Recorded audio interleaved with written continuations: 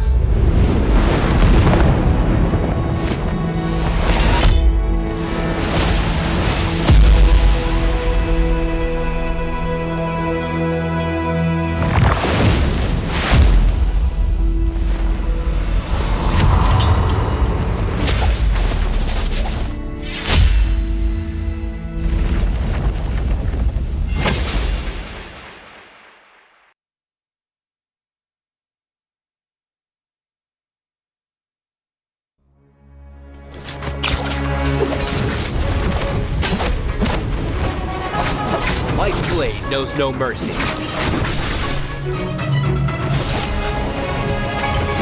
You or many, you will die all the same.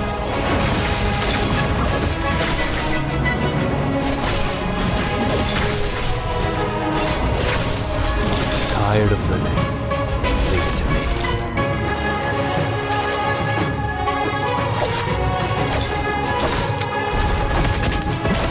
White blade knows no mercy. You shouldn't have come here.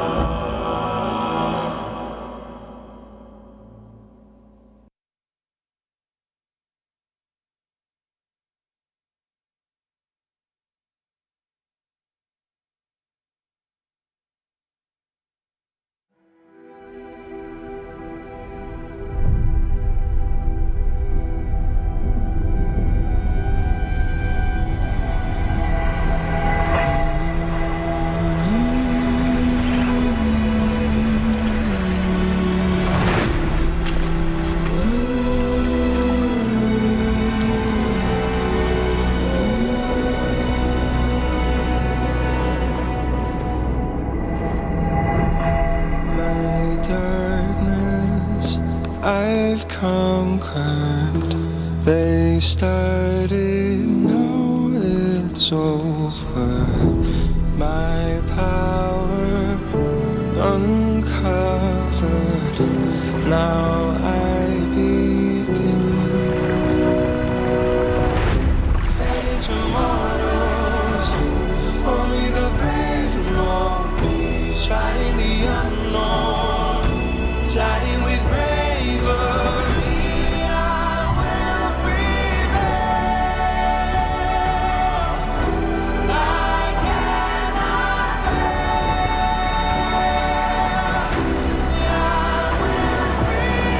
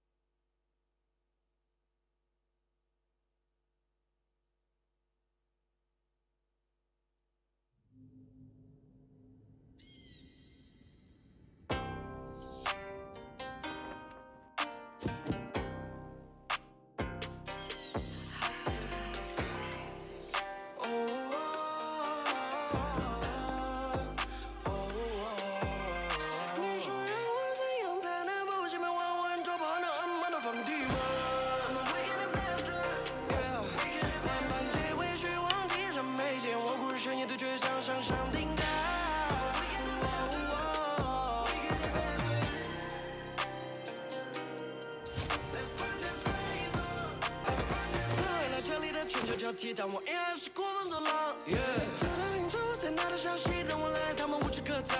留下一片火海，我挥手继续说，人脸上都是王炸。摇摆的酒摆的血本无愧，要么就帅哥变成不留。I want sleep and I wake up， 等着叫我去打破诅咒。最光下像没叫做恶人要如何比？像我演一年就全身我这么继续日色，都想让我经历，任由它钻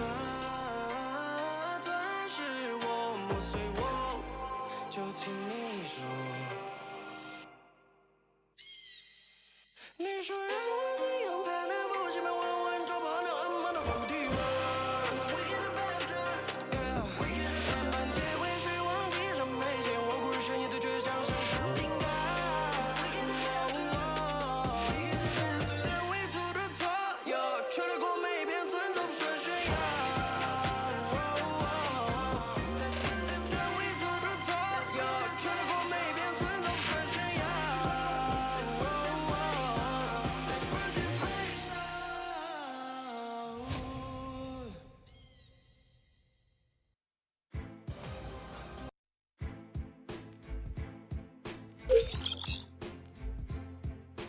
Hello everybody and welcome to the Nbpl. We're getting ready to go into our first days of trios here, and actually the last day of this bi-weekly of trios before we kick off the actual finals themselves. My name is Hiprain and I am joined by Duncan.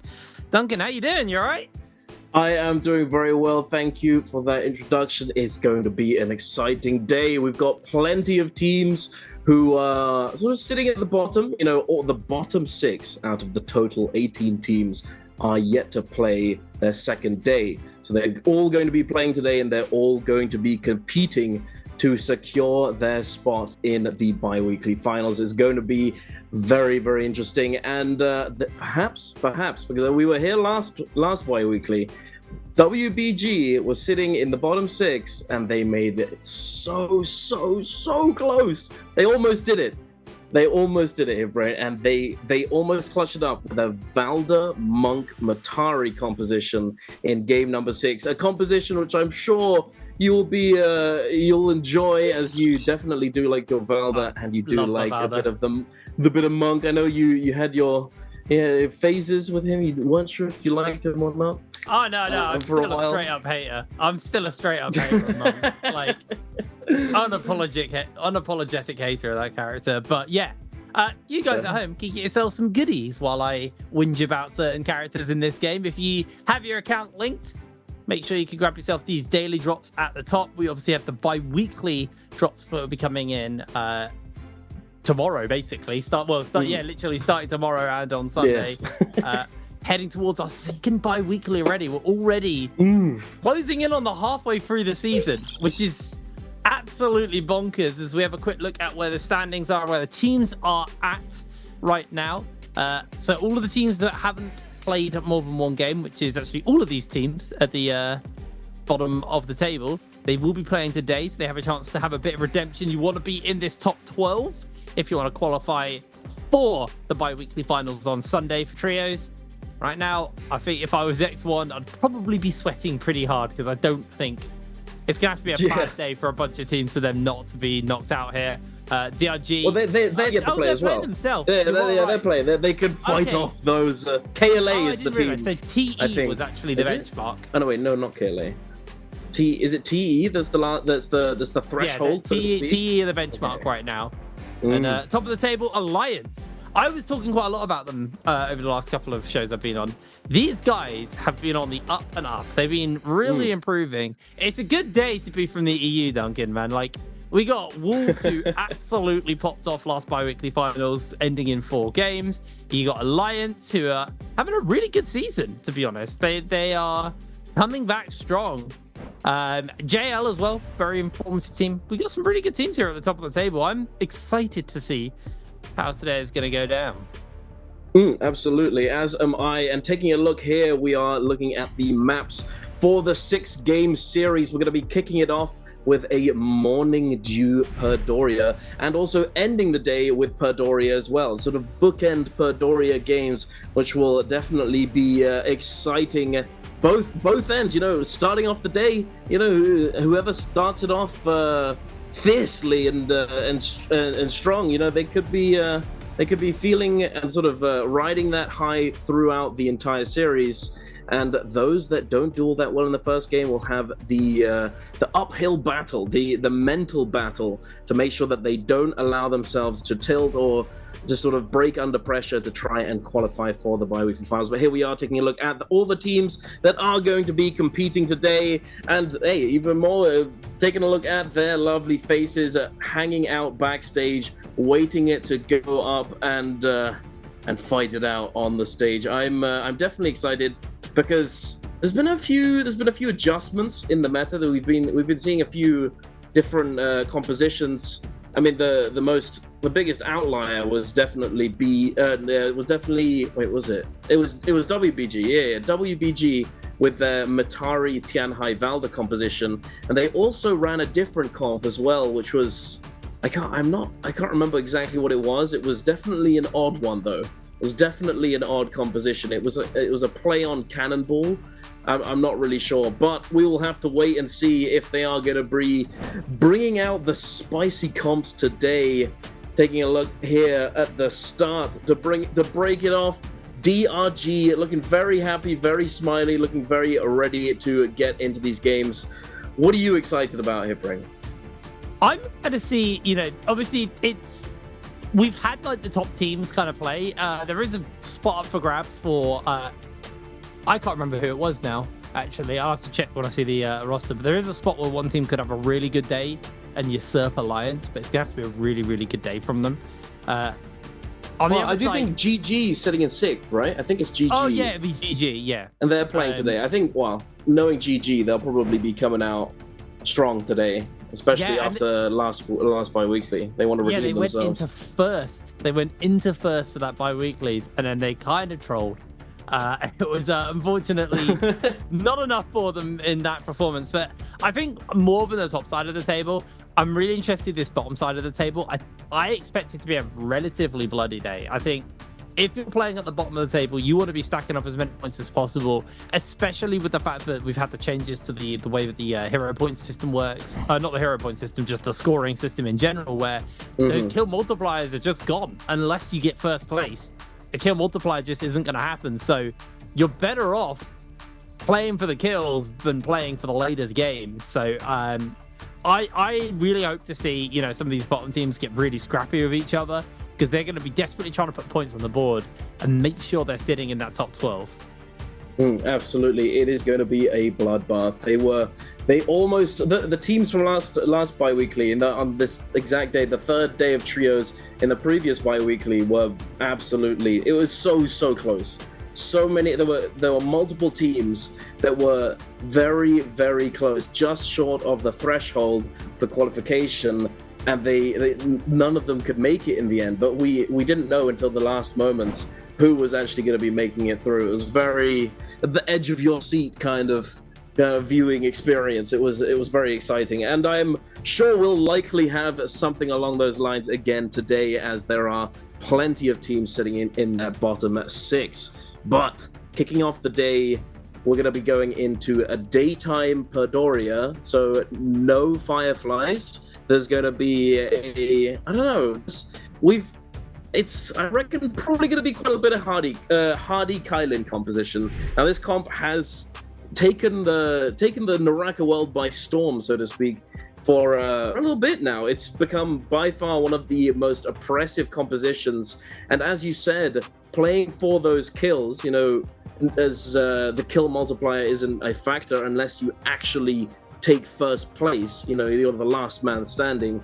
Playing for those kills is extremely important, and now what's a better way of getting kills than going an extremely aggressive composition that you can run and try and dominate that mid game into end game. And we've all seen the clip, or at least I hope you've seen it, the skadoosh at the end of of a couple games with that White Tiger's prowess. Just absolutely obliterating the lobby. Yeah, it's crazy. It's crazy. The tactical nuke coming in was absolutely brutal. Now we're into hero select Kurumi. No surprises, already had a hero point increase and expecting to see a lot of these Kylan and the Hardy comps. Very standard go-to skirmish heavy comps. And I like this about the meta. The meta right now is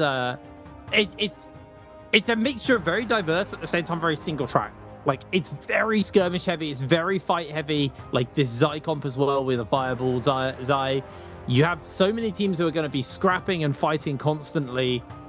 It's really great to see. I expect our last selection to contain a lot of the blind date comps. Your Tessa and Valda's, not Valda, sorry. That's me hoping. That's me wishful thinking.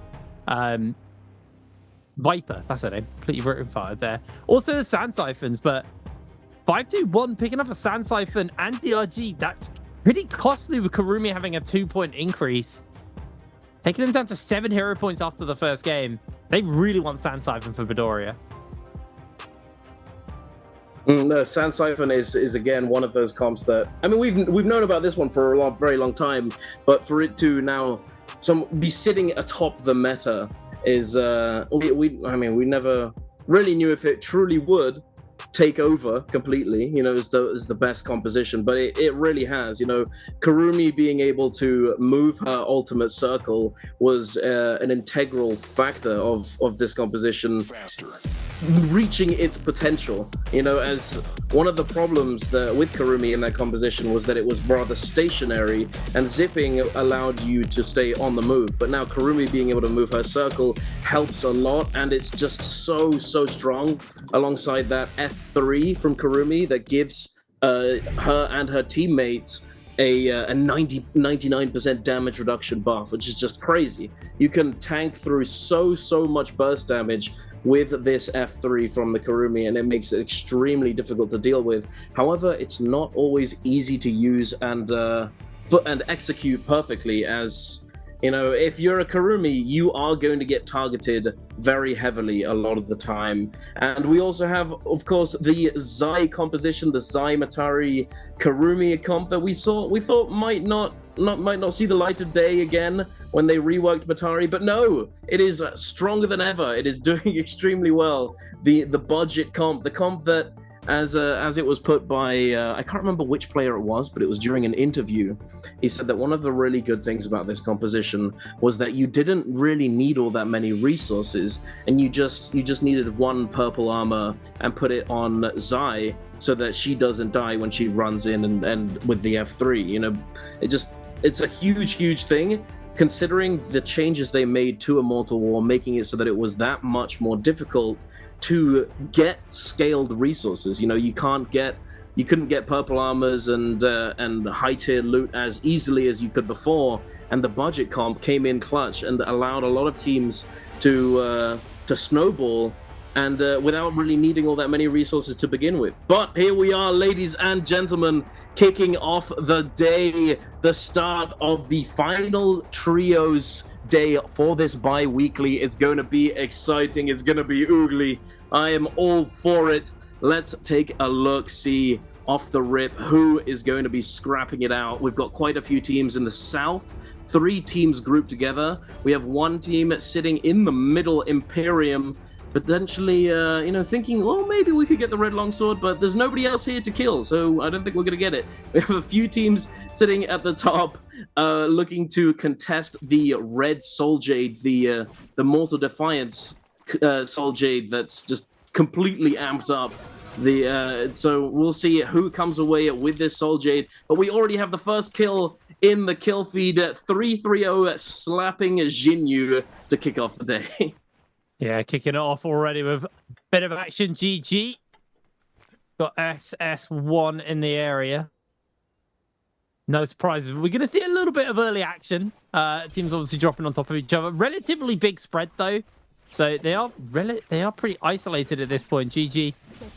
See, already off the bat with that one, but there's going to be CGS losing a fair amount of HP, get immediately pounded down by Rest. Can't really find himself a break right now. Has to just use the F to put some distance between him and the others. Trying to make a breakaway for it, but Rest is able to take him out with the halberds. They're making that one look a little bit easy. SS1 starting it off nice and strong.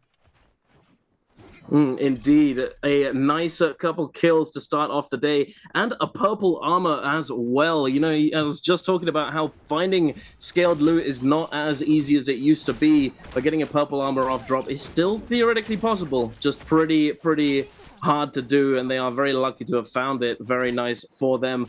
Unfortunately, the same cannot be said for Bowder. Bowder now in shambles, only one member left on their feet, going to be trying to fade back, heading into the distance, into the hills. And the only reason why he doesn't get chased here, as JDG2 was forced to come back and assist his teammates who are being engaged on by KLA. Godley does go down, though, bitten off a little bit more than he could chew, perhaps. It looks as though JDG have managed to secure this drop, as I can't really make out if there are any teams still here. And it looks as though they may be coming away with the Jade. There were three teams. There were three teams there. It's just, I don't know if I wonder if they just died and they just can't fully contest and just aren't going to look to risk it, especially not in game number one. A lot of teams in game one decide to play a little bit more defensively, a little bit more risk averse, so to speak. You don't really want to be risking it all and then being kicked out of the lobby and going back to the just going back to spectating off the rip. That is not what you want. That is a lot of mental damage. It looks as though a lot of these teams are taking an initial fight and then chilling out a little bit. I also feel like a lot of the teams haven't fully learned Padoria yet. I know it's been out for a little while, but we had this with Holoroth where, like, some teams, it honestly took them like 6 months to properly get a grip hold on what they're doing, where they want to drop, and their rotations around the map. And especially when you've got like new mechanics on the maps to learn, like on this, you got the surfing on the lake, on the river. Sorry, you've got, the statues. There's a lot going on in this map, and Holoroth had the same thing with 40 rollers and stuff like that to kind of work around. Now KLA's Godly has got the rest of the team coming in, so X1 not really able to achieve too much here. ZDI gonna get himself caught inside that sandstorm. Does have the ultimate available, but the Wisp is caught onto him, and he's gonna lose a fair amount of HP. That fan did a lot of damage. ZDI immediately looking for that stun opportunity onto KLA. Godly gonna go down in the middle of all of that, as ZDI is now gonna get a break and an ability to get some healing off, and this fight looks like it's going bad. Parry comes in though as they look for that turnaround. 2 versus 3. Can KLA make it work in their favor? QGG, he is just being completely locked down. Does get a bit of healing in though to keep himself alive for the moment. The roots are there, the stuns, everything is being laid down onto these KLA members, but they are not done yet. They're still looking for the turnaround, and out they blink. X1 able to make a break for it, as Bowder have come in with a third party.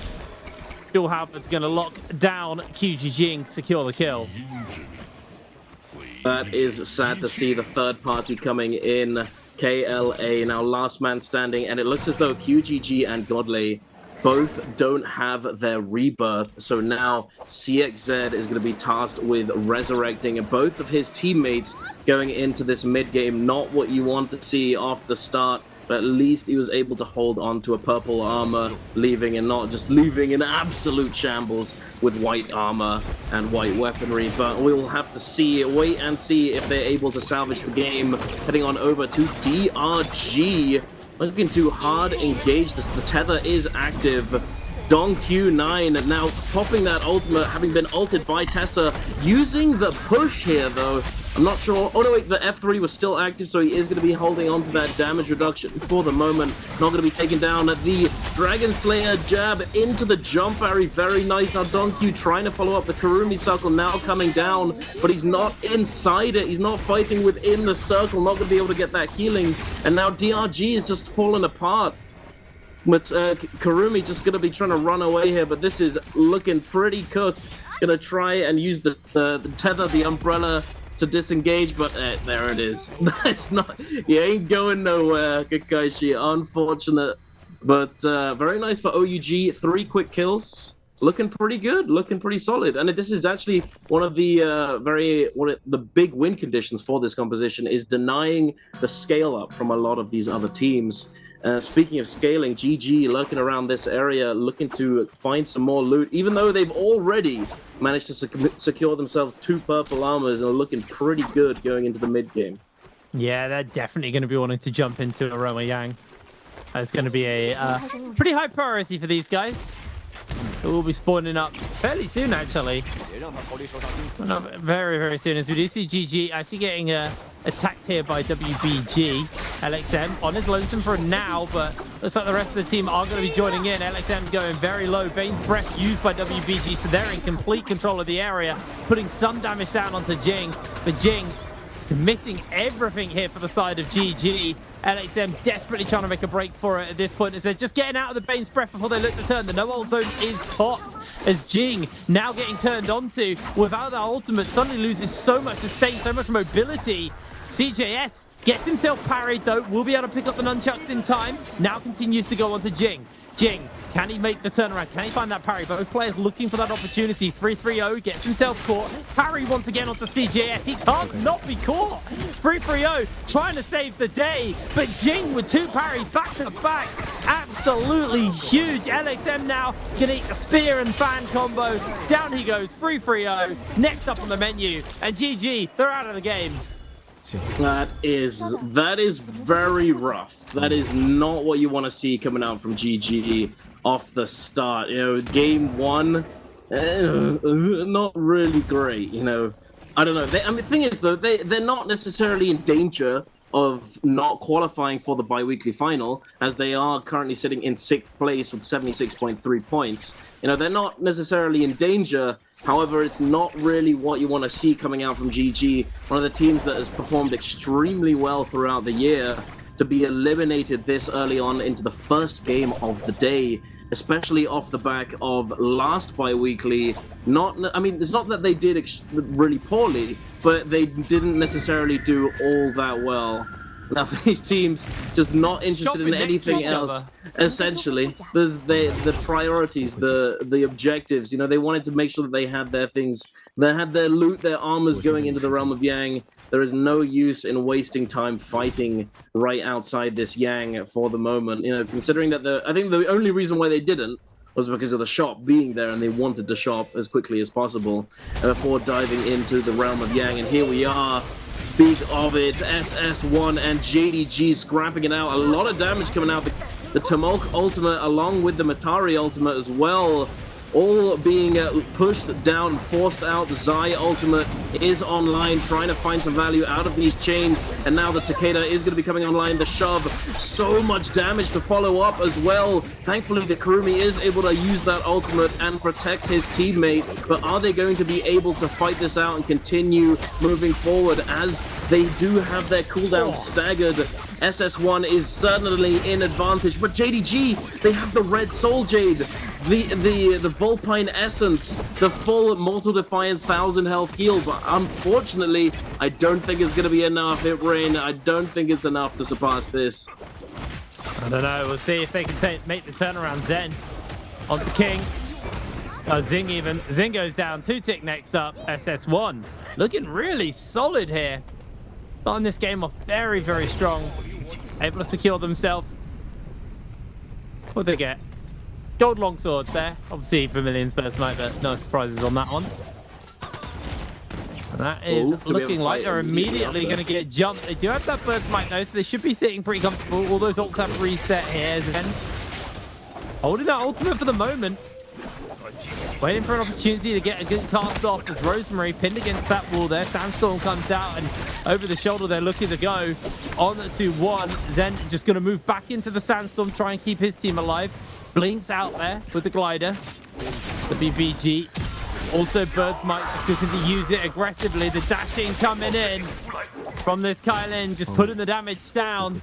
Has a fair amount of sustain. Only one more dash available to them though. They are going to get the dash through. No more resets on that one.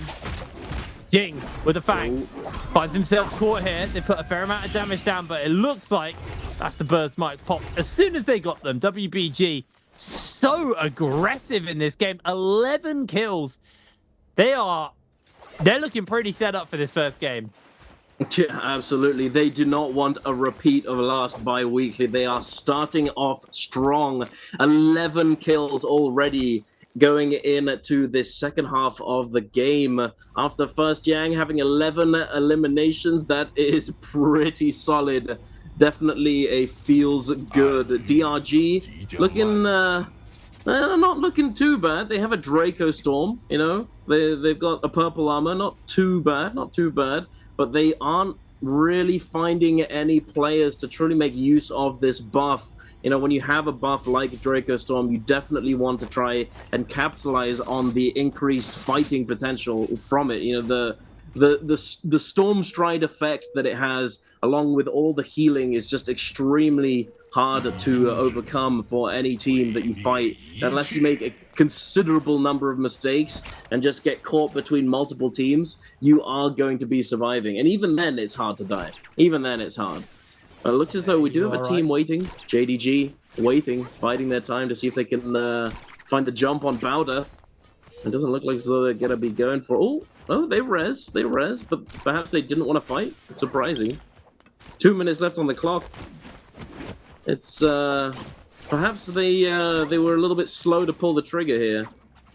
I don't know. It's a little bit. Perhaps they would have been better if they just immediately resed and try and catch that one player that was lagging behind. But they've seemingly lost them for the moment. ASE also in a similar situation, heading up to this area, might have a Realm of Yang depletion fight on our hands. Brain. It might be getting a little bit aggressive in a few short moments. Yeah, it could be feeling pretty desperate. Yeah, unfortunately. The desperation effect of this debuff is crazy. Yeah, 1 minute left on those teams. There's JDG also running around with the debuff.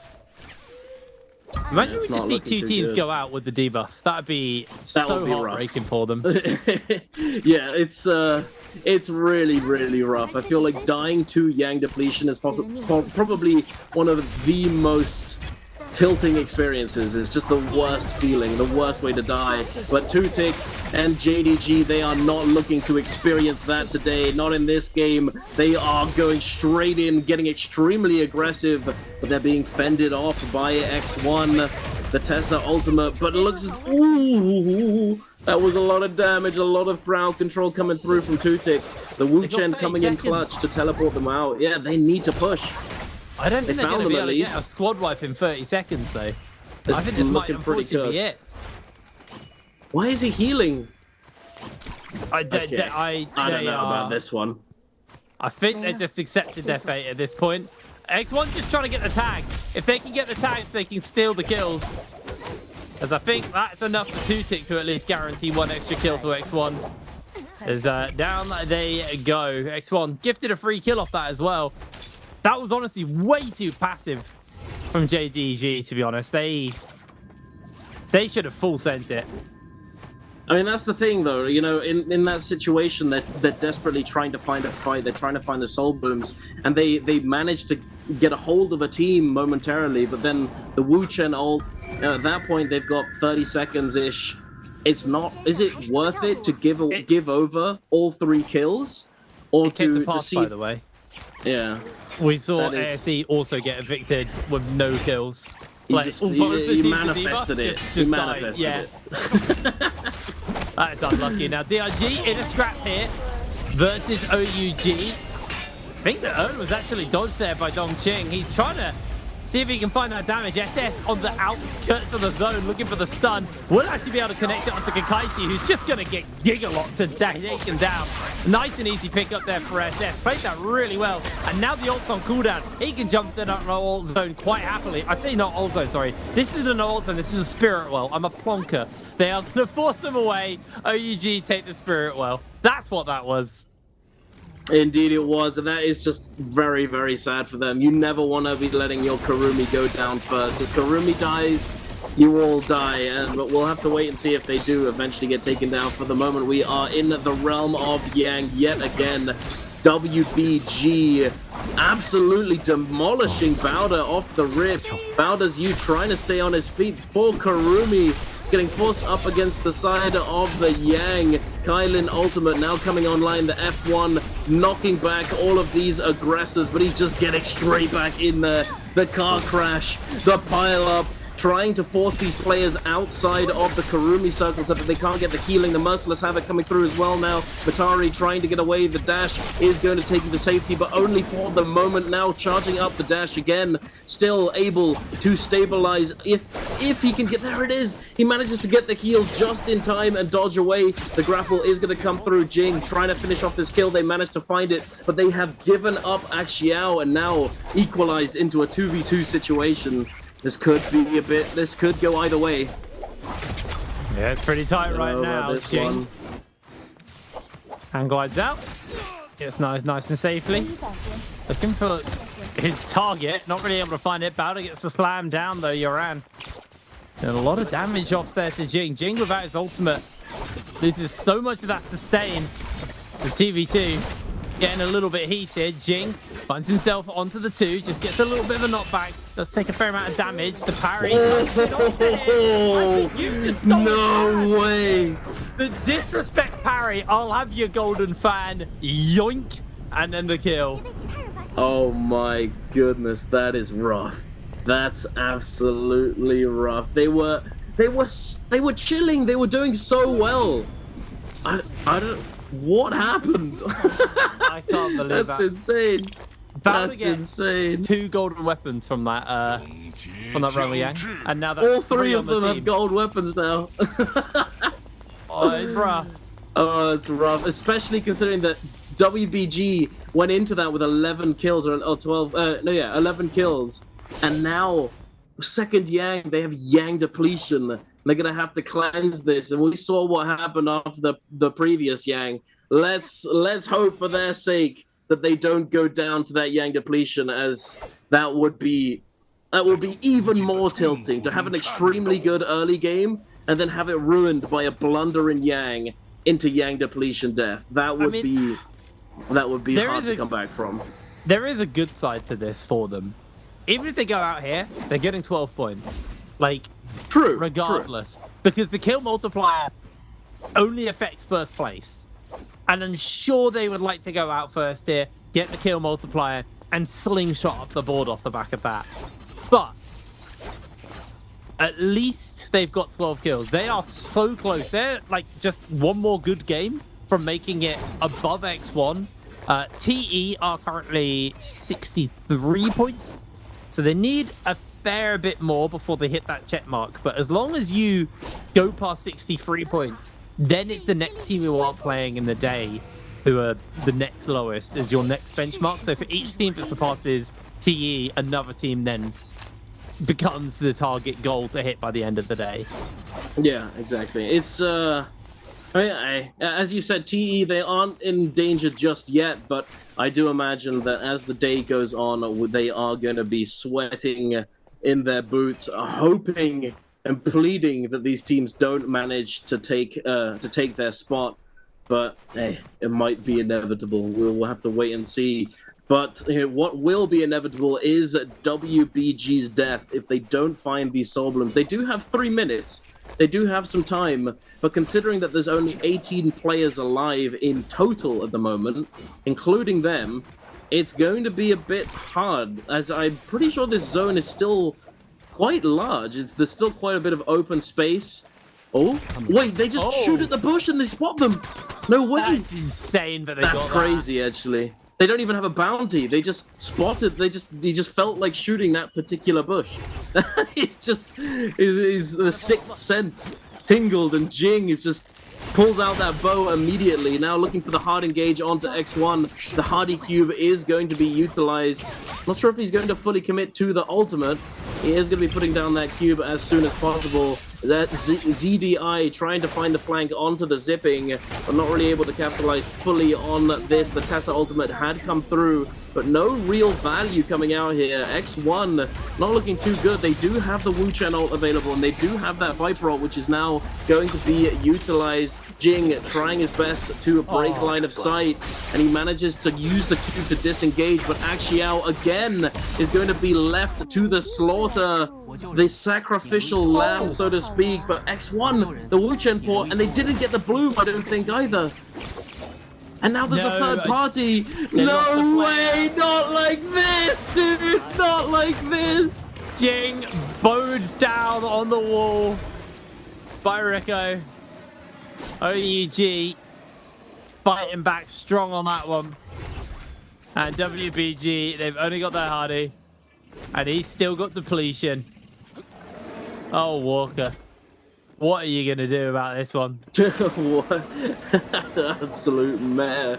That's just rough. That is so unbelievably rough kills, for them. So it's yeah, not like 13 kills is pretty good. You know, they definitely. still get the points. I think they still are long enough into the game that they'll get a couple of placement points as well.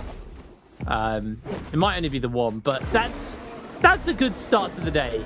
Sure, you go out bad, but like right now, you don't want to be tilted by that because you are in 13th place. You are one below where you need to be. You started your day off with 13 kills. You replicate that every game. You get 13 kills every game and go out slightly early, you're going to make it to the top 12. 100%. Yeah, I agree. Yeah. As long as they're able to keep up this momentum, get those early kills, you know, they're definitely going to be able to... well, actually, let's not say it. Let's not jinx it, as that has happened before. Yeah, let's not cast a curse. WBG here. We'll have to wait and see if they're able to keep this up. But for the moment, unfortunately, X1, even though they were able to make it out alive from that engagement... Wait, he finds the res! Oh my word, with 2 seconds left. 2 seconds left. That is so The dream's alive! We're still going! And LYD is gonna res CDI as well! Oh my god. This is crazy. Wait, no, Jing's been found! I think it's get out of there. Get out of there. They really what just a recovery though. Jing. That is a very good recovery. It's also an amazing pistol skin. Little crocodile water pistol, love it. Oh, you like the? It's a good one for sure. Lots of goofy skins have been released as of late. Definitely a nice addition, I will say. It looks as though X1, even though they're able to find the resurrection onto ZDI, they are immediately getting fiended by SS1. This team just lurking at the edge of the zone, finding all of these rotations from X1. Does find a very nice Tessa ult there, going to be able to heal up a little bit off of that one, get all 3 players, but it's just not going to be enough. There isn't any terrain that's good enough to actually facilitate them kiting away, unfortunately, and SS1 is going to pick up the kill there. WBG, though, they did make it out alive, and it is the Kylin as well going to be alive going into this end zone. If he's able to stay on his feet and stay hidden, he may be able to clutch up some high placement and potentially snipe away the first place and get that multiplier for his team. But that is certainly a tall order. Hitbrain is not going to be easy. Yeah, I did predict this game to be a little bit of a bloodbath, and luckily I was right. So I don't look like too much of an idiot. Has been a total bloodbath. As Jing, I mean, they did revive him and all. He is now bane surfing because it is the safest place for him. The problem for him is people have ranged weapons in this game. It's not entirely melee. So Jing almost getting caught there by the Bane Breath. Actually, Rosemary and Jing are just going to see each other, and SS1 might just be getting a bit of a freebie off this one. Going to catch on to Jing on his lonesome. 1 versus 2. Can he make a hero play happen? Not when he's caught out by the whiff. Okay, dude. WBG. It was a good run. It was a good run from those guys. Yeah, definitely a good effort. Unfortunately, he just gets sniped out by SS1. The Wisp comes through into the Heartstopper kick. There is just nothing he could do. Is that White He didn't Tigers have again? ultimate available. What, sorry? It's White Tigers in the soul well. Is it? I can't tell. I can't see it. Oh goodness. We're gonna have another skadoosh lobby. Perhaps. We'll have to see, but Bowder taking the initiative, looking to try and contest the Spirit Well off the start, but immediately getting pushed out by all these other teams, taking a little bit of damage. SS1 now diving in, but all of these teams trying to contest. Definitely a massive contrast from our first bi-weekly, where we would just see Spirit Wells get taken for absolutely nothing. As time's gone on, we've seen the skadoosh, we've seen the potential power that these buffs give, and none of these teams are looking to give it away for free. Zen1 doing a good job of holding his ground, but the call's been made to disengage. OUG dropping down with the Viper ultimate, able to pick up a kill onto 521 Akame and Pampy. It's just exploding into chaos. SS1, they were looking so strong, and now one of their members is taken down by Bowder. Yeran now coming online with that Zai ultimate, trying to lock down these players, trying to lock down this buff for themselves. Double ult commitment, the Karumi and the Zai, as if you get the buff, you can have your ultimate reset. Aurora burst as well. How does anyone siege this? They're trying, they're certainly doing their best. OUG SS diving in with that blistering edge is going to be a force to be reckoned with. The burn damage is going to do a lot for them, and now the ultimate is going to be coming through yet again. OUG SS, does he find the stun? No, he does not. The Matari ultimate is going to come through and prevent the line of sight. OUG just exploding. SS1 have returned. They're back with a vengeance. Oh my goodness, the Heartstopper kick. Ifrain, what's happening? What is going on? Bowder trying to contest. This is actually going to be it. I think the Sandstorm has done its work. SS1 about to get the White Tigers, and everyone in the lobby is about to be really nervous. Bowder put one last ditch effort in to try and stop it. I say that. Apparently we're not done fighting for it, because in comes the rest of the teams. Bowder collapsing in, Yaran losing all of his health. That's the White Tigers secured for them. And this lobby's about to get real poppy. Tactical nuke incoming. You may just be the first one. It's going to heal up a fair amount of damage. You do get the knockback on into the zone. SS1 unable to connect that damage, but the longer that took, the more likely it is SS1 just take everyone out here. They have White Tigers until the end of the game. Yeah, it's not looking good for these other teams. Wooch not coming out there, but it's not able to do it early enough to save himself. He is going to be taken down. Zen1 coming online with the Takeda ultimate yet again, looking to try and pick up as many kills as possible. Bowder's you still on his feet, no ultimate but full armor. Bowder looking at still reasonably strong, not going down without a fight. All three members are alive. But OUG, same cannot be said for them. Jinyu is going to be going down to Rosemary. The Flamebringer damage is a bit too much. Bowder, the Zai ultimate, going to try and do as much as he can. F3 to the sky, taking a lot of damage to the armor. Zen1 with that grapple, going to try and prevent the heal. Oh, he does get taken down. Yeran, off screen, does get eliminated by Rosemary on the fan. The parry coming through. Rosemary just running around as the Tamog, trying to win all these neutral engagements. Again, another parry coming out from Rosemary and just grappling him in the zone. The White Tigers, the double. There it is. There's only one player left alive that's not SS1, and they're going to be going down pretty soon. Any second now. Ironically, this is where Wolves won Game 4 the first bi-weekly. The exact spot where they nicked like 11 people with a single kill. Absolutely brutal. Man, these solos, when they've got White Tigers in, their teams have learnt their lesson and they will full commit. But the problem with that is you do guarantee that whoever gets the White Tigers has it till the end of the game. True, that is true. The longer you take to have to take it, the later in the game, the longer the buff is going to last into the game. Very, very competitive game. A lot of kills. I'll be very interested to see who actually win overall. I didn't quite see the scores at the end. Yeah, neither did I. SS1 were doing really well, though. They were picking up a lot of those kills towards the end, especially once they got that White Tigers buff. So we'll have to see who actually got, well, how many points are really up there.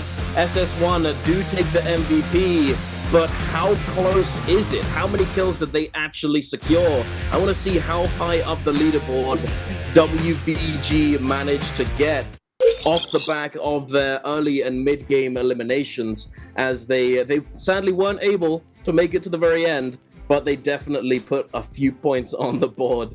It's still so sad though. Going into second Yang with 11 kills, and then coming out with Yang depletion, and then as well fighting at that team and just having them teleport away without getting the soul bloom. Axiao, he's probably a bit upset he got left to the slaughter in back-to-back fights, and just I think that may have been what's going wrong with them here. You know, they're trading out a kill isn't always a bad idea. However, Axiao is the support, and he is the one who's going to be keeping you topped up on the health.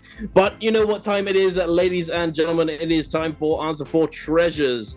Make sure to get your answers to this question in the chat to have a chance at winning yourself a Summer Split random gift box.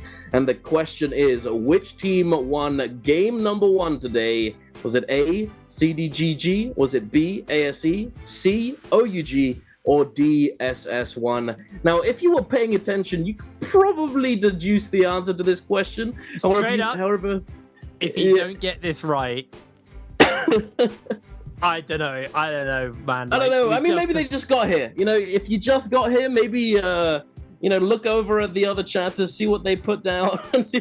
Everyone in chat is probably spamming the right answer right now. If you missed that game, probably just spam what everyone else is spamming. That's one of the easier ones I've seen, especially when we literally just announced the winner. But we'll be moving on to game number 2, and kind of just want to talk a little bit about the top of the table, to be honest, because pretty underwhelming. GG got removed very early from that game. Had a WBG were the ones that took him out. Weirdly, they were dropping on Arcadia, which is where they were dropping, at least on the first week. That was like their drop spot. And GG are typically quite a stubborn dropper team. Like, they will have a location and they will always drop on it. It'll be Imperial Village in Holoroth. Thank you. I wanted to call it Horus Isle, and I was like, that's not the one. On Morris, we know where they always drop a Firefly Cave. They're a stubborn dropping team, so it felt to me like GG didn't go Arcadia and are maybe trying to figure out where their drop spot is on Padoria. Maybe they haven't quite figured this map out yet, and it is fairly fresh. It came out in August, right? Or was it I can't remember the exact day. I think it was the beginning of August or end of July. It's not been that long. And I'm sure some people at home be like, it's been months, but it's not. These teams need a lot of time to figure it out. Anyway, scoreboard. SS1, 15 kills, 22 points, 18 kill points from that game. Absolutely monstrous performance from SS1. Absolutely. And WBG coming in second as well. That, although it was rough, still bound to be happy off the back of that game. It could have been the massive pop-off game of the first game of the day, but it wasn't to be. Regardless, they are going to be putting some points on the board, and they should still be happy about it. You should still be happy about that performance, and just make that small adjustment. That means that you don't get caught in the mid game once you've got all of this momentum and have it cut short. But taking a look at the total standings, 5-1, unfortunately sitting at the bottom of the leaderboard, 3.5 points to start off the day. FPX though, they got a 0 in game 1, but are in 17th. ASC 16th, SS1, huge game from them. You know what's hilarious is that one game was more points than their entire previous day of this bi-weekly. So a massive step up from SS1. Good on you, boys. X1 managing to hold on to their 12th place spot. GG in the top 6, though. I don't know if they're going to be holding on to that spot if the rest of the series is going to resemble their first game of the day. Definitely need to figure out what's going on. 75.3 though. That's a massive day. Their first day of this bi-weekly, they came in with a vengeance. But day 2, it's not looking, unless they just step it up right now, it's not looking too good for them. A lot of mental damage. And mentality, mentality super important. 6 points and 1 point. Really, really rough there. They do have OUG hot on their heels as well. OUG have 70 points. So the locked spot in top 6 for OUG is via, I think it was 90 points for 5th place. No, I'm completely wrong. It was 90 points was the lock spot either way. Once again, having a look at the replays, WBG, they started off so strong. It absolutely annihilated GG in this fight, knocking them out of the game very early. The SS1 silently getting stronger and stronger in the background, and as soon as WBG were taken out, it was SS1's time to strike. Absolutely, it definitely was. Very nice play here from Zen1, just dominating this realm of Yang and just dictating the pace of it. Those jump LMBs from the Fist Blades doing a lot of work. And here we are with the first fight after their first realm of Yang. WBG able to pick up 3 quick kills onto another realm of Yang winner. But then in this Yang, the double parry from both players just absolutely obliterating them, and they were in the lead in that fight as well. And I don't know what happened, it just all went downhill as soon as Axiao was taken down. And here we are in the end game. Zen1 finding those kills. SS1 able to do a little bit of white tiger prowessing, just skadooshing these other players and coming out on top at the end of the game. MVPs to kick it off. Very, very nice from them, especially off the back of their first day. You know, as I said, this one game was more points than they got in the entire previous day of trios. So, you know, hey, is this a new leaf that we've turned over? You know, we'll see. We'll have to see in that game number 2 and following that. But taking a look, Zen1, the MVP for the team, his first MVP. Looking pretty solid. A lot of damage from the longsword. 22,000 damage total, 6 eliminations, 5 assists.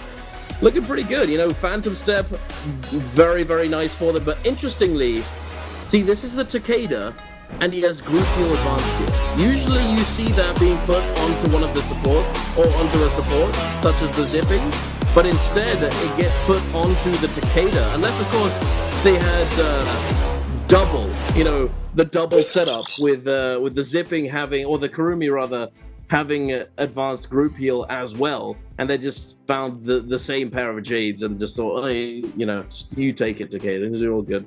You might as well. Yeah, let's not leave it here for another team to pick up. And on top of that, you know, Takeda being able to heal with his ultimate active and then send the shoves out, he can protect the heal and make sure that they secure it. Actually might be a pretty big brain. But we'll have to see if that's something that these teams opt to do in future. But for now, we're going to be jumping in to our second game of the day. And off the back of that one, I'm very excited. What do you hope to see going into the second game? I kind of predict a somewhat similar setup. I think, especially for these teams at the bottom, they want to be getting these kills on the board. They want to be getting these points. I mean, it just worked for WBG, right? So my expectation is probably, again, a fairly aggressive game. I don't know if it's as aggressive. I think when it comes to like a map like Padoria, where again the teams are still kind of learning it. I did also get a little update on my point about Padoria, by the way. Moxie in the Sky sent me a message being like, no, you're wrong, Jake. And I remember I was wrong. It's actually KLA who dropped Arcadia, not GG. There you go, Twilight. Anyway, that's a little correction, thanks to Moxie. But I still think a lot of our teams are still learning Padoria, learning the mechanics of the map, and kind of figuring out where they want to drop, how they want to be doing their rotations around the map, etc., etc. So typically you do get a more bloodbath game. I remember it was like that on Holoroth when Holoroth first got introduced. While the teams were still feeling comfortable with the map, they were getting more aggressive on it. That ended, especially in solos, when the zip meta came in and everyone was unkillable and it was just constant fighting but nothing happening. Don't remind me. Genuinely the worst meta of the game. I'm so glad we're behind that, because zip was awful. But yeah, no, I think Holoroth now seems to obviously a lot more comfortable on it. They've had over a year at this point on this map, so they are. Is it 2 years? It's been a while. They've had this map for a long time now. It's definitely been a while. Time is a blur. Everything is an illusion. But I do think we'll probably still see some aggressive gameplay. I don't think we'll see as little people making it to the final circle as we did in that game. That was extraordinary how little teams are actually in that final circle. Very, very fast-paced game. But I do think that the tempo of the day is going to be relatively fast.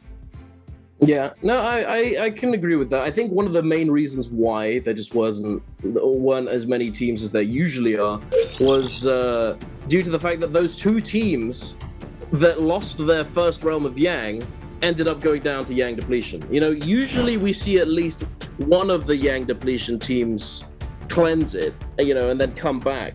But both of them ended up going down, and it just was not good. And after that, there was just a team missing. You know, like there just wasn't as many players on the map, and the teams that were already ahead were able to snowball. You know, we saw how well WBG was snowballing, but then in their second Yang, you know, it just went downhill, and they themselves weren't able to salvage their game and remove the Yang depletion, unfortunately. So hey, perhaps Realm of Yang's getting a little bit riskier. Who knows? Maybe we'll see a better shift. You know, maybe we'll see teams not opt to go for it in future as much. You know, it's interesting to think about. You know, as we saw quite a few teams going for Spirit Well there as well. Yeah, we did have a meta where, especially at least with the second Realm of Yang, like teams would stop taking it just because of the risk later on. Because there's less teams in the game, it's harder to find those cleanses. And that's kind of what happened this game, was because of the tempo of the game, there were less teams running around and during that second Realm of Yang. Even in the first Realm of Yang, like teams like GG being evicted, so you'd already lost teams entirely, which is pretty rare by that point. Yeah, for sure, it looked really slow at the start. It was low as well. numbers. Yeah, exactly. And it just like the beginning was pretty chill, and then it just exploded before that Realm of Yang. I do wonder if we'll start to see less and less teams take it, but then there's so many good buffs in there. There's so much, like, the ability to take it is big, and I think that was a bit of like a weird, like, stars aligned where there weren't many teams left, so the team struggled to take it. But what I do think is there's a couple of factors you got to think about, right, when it comes to having the debuff. Because on one hand, you have to full send it. You just have to full send it. You don't have to be worried about the third party, but at the end of the day, I think the priority should be full sending it over the third party, because regardless, you are going out of this game in 3 minutes unless you cleanse. So you kind of have to almost put that third party at the back of your mind and just full commit to the fight and hope that you can escape afterwards, and then kind of catch your breath after that, and then potentially be able to bounce back. But yeah, it is a hard ask for these teams, because I think you're in a meta where like Kurumi and Zip are being played in a lot of the teams, but you can't really slow ball and go into a fight with 1:50 left, because the teams are going to have healing, they're going to have sustain. It might even be a Wu Chen team where like that's actually the best case scenario, because it's very easy to follow Wu now versus that's what true, it used to be but like. I mean, you saw what happened when WBG tried to do that. You know, they full committed onto the Wu Chen Viper Tessa team, and then because they were fighting kind of out in the open, the Wu Chen was able to teleport away, but there was just so many teams waiting to vulture and find this fight, and then it fell apart. Although I do agree that if you don't have that much time left on the Yang depletion, you do kind of just have to send it, as long as you're not feeding kills for nothing. You know, if you don't leave it too long, you can full send it. However, we have seen quite a few teams deliberately try their best to make sure that when they do have Yang depletion, they just scout out as much as possible in that soul form when they're ethereal and just not so that they can scout it all out, see what they see themselves a fight that they can come in third party, and then secure a more favorable fight and a more favorable engagement, so that they can actually cleanse the Yang depletion. As all of these teams, you know, Yang has been a part of NARAKA for quite a while now, that a lot of these teams are very well versed and very well aware of the fact that when there is a team with Yang depletion or multiple teams with Yang depletion, then you have to watch out for them, as they do have to find those soul blooms. So a lot of teams play a little bit more passively in that scenario unless they have a buff, or unless they know for sure that they can make it out alive. If a Yang depletion team fully sends it on them, with the desperation kicking in, they need the soul blooms. They don't care. They're going to suicide it to you if they because if they don't, they're going to die. They're going to get eliminated. So I don't know, maybe it's just a tempo change because of there not being as many teams. There wasn't as many opportunities for those Yang depletion teams to find those third-party opportunities, and it just wasn't possible at that point. But we'll have to wait and see. Going into our second game, ladies and gentlemen, we're going to be kicking it off with JDG, FBX, ASE, and WBG in the first round selection, getting to pick their characters first, as it's definitely shown to be quite advantageous to be able to pick up, the priority propositions. Yeah, the Karumi, the Sand Siphon. The Karumi every time. Yep, there it is. Yeah. Quadruple Karumi. Oh, goodness. Because it literally is the priority on the Karumi, because you use it in the Sand Siphon or you use it in the Siphon. And that is what we're going to see ASE going for off this one. And that's going to increase Karumi by 1 point. Now, I remember the last game, it was DRG and 521 spent 2 points on the Karumi, so they went down to 7 each. And now with Sand Siphon being entirely increased, it's even more risky. But 521, they just like these Karumi bumps. They are willing to once again sack even more points and pick themselves the Karumi going forwards. And at this point now, Karumi has been played for them in 2 games in a row.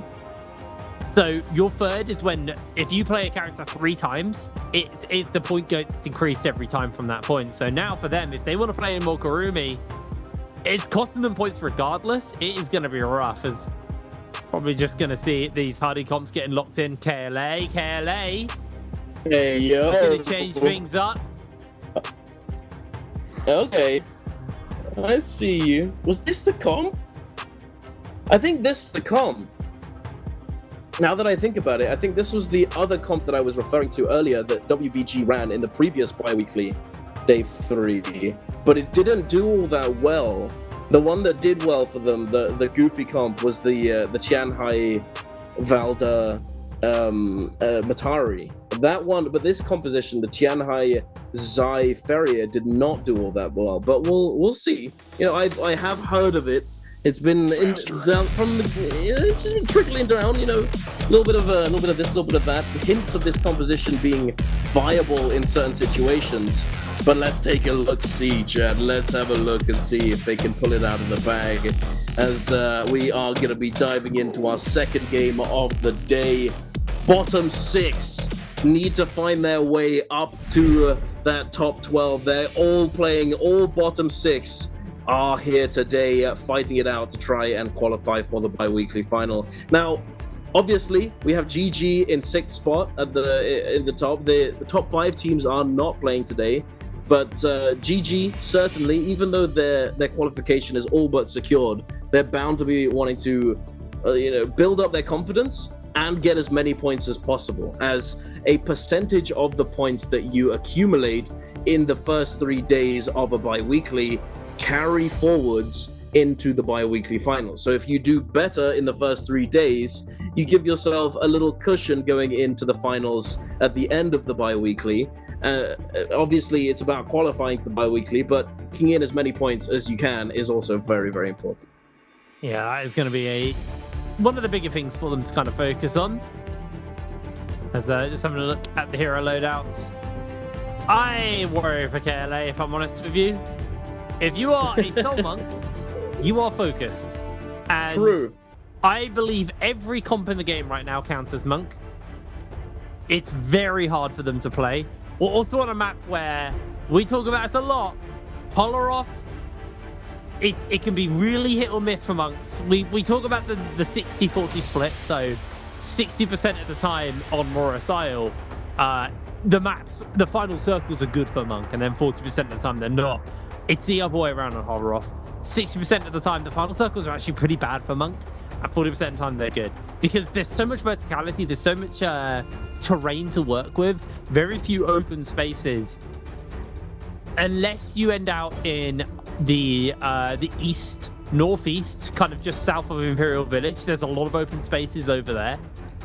That's one of the better spots for them. Or I believe around City of Tang, actually, pretty open. There are a bunch of teams dropping on City of Tang. OUG, one of them.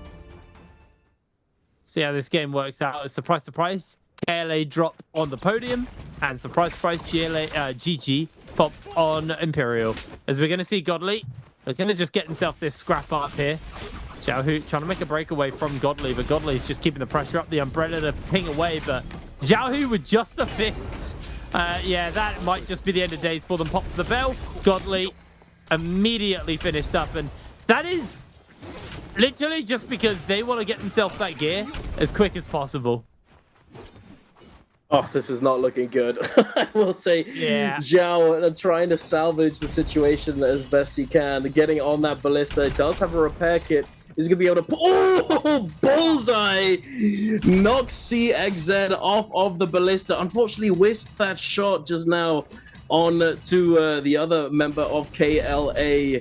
Is he going to be able to fight this off? The F3 is going to come through, responding with the F1 combo break, avoiding that knockdown. Xiao sending out the vertical focus here. It looks as though FPX have made the call to go for the run back. As Jun has resurrected. Has he resurrected here? Is the question. Wow. I don't think... No, actually, no, he hasn't. No, he has not. So they are not going to be salty run backing this one, I don't think. X1, though, diving in onto OUG. The parry comes through. SS now using that hardy ultimate. OUG do have a member down. They might be able to salvage the situation utilizing that hardy ultimate. Yeah, let's see if they can pressure a little bit more here. Saw the cube get used off in the distance. SS just going to pressure up onto XLY. Zinyu gets himself caught up in an uppercut. And that is him going down. DRG coming in with a third party. It is a hit or miss. It is a lot of teams just scrapping it out. Kakaishi going to get himself a horizontal strike off the back of that one. Waiting for an opportunity to go in. It is a very calm tempo, very slow, very reserved play. Start us off with as LYD is going to get himself hit. Forced to use the ultimate. The Halberds pressuring up onto his health bar, slowly stripping through that one. We're going to see the Viper ultimate come out, and there's no bush to run to, so the stun comes in. ZDI gets caught. In comes X1 though with the potential turnaround and the blink out. The Zai dashing coming in from Zinyu though, has got his ultimate available. This is just a very elongated scrap, to be honest, Duncan. It is indeed. I agree. Unfortunately for X1, they are going to be taken down here. OUG coming in at the perfect time to snipe away a kill or two with the third party. Definitely very unfortunate for X1. They were seemingly doing pretty well in this engagement, but not able to clutch it up at the end of the day. Now moving on over to GG and Bowder. CJS taking an engagement here. He does have ultimate available. He's looking to try and get a little bit more damage onto the opposing members of Bowder. Now utilizing that ultimate, Yeran is going to eat a little bit of damage, but considering that it's only blue weapon damage on this ultimate, it's not really going to be doing too much unless he's able to chain them together. And there it is, the chain, the train ramming through these players. They can't stay on their feet. 3-3-0 is going to find an elimination onto Peak. Now CJS coming out of that ultimate, going to be picking up the Soul Bloom and looking to close out this fight onto Yeran on his own, sending out the fan, the vertical focus, and the follow-up. Now using the ultimate, interestingly enough, not sure if this was really worth it, unless of course Bowder does not have their resurrections, in which case he has to use it, he has to do it. Not looking to save his ultimate for NARAKA too, as be rather wasteful. But no, it does look as though Bowder do have their resurrections. He's the only surprising. I'm actually pretty surprised that he opted to use the ultimate here, considering that he could have saved it and then potentially used it in the next fight that they have. You know, as they're all going to be going down anyway. There's no way he's going to be coming out with a 1v3 in this situation with a hardy v1. So perhaps a little bit wasteful. Perhaps there was a reason behind it. Who knows? JDG though, very happy, doing a little bit of shopping, getting their money up, and looking to get some of these goodies from the shop. Already finding themselves a purple armor onto 2-tick. The priority position 1 character, definitely what you want going into the mid game. KLA now, the comp that we were talking about. Zai, Feria, Tianhai, getting a purple armor onto Godley. Also, definitely a really, really good, very good objective to have completed. But we'll see how well they do. They do have 3 kills though. They do have 3 kills. Not too bad. Not too bad, Hitbrain. Yeah, they had a pretty scrappy start at the beginning. They haven't really moved much considering they dropped on podium. They're still at Plume Castle, so they just went slightly north and now they're just kind of looting up through Plumed, desperately trying to put some gear together. I am interested how they're going to do inside the Realm of Yang if they want to take one, because I feel like you want to be getting them. They could go for a Spirit World, to be fair. Monk's actually pretty good into Spirit Worlds because you can't hit him, he can hit you. It's very hard to actually contest them on that one. So maybe we just see KLA turn their attention towards the Spirit World instead. But if they do jump into a Realm of Yang, again, the big issue with Monk comps are Monk is big and slow and is very susceptible to getting caught by CC. Tessa, Viper, very strong into it. You've got the Sand Siphon has always been very good into it as well. There's a lot of ways to handle that. So I would be a little bit concerned as I turn our attention away from that for right now because SS1 find themselves in a scrap versus WBG. WBG were winning last game until they were not, and SS1 were the team that kind of stole that out from them. So it's a bit of a grub match between both teams. There's Rosemary just waiting to see if he can get the opportunity to jump down and into them. Looks like they're actually just going to spread away as Jing. Looking to go in. Sandstorm blown out here. Rosemary dashes charged up and ready to go, but that Sandstorm is shutting him down somewhat. Every time he tries to dash, he's just getting caught by the edge of it. Finally, has been able to force them out. Walker losing a fair amount of HP, has got that Kurumi tether. There's the Kurumi ultimate to give the armor back, and it's going to get a little bit harder here for the side of SS. They're getting completely harassed out by Walker. Does get one of the Fs off. Experience shove available to him. He's going to just jump back into that Kurumi ultimate to keep him topped up. That now finally has gone for the timeout. WBG's Walker gets parried by RS. Is just going to put some really big damage down onto him. Force him back. The cube is going to save the life. But Walker very, very low. Is he going to be able to get this kill onto Riest? Able to secure it. Walker now switching to the musket. About to get that ultimate back up as well. It's done a really good job of buying space and time, and WBG have turned this one back around on to SS1. Desperately trying to make a break for it. Looks like they haven't been able to do so successfully, at least for now, as that's the call of the Realm of Yangs. It is indeed. It looks as though SS1, they did have a couple of resurrections. They did have their rebirth on the other players, but I'm not too sure about that final member, the Hardy. The rebirth does expire at Realm of Yang spawns in, so he's not going to have it. He's going to have to try and find his way out of that bad situation. But we are diving into the Realm of Yang here. OUG going up against 5-1 Jinyu on the Kylin. Takes a little bit of damage, trying to find a moment to heal that up, but not able to do so. Immediately knocked down, losing the rest of his armor. He needs to find a moment to heal up so that he can use his ultimate with at least some of his shield in play. Pampy now invisible. The F3 is going to be coming through. Now the Kurumi circle is going to top them up. Pampy now resetting that F ability with the ultimate, looking to dive in, but Kylin is not going to be making it any easier than it is already. Pampy trying his best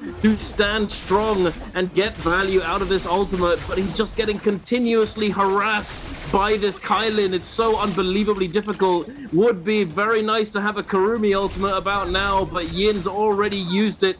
It's not to be. Pampy goes to the sky. He's going to be looking to try and find a drop down, perhaps a reset, but it's not to be. And now OUG looking to clean up this fight. Yin is on his own. And OUG claiming 3 eliminations and a Realm of Yang win. Very nice for them.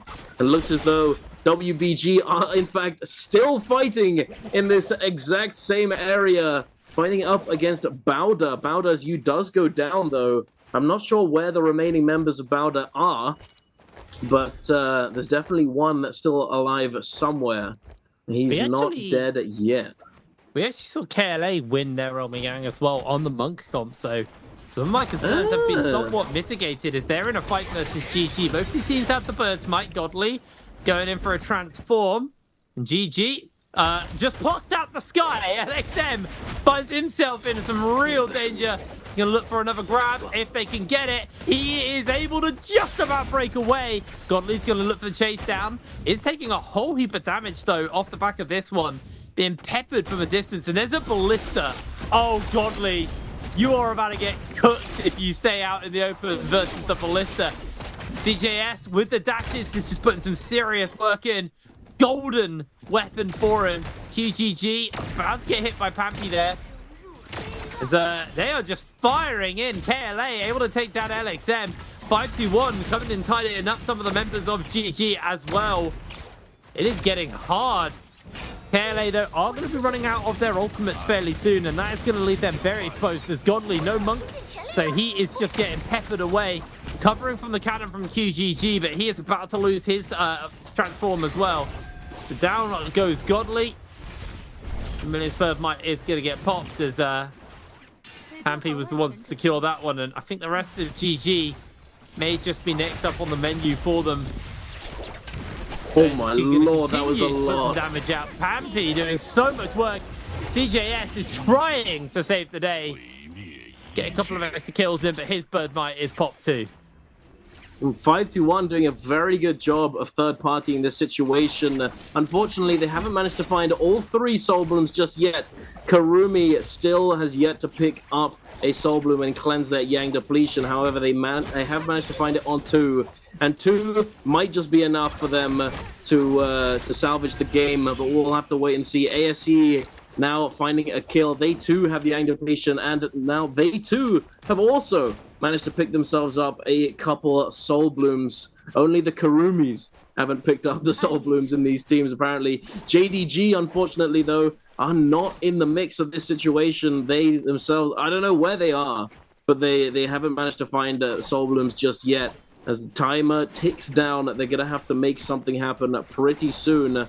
But looking at the leaderboard so far from this game, WBG, again, seemingly doing pretty well. 5 eliminations already. GG with 6. OUG leading the charge with 8. KLA on 7 on their goofy composition that quite a few people are skeptical about. But nothing crazy. JDG on 3, ASE on 2. But now we have it. JDG have managed to find their targets. The WBG, the team that's been lurking out in the desert, looking to try and just find all of these teams lurking at the edges, finding the isolated fights and looking for that scaling. Walker trying to find the engage onto Tutik. Working around this sand wall. Jing getting caught up against the buttery rocks, not able to escape. His teammates just aren't there to support him, but now they are. They're trying to find something, trying to fight the 2 versus 3. The Karumi ultimates are down, so no one's going down just yet. They are going to be continuously topped up for the moment. It's just a battle to see who can burn as many resources as they can from the other team, burn out those Furin blasts. Tutik is going to be going down, and now Kiki does find a parry, but nice. I don't think anything's going to come of it, unfortunately. Yeah, it was a nice little parry, but unfortunately not enough. WBG. WBG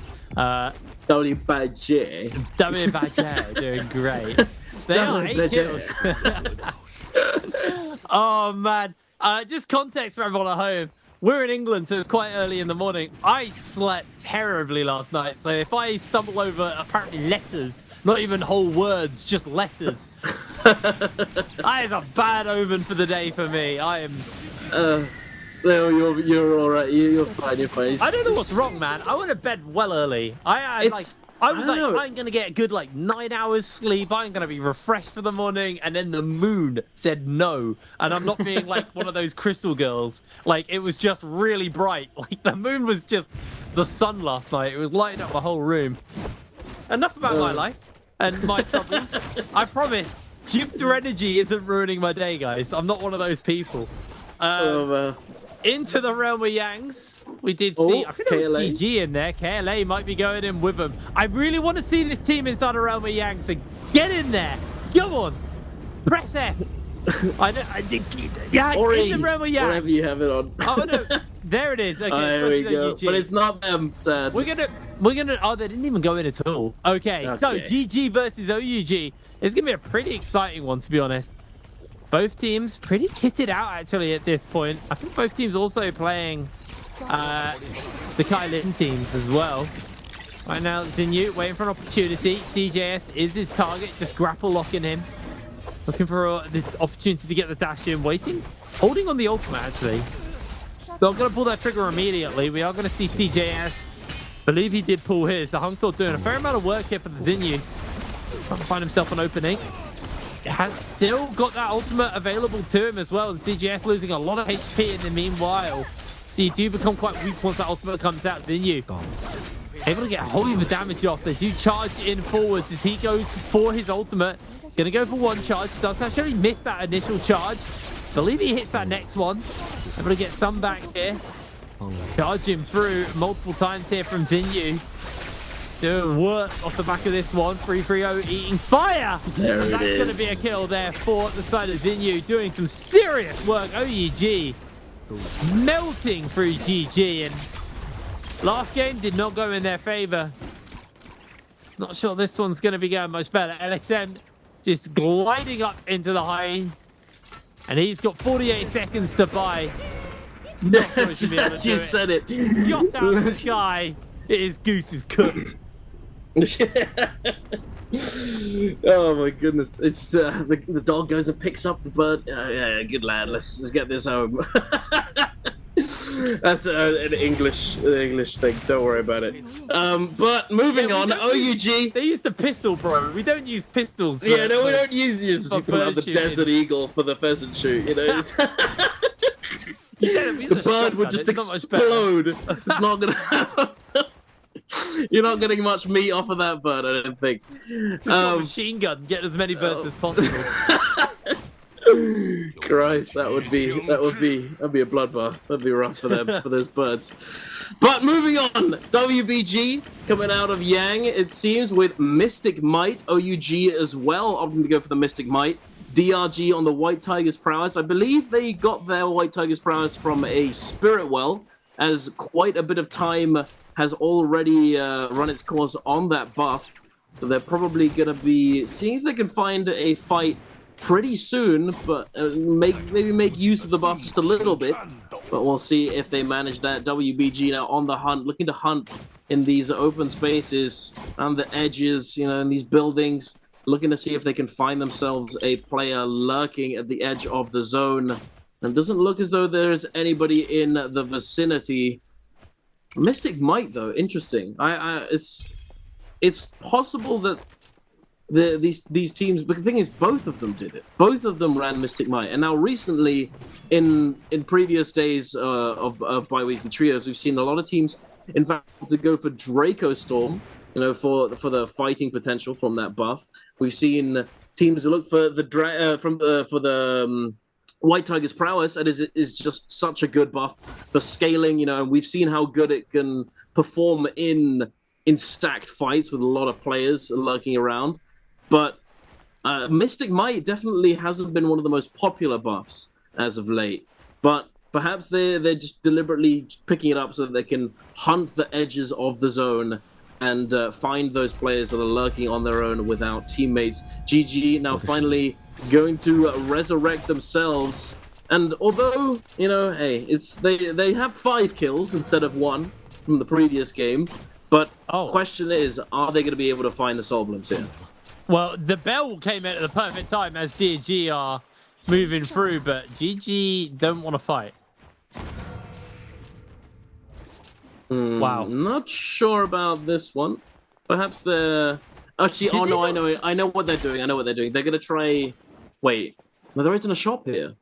Wait, what are they doing? Okay, now I am confused. I thought for a second that they were making their way over to the shop that spawns close to where they just were, so that they could buy an armor or buy something before taking a fight. But it looks as though instead they've actually somehow found the only member of X1 still alive. Oh no, wait, no. Oh no, they were lurking at the zone. Wait, how did they know? What is this? This is either like some mega foresight or... It's just a big brain. Turbo big brain. I don't know how they've managed it, but they have. X1 coming in from the edge of the zone. I think X1's LYD might just be a bit of a freebie here for CJS. Can he see him? Did he see him? I don't know. Gecko foot. Gecko foot. Number 1. Oh no. Oh, LYD. Speaking of cookies. Oh, he's just going to the zone. He goes down to the... They still get the soul bloom. They still get the soul bloom. It's fine. That body got yeeted. That body got yeeted. Where's the soul bloom? Oh, he's not going to die to the zone, right? Did we miss something? Right? It's fine. It's fine. It's whatever. They got the soul bloom. It's okay. But DRG spotted them out. Oh wait, I saw a DRG tag there. Okay, they're dipping. They're not looking to engage here. Wait, X1. GG still have a debuff on 1 person, right? Yeah, on 1 person on the zipping. Yeah. Oh no. Did we miss something, Brian? Did we miss something? How did they know that they were there? I don't get it. I don't know. Like, that was really bizarre. It was a little sus G. I don't know about that. Oh, so was that. That was a bit sus G as well. CJS sending out the .9, just immediately getting parried and having his golden weapon stolen away from him. That's not what you like to see. Yeah, I think GG are just going to call it on that one. Okay, let's get out of here, boys. I made a mistake. They might be able to get a rebirth charm if they're lucky. They do have the money. You know, they have the money to buy back, but that's only if they're still in the shop. So yeah, the problem is like the revive platforms are... I mean, there's one here at Plume. I don't think you want to be using that because that is just going to alarm bells. Everyone is going to collapse on top of you. I mean, true, but surely there's going to be one somewhere. I mean, they could even dip into the zone slightly to see if they could find one. 330 does go down. Thankfully, not to a player. No player was able to pick up a free elimination off of that. I think they have bought it. Yeah, they bought it. Yeah, they bought the rebirth charm, and they're just going to immediately res. Oh my goodness, the spirit well. Yeah, the spirit well was off in the distance, so I think that was actually smart. The camera moves over, scatter, lads! Everyone just disappears into the cracks in the walls. Just what's going on? It's like turn the lights on, all the roaches scatter in multiple directions. Disappear. They're all camera shy. OG getting himself in a fight here versus GG. Zinyu gets himself parried by 330. No, he didn't. He just got clanged. He's all right. He's still got his weapon, able to move away as GG's 330 goes down in the middle of that. So they picked one up to lose one. Actually, they picked up their zipping. It's the same person. Zipping. Yeah, exactly. I guess they got grey armor. I guess that's it. I think you were right. Resing your player right here is probably not the best idea. I think their thought process was because they resed at the back end of Plumed, and on the north end, that's where there's yeah, that's true. That is true. So I think in their headspace, they were like, everyone's going to be fighting for that over there, and GG have picked up a rebirth charm. LXM having a quick nibble. Are they going to be able to get their zipping back up again? I don't know about that one. It's bit deep in the zone, and yeah, no, he's already held E. Oh wait, no, he's up. Wait, what? GG had done it again. They used another rebirth charm, and he's back up. Not again. 4th time's the charm. The Tessa ultimate. They can't keep this guy alive. He's costing them so much money.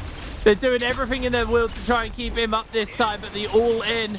There's the glider out. CGS goes, you're on your own, Zip. 330 has actually put some distance between them. Have GG got away this time? No. No, they haven't. They're just into the pause of 5-2-1. Oh! The parry onto Akami. Gets the knockback from CJS. Zip still going. A little bit of shopping, a little bit of reviving.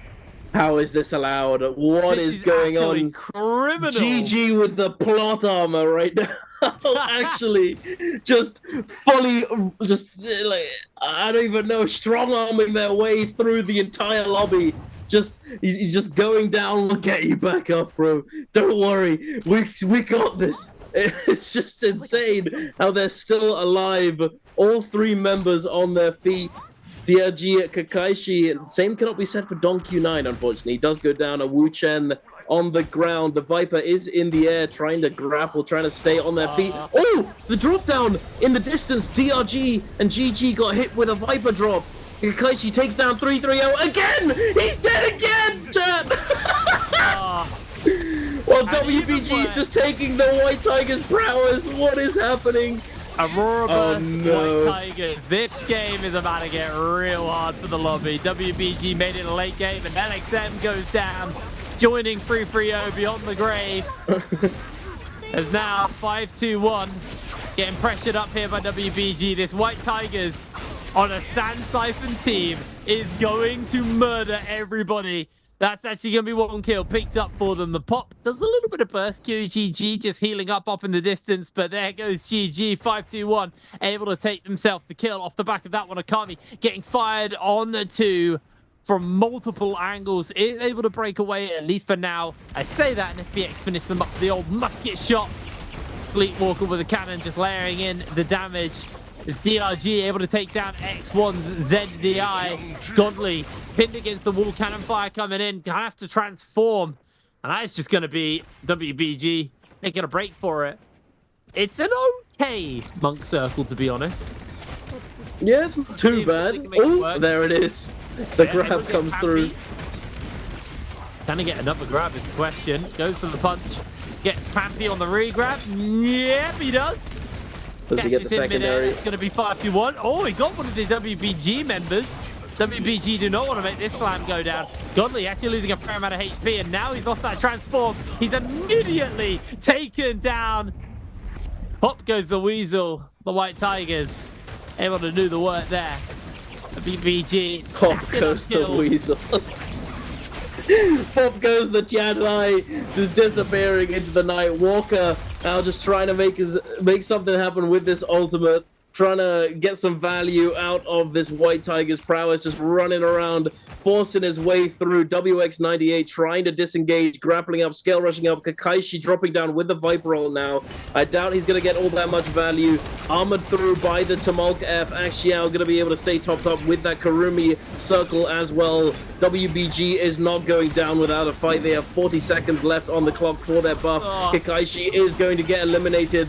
The shockwave comes through, taking each member in this zone just a little bit down in health. WX98 now sending out that Tessa ultimate. Walker is going to be able to cleanse that charm and not get locked up at the edge of the zone. Not yet.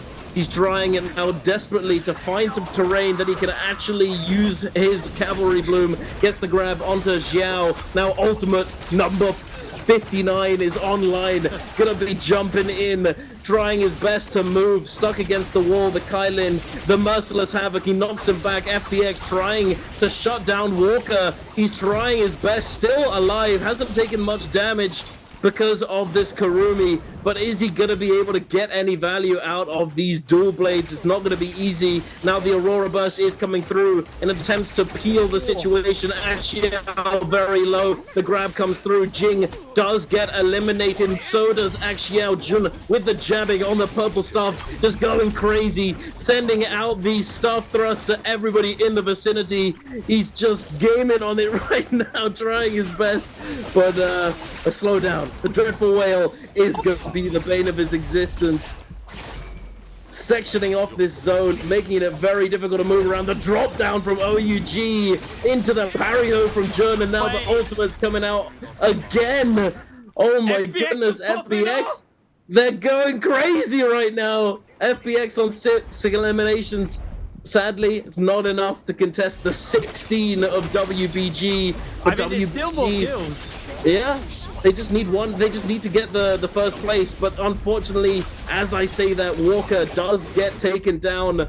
OUG on 12. Can FPX deny the multiplier from OUG is the question here. Who's going to be coming away with that first place? OUG. FPX are going to take it. No way. FPX. What an ending. I wonder if that was enough. They got a lot of kills, and the kill multiplier, it's gonna be tight. I don't think so. I think it's WBG coming out on top here. They had so many kills. Is it? Let's see it. Give me the banner. There it is. WBG taking that game number 2. They had an absolute killer game number 1. These guys want to recover from their first day, and recovering in style, but they've got to keep this tempo up all day because they had a bad day 1. They're very low on the standings, so they've got some serious work to do. But 2 very good games off the bat. No first place, no big kill multiplier, and GG having a slightly better game than they did. They survived for so long. It was hard not to have a worse game than game 1 for GG though, because they had 1 point. So yeah, they've got some work to do if they want to contest that first spot for GG, WBG. This should be enough for them to slingshot into the top 12 now. Now they want to just be moving more comfortably into that 12th spot, so into that top 12, so then being contested, and also so they're bringing as many points forward for Sunday as possible. You can see all good friends walking off with Bowder. I don't know what member of Bowder that is, unfortunately. There's so many players. It's hard to keep up with who's who. Yeah, no, absolutely. But hey, definitely a big contrast from last time. Excuse me. But yes, WBG, a very nice showing from them. That's what we wanted to see. You know, game number 1, they had the kills, but they weren't able to make it to endgame. But this time around, they make it with a whole bunch of kills. But sadly, again, not able to get the first place placement to give that extra boost that goes over to FPX, denying it not only them, but also from OUG, taking those potential points away from them. And yeah, I don't know. I mean, OUG definitely did well. I think it was 12 eliminations by the end as well.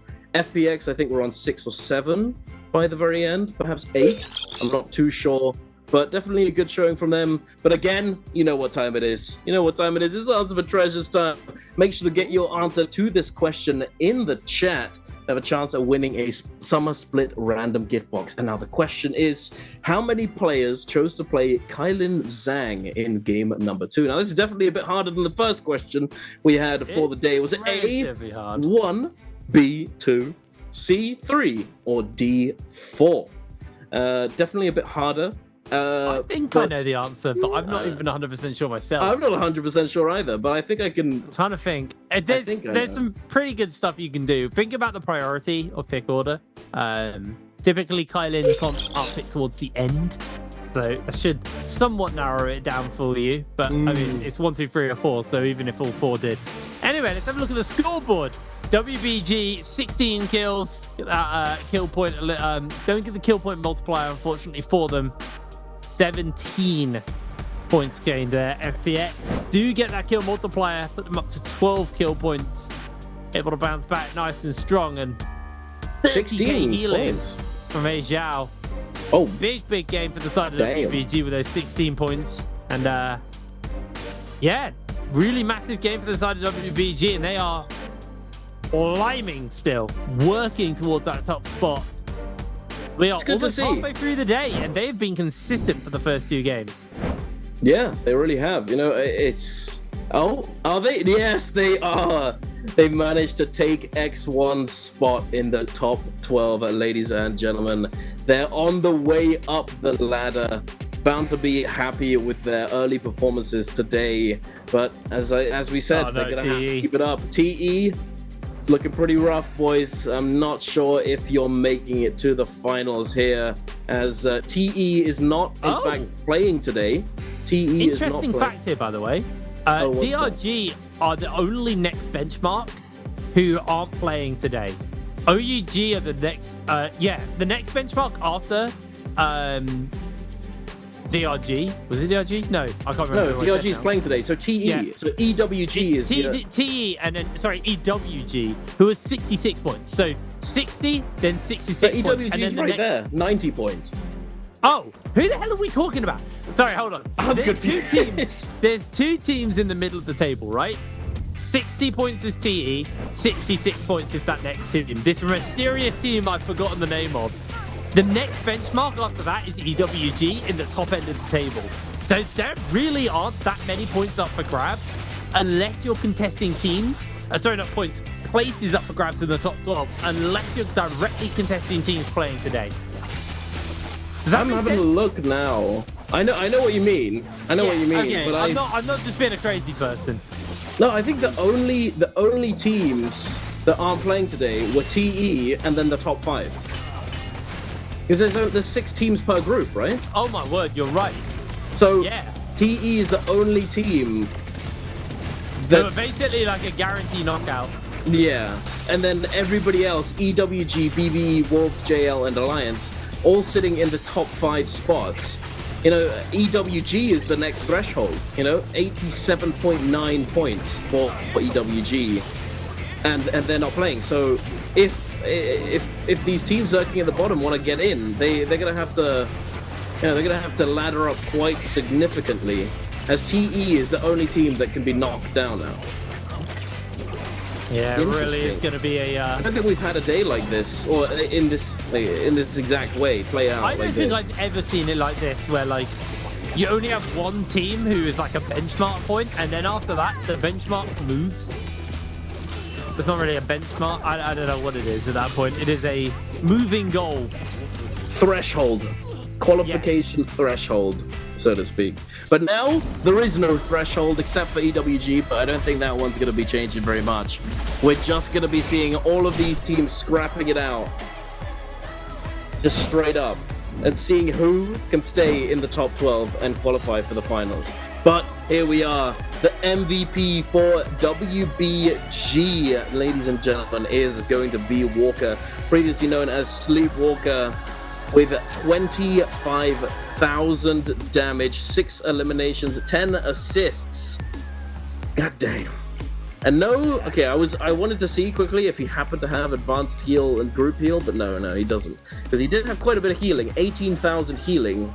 He does have the Sap, the Cavalry Bloom, and the Rupture Gale Orb, so no wonder he was pumping out the damage there. Needs to be legendary. That Soul Jade needs to be legendary, Rupture Gale Orb and Burn. Rupture Gale? The fact it's 2 Soul Jades combined now, because it used to be 2 single Soul Jades, but now it's a combined one, and they were already like kind of best in slot for the cannon. Absolutely bonkers that it's not legendary. 2 for 1. Anyway, we're going to throw ourselves through a very quick break, and then we're back with game number 3, so we'll see you in a moment.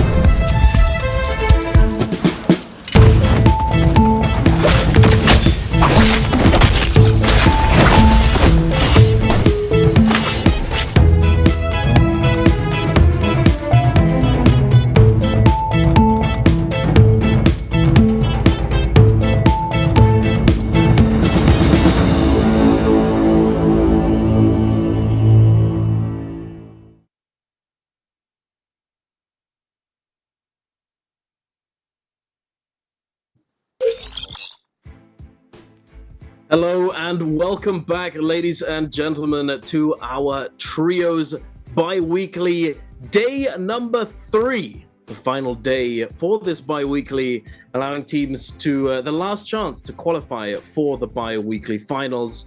And we're already 2 games in, but we've still got plenty of NARAKA to be played. We're going to be going into our 3rd game of the day very, very soon. We're going to be going over to Morris Isle, the OG map. The OG map. Some people, you know, they say that it's their favorite map. You know, I like all the maps personally. You know, I've been around since the very, very beginning. And I will say that I don't necessarily prefer one map over the other, but definitely really like Morris Isle. But I do think that it's kind of been left out a little bit, just a little bit. You know, like with Holaroth, they added a few new features. You know, the weather effects, etc. Yeah. And then with Perdoria, they really pushed the envelope and went crazy with all the things that you could do on this map. You know, adding the red longsword, the red soul jade, you know, all sorts of different interactive things on the map. I feel like Morris Isle could do with a little bit of love, give it a little bit something, you know. But we'll see. Perhaps they've already got something in the works. And knowing NARAKA, I'm sure they do, and we're going to be in for a surprise going into the next few seasons. But for now, we've got NARAKA as it is today. And we're jumping into Game 3. What do you think, Brain, going into this 3rd game? Yeah, I mean, going into this 3rd game, I think we're now starting to see, you know, WBG hit a stride. Hopefully the little break wasn't too much of an off-put for them. So, you know, not an off-put, but, you know, they've got a big tempo advantage. They've been playing very well for the last couple of games, and kind of expect more of the same from them on that front. We'll have to keep our eyes on them. I think GG, they really need to step up. This is a map they typically shine on. So I wonder who's going to contest them. DRG have been pretty good at like griefing teams on drops and reading them. Like I remember like a year and a bit ago, they would drop wherever J-Team went, and they just deny them. Like J-Team always dropped a Sunwing's Rest, and DRG would just follow them down there. And GG on the other side, always dropping down at Secret Tunnels. So maybe DRG go for that. I think we've seen DRG do it before, actually. Play that contest game, but into the hero select. Wow! Color me surprised at this hero select. It's a whole lot of Kurumi teams. Who could have guessed? Oh, wow. Definitely no surprise there.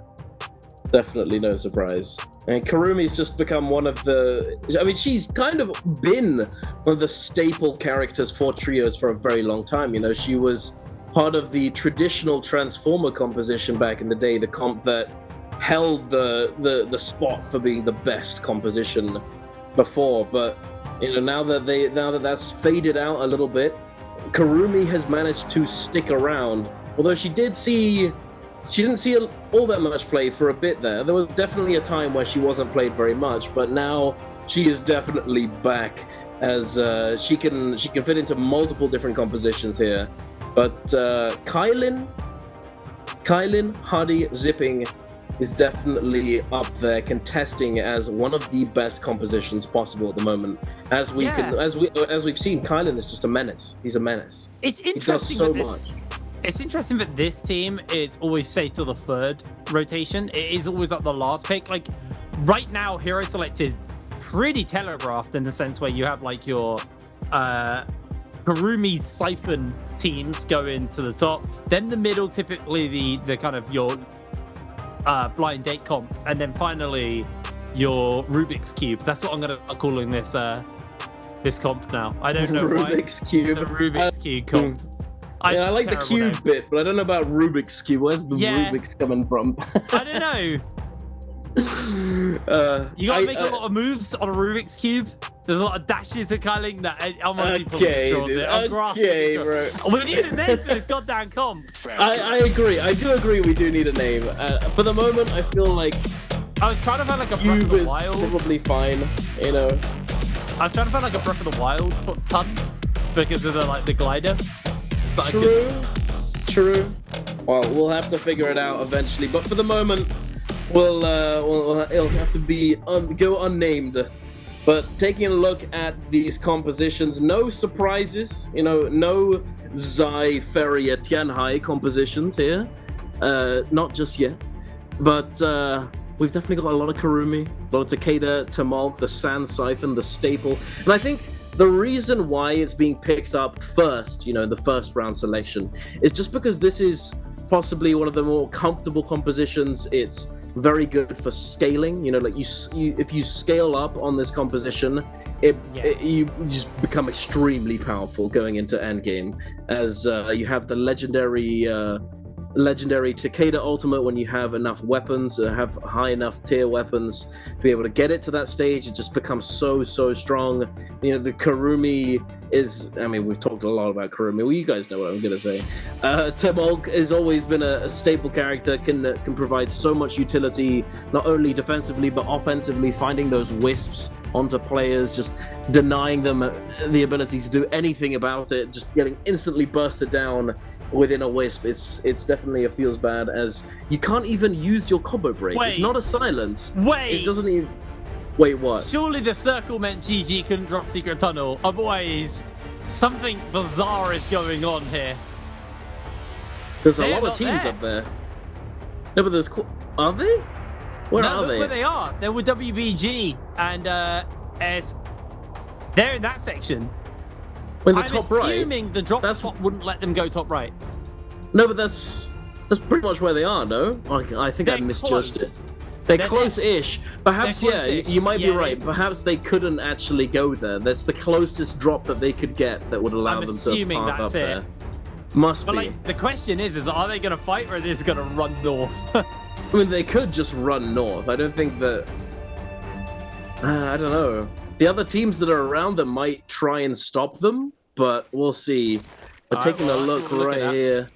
I can't see ASC GG nearby. No, I think they've immediately dipped. They've absolutely legged it up there for game.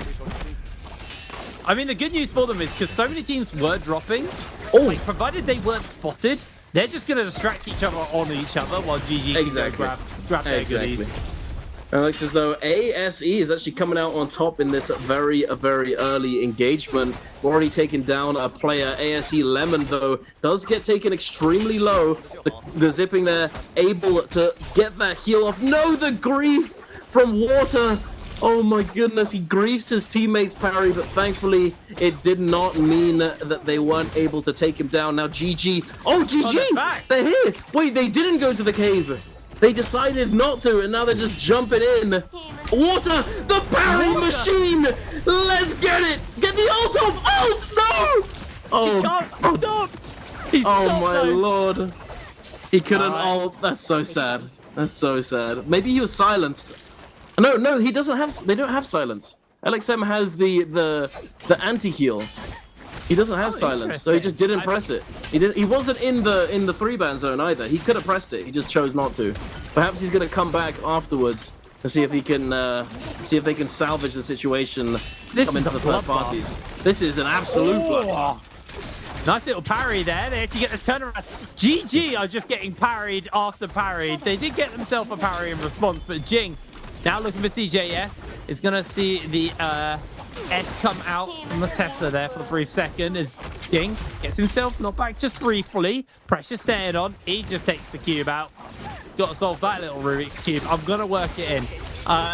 Keep the damage up though, Jing. That's the break away from the Viper. Remember, Viper, the no-ult zone's timed out. That might be Walker locked down in place. He's got grey health bar. They're trying to keep him alive. They're able to secure the kill, though. It's SS1's third party, fifth party. I don't know how many people are at this party. Getting out of control. The house is getting trashed, and GG. They should have gone to Secret Tunnel after all, because this has gone bad for them. Rosemary keeping the pressure up, and down goes the GG members. Bane's 3-3 as well. Back to grey screen. The grey screen simulator for this guy. I'm joking. It's just, this guy, poor guy. He's not had a good go of it the past couple games. CJS now trying his best to disengage, grappling away, breaking line of sight. I'm not sure if they're going to let him go so easily. Axiao now on his own. SS1 is going to clean up this elimination and take him down. SS1, a very, very well-timed third party coming in, able to pick up 4 kills with the commitment of a Moonbane and not even using their ultimates here. So now they've got a third party. kills. That was a house party. Everybody showed up. Definitely, I agree. It was people bringing plus ones. That's gonna be fuming when he gets back. It's a block party. It's everyone out on the street. Anyone shows up. But speaking of showing up, 521, he'll be showing up at the edge of the map, finding OUG Rico on his own. It's not looking good for him. Jinyu is close by, but not gonna be coming over to help him out, unfortunately, as it's just not worth the fight. I believe they do have another. They had all teammates alive. I think they just weren't close together. Jinyu staying as inconspicuous as possible. 5-1, happy with that one elimination. And now we're in the cave, Pitbrain. Now we're here. It's not GG though. It's JDG and ASE. Both looking for it. T-Tick has those charges available. He's gonna look for them any second now. They're one. Can he get another? Yes, he can. Keeping the dashes up, keeping the pressure up. Can't really melt through some health bars. This is just a roaming block party. You're right. Every time any action breaks out, multiple teams collapse down. In come SS1. It's just a festival. It's just these guys are wedding crashers. That's what they are. Oh. Not invited, but they show up every time. And ASE's Corky's just gonna prod them away. Say, leave us alone. You're not invited. And, hey, get out of here. Where's your invitation? Rosemary doesn't need an invitation. Corky, shut down, taken out. Poor guy. That is 5 kills to SS1. They're having a good start. They're just absolutely tearing through this lobby. Oh, we do have a fight though between X1 and FPX over by Wreckage Plains. The Moonbane is currently in play, but it's on the side of FPX. Perhaps they used it to salvage the situation, and they were put at a bit of a disadvantage in terms of effective health. Jiaohu is going to go down, and now FPX is only one man strong. The Moonbane's going to come through the juggle. XLY taking so much damage. LYD now extremely low as well. The Tessa ultimate is going to lock down the Karumi. The Moonbane's coming in again. Oh, it's getting spicy. The Temmie goes down. The overhold. XLY is going to clank. He's trying his best, but Jiao's not able to hold on. Oh no. The quote you, that got oogly boogly. That did get oogly boogly indeed, friend. Good lord. Boogles got oogled. They did indeed boogly ooglied. Wow. That was so exciting. What a series so far today. We are blessed, brother. Like, we're having a good time. This is crazy. I'm sure you're having a good time sitting at home watching chat as we certainly are. Now, make sure you got your Twitch drops enabled. That's all I'm saying. True. Get your Twitch drops sorted out. If not for today, but for tomorrow, as the bi-weekly finals drops are a little bit spicy, a little bit special. Get a little bit extra for the bi-weekly finals. So if you haven't got it now, make sure you got it for tomorrow, as you don't want to miss out. As that once they're gone, they're gone. But SS1. JDG's not gone. They're still chasing him down. Kiki is in their sights. ASE and GG also scrapping it out somewhere. It's all green. I can't tell exactly where they are. They're still next to the cave. Wait, what is happening? This entire part of the map is one of those places that you don't really feel like you go very often. But in this game, everybody is here somehow. LXM now with that Viper ultimate, looking to try and get a stun, but the bush is right there and waiting for them to crouch inside, and LXM is going to be taken down. Oh, GG. It has not been their day, has it? They have crumbled today. This is going to have to be a bloody miracle of the last 3 games for GG if they want to contest first place. I think Alliance are probably quite happy right now to see the state of this. There's Zhen being run down here by Jing, up with the wings. Keeping the pressure up. Yeah, this is just actually SS1 a formality at this point. Oh no, wait. That, Oh no, wait. They're a long way from the zone. This could get dicey for both teams. I think there is no winner. Jing gets himself out. Rosemary comes in. JDG, are they going to be able to turn this? I mean, there's no berries. Rosemary's just going to put the pressure up, and Jing goes down. Like, a Soul Bloom could take Rosemary's life. He's still playing as if he's going to actually attack him, but the other guy is just runs off. Just like, yeah, he's dead already. Okay. Poor Jing. Okay, it's time for Run with Yang. All right, well, it's WBG taking on 5-2-1 inside this one. Jing, we're losing a bit of that armor. Only got the blue armor to work with. Is going to immediately get parried and then juggled in. Has to cube out to safety. Good little escape there, but Ying is just going to put the pressure up onto him. Everybody just knows Jing is the target. Ultimate burn by him. Looking for the dash opportunities to get through. Can he make the connections happen? Is immediately losing a fair amount of HP, though. The healing does come in. They pop the ultimate there to keep him going. Ying dashing through. A couple more dashes to be used. Hasn't really been able to have the impact we want from these Kylins, what we've seen so much today. Does look like he has been able to sustain himself up. Thanks to sustain on that character. Pampy, though, looking to get Stampy. 5-2-1. Can they find the turnaround? It is very close. Jing getting locked down by the chain dives. Ajao now trying to make a break for it himself. Ajao low HP hit. That's the anti-heal applied as well. That's going to shut him down somewhat more on the zip. The sustain will not be there as effectively. They are just playing that sustain game. Walker. This is insane. No one's dead yet. It's honestly, everyone refuses to die. It's the slowest Rubber Yang I've seen. Oh, I knew it. I saw it. I saw the line. Oh, no. That's not what you want. Beautiful. 5-2-1. Pampy. That's him getting Stampy. Oh, goodness. WBG.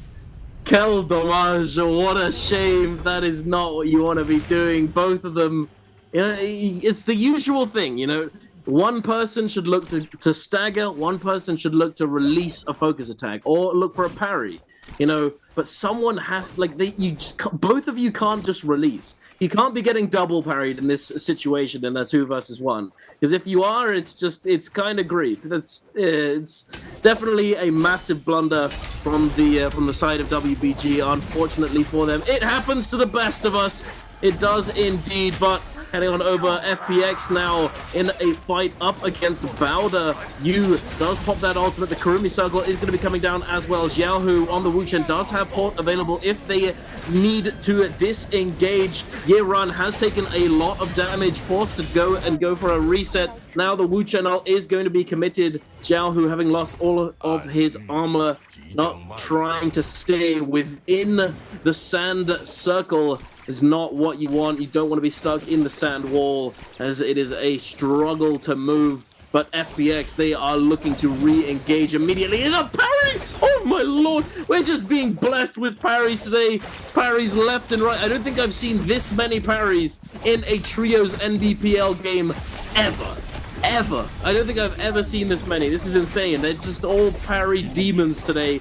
For some reason, Yeran is getting it demon right now. He's got a demon on his shoulder, and his name is Junks. He does not want to let him go. He's trying his best to get down this terrain. Yeran now scale rushing away. Does he have F to armor through? He does indeed. Not going to get locked up by the enchant. Sends the pocket sand over to his teammate to try and create some peel for him. Peak and now stuck in the zone 1 versus 2, and that's what I'm talking about. The staggers, the jump LMBs, that's what you want to see. Now Yeran, the last man standing, Xiaohu is going to be parrying him and taking him down. Absolutely beautiful. Now, just a quick note, during the last Realm of Yangs, we actually saw GG get eliminated off outside the Realm of Yang, so they are donezo. Oh no. We have 3 teams with the debuff on, 2 minutes left. This is going to be maybe a little bit dicey now. Luckily, it's actually DRG and X1 who both have the debuff, so they're going to be going up versus each other, but uh-oh. It looks like everybody smells some action. You can see that WBG are looking to come in third Look, party. KLA are in soul form as well, lurking. Oh, this is going to get so messy, so quick. This is going to get ugly. Bow shots just to see if they can open up and maybe slide in and steal them away. It is the full send as X1 are just trying to make the breakaway from this one. DRG, it is just complete clown show. Every time anyone fights, everybody else shows up. DRG about to lose a player. There is no way they're going to survive this one. That's the kill for WBG and a denial from DRG as well. Although I do believe... WBG have the debuff as well, so they're able to cleanse one. At least one. Yeah, that's good. They definitely want to get some more. All of these players still lurking in the zone as well. X1 inside the cave. I don't think XLY is making it out of this one, eh, Brain? Not gonna lie. Oh! God damn! Oh my god! I'm speechless. Oh my god. That oh damn was said from the chest, man. Oh, guy heard me. He's like, oh, just triple parries all of them. Sheesh. Calm down. Wait, ZDI is hiding behind it, but immediately gets spotted. Poor guy. Yeah, it might be. He's getting he's not making it out of this one. Let's see the triple parry. Let's see the triple parry. Armor comes down. He tried it. He tried it. He tried to go for it, but they didn't. They didn't send it. Oh. He wanted to be one of the team. You got a triple parry. I want a triple parry. But no, it was not to be. Thankfully, though, for WBG, they are able to cleanse that Yang depletion. They were lurking. They bided their time, and they went in at the opportune moment to get those easier kills. They get the in a full advantage state. Now 5-1 and SS1 lurking. Wait. What am I watching? Rosemary's parrying at Pampy right now. Okay, so I'm not sure if you know what that means here, Brain, but in NARAKA, when you parry at somebody in a game, you know, you parry at them just out in the open, it typically signifies that you want to have a 1v1 or you want to like start a fight. So he was just parrying at Pampy to say, yo, get over here, let's fight, boy. Come on, you know, you want to get in this Yang? Fight me, boy. But no, immediately disengages. KLA is going to be the one jumping in to the realm of Yang. Let's see it here, Brain. What we got here? We got CXZ right now. POV of him. You can get to see if he can get those dashes down. They're going to put some damage onto Zhen. Briefly. Let's send them pack in as Rosemary. Might just be the next target. And on this Katlin, they don't ult immediately. They typically hold it, wait for the opportunity. For some of the big ultimates to get burnt. Parry comes down though onto him, and that is a pretty rough one, losing a lot of armor. Luckily, it's going to be able to heal up.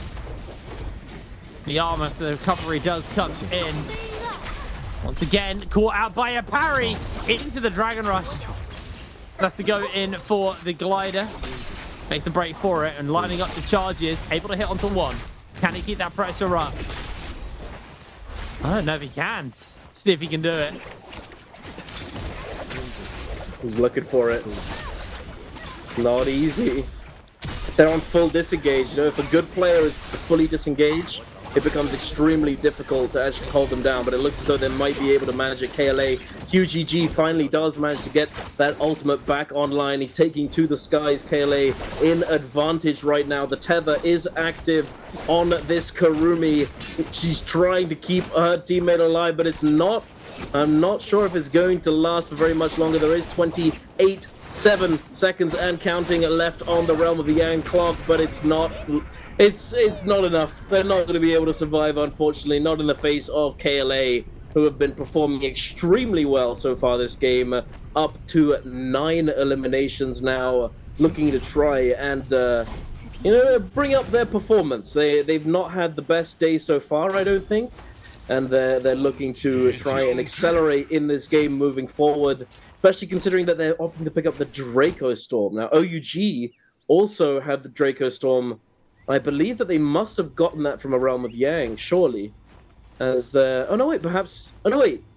Yeah, they did. So I think they did get it from a Realm of Yang, but a Realm of Yang that went uncontested. They weren't contested on the fight, so they were able to get it for free, and that's why most of the buff is expired already. As I'm pretty certain that if there was 2 Realm of Yang fights that actually took place, then there would be another team with Yang depletion on the scoreboard, and I don't see more than just SS1 with Yang depletion for the moment.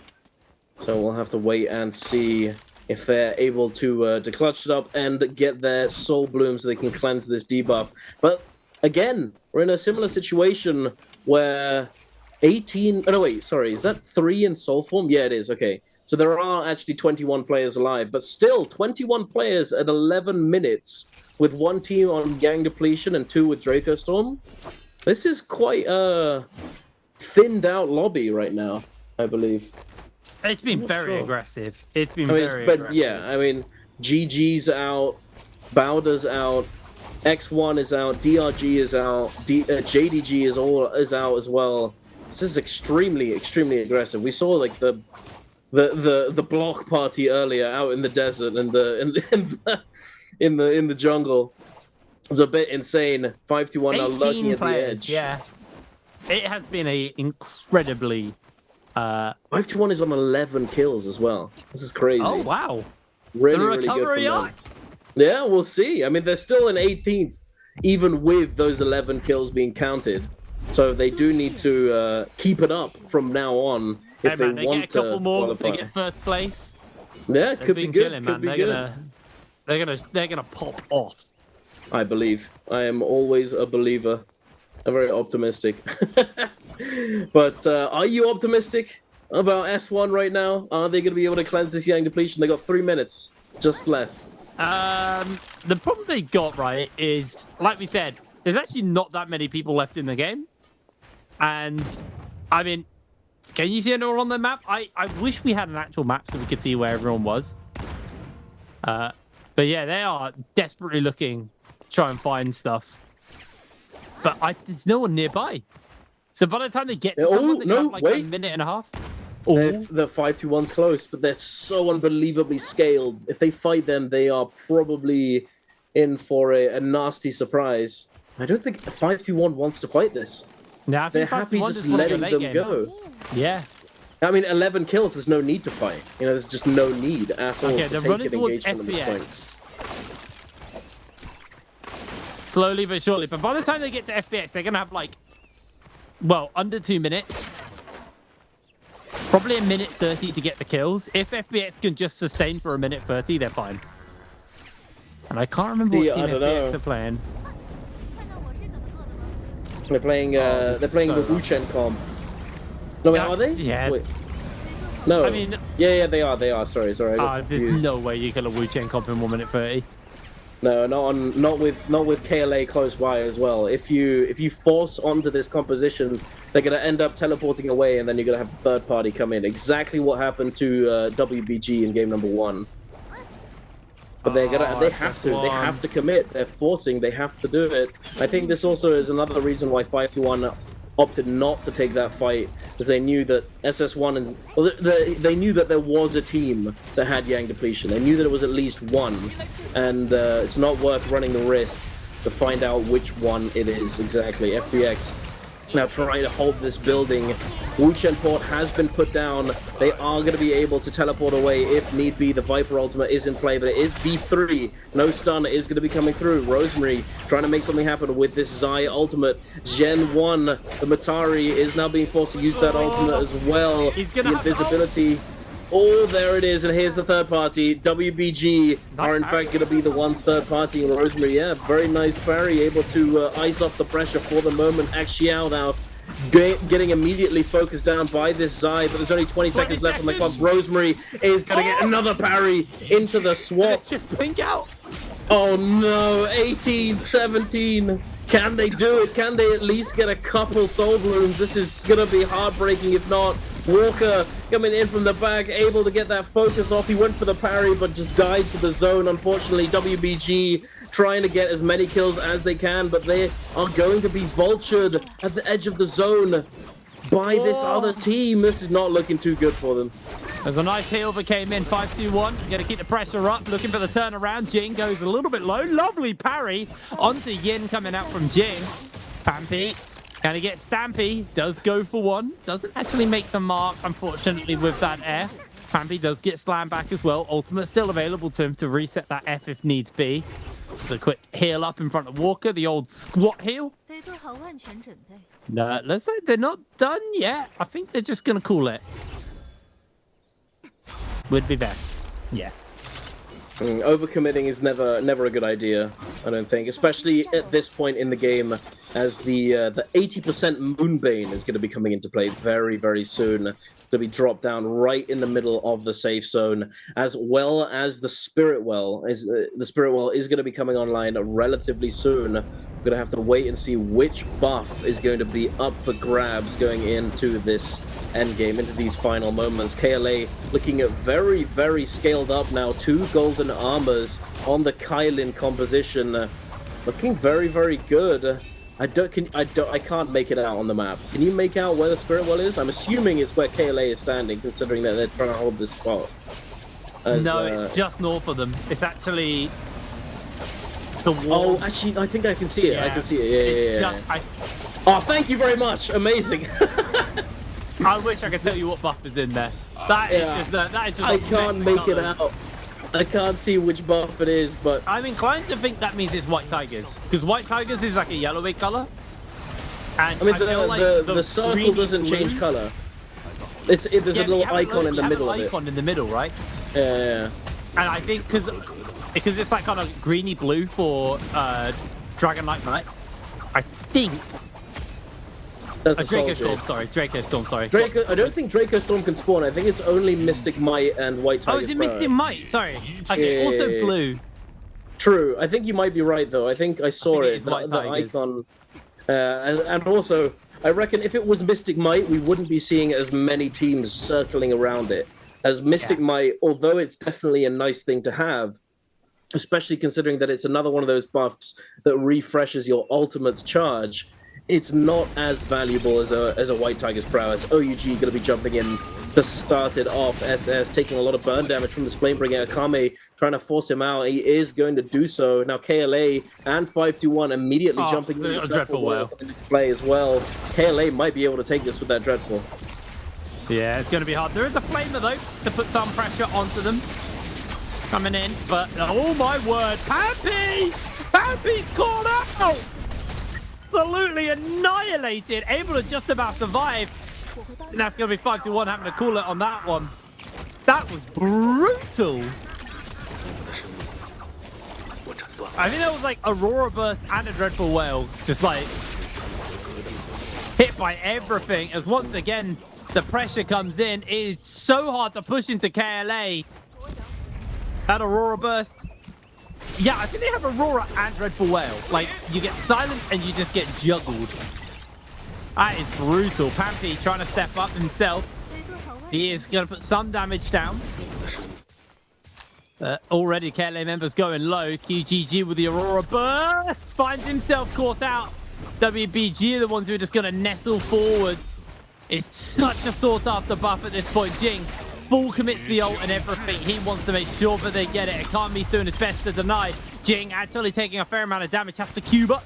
Get himself out to the safety as KLA have recollapsed. They want this very badly. There's going to be the burst of the bubble. Everyone can now shoot into this one. And it looks like it's going to be WBG who pick it up. White Tigers is theirs. They are set up now for this endgame. Indeed, they are. They're looking very pleased with themselves. The ultimates refreshed. The zipping ultimate isn't up, but I think it was because it was active the moment that they did pick it up. So, although they may have extended the duration, they might not have it online. Oh, no, wait, no, it's going to be online pretty soon, actually. If you look at the icon up there in the middle, Ashiao does have about 75%. He is going to be able to use it, as Zipping's ultimate is one of those ultimates that can be used at less than 100%. In fact, you can use it at 70% with and it just lasts less time, of course. But all of these teams are trying to find a place to call home, at least for the moment. Lemon being forced off the top of this building, forced to use that ultimate, dropping down the cube in the sky. I imagine SS going crazy, trying to build up that ultimate charge. The Dreadful Whale coming through from Rico as well. Multiple Dreadful Whales are currently in play. FBX lurking at the edge on the Viper Tessa composition. Not that many trees to work with for them, but we'll have to see if they're able to surpass that disadvantage and still come away victorious. Pampy has taken quite a bit of damage as well, but I don't think... Oh, no, he is! He is going to be taken down by OUG. Now, Jing is up in the trees. The Viper ultimate is in play. Junks is going to stagger all of these players out of the sky.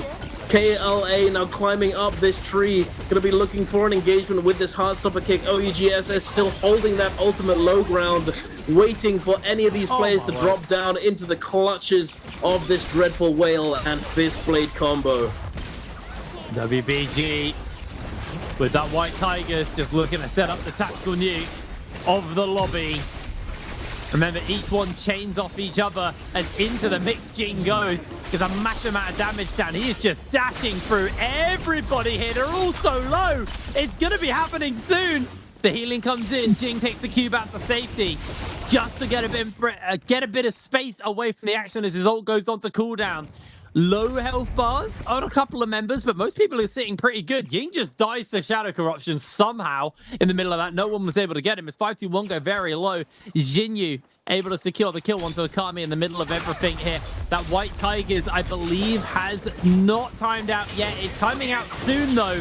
They're not going to have it for the close. This has to be big here from WBG. Can they secure the kill? Oh my god! The nuke on the lobby! Everybody goes down! Wow!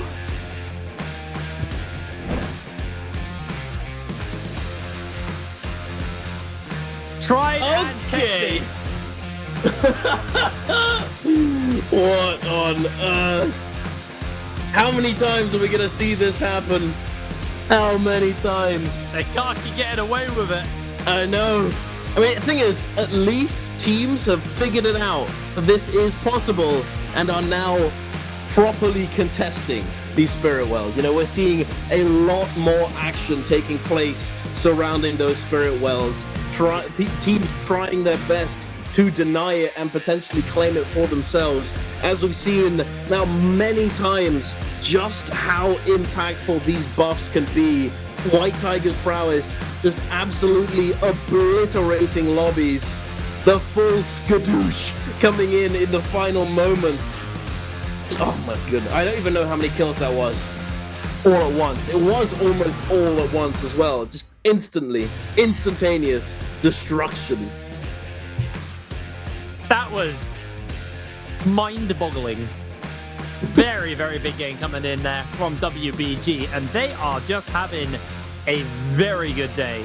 They didn't win game one, but they had like 13 kills, and then they've won the last two games. Like, these guys are looking so hard to deal with right now, and considering they started today at the bottom of the table, they are like full sending it towards the top end of the table. It's like that Cloud with the chance of meatballs meme, you know, the cop is like running like that. It's like right now, that's what Alliance have turned around and they're seeing, just like the full run of WBG as they are running towards the top end of the table. And it's nice to see because they've been a little underwhelming this year, to be honest, with WBG. And they're a team who have always been consistently very good in the league. So it's nice when they kind of found their form now. It's starting to come online. I think it's they've had their struggles. You know, I don't believe they made it to J-Cup last year. I may be wrong. No, I don't think they did. I don't think they did. I think they've definitely been through some struggles. You know, it's been a bit rough for them at times. And there are some orgs they've got pretty stable trios, not so stable solos, and vice versa. And I think WBG could definitely be considered as one of them, as we've definitely seen WBG Spider do extremely well in solos, but their trios team not able to mirror that, so to speak. But they're definitely stepping it up going into this day. and hopefully they can keep it going. Hopefully they can. They've been doing much better. I feel like game number 1 may have been a bit of just an unlucky situation. It is what it is, but I don't know. Game 2, game 3, they're popping off right now. WBG with 20 kills, 20 eliminations, and first place placement. Up you to know what WBG stands for, right? What a big game. That was huge from them.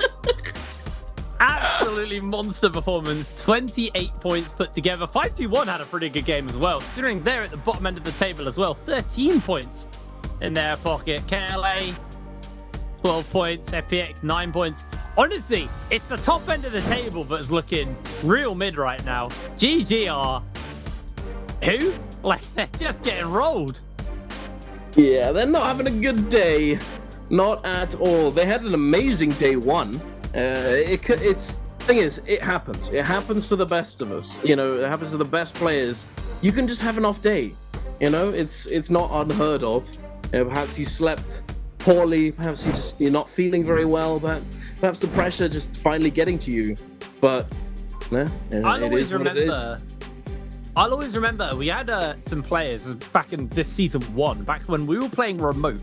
So the players were playing from either home or they were playing in gaming houses.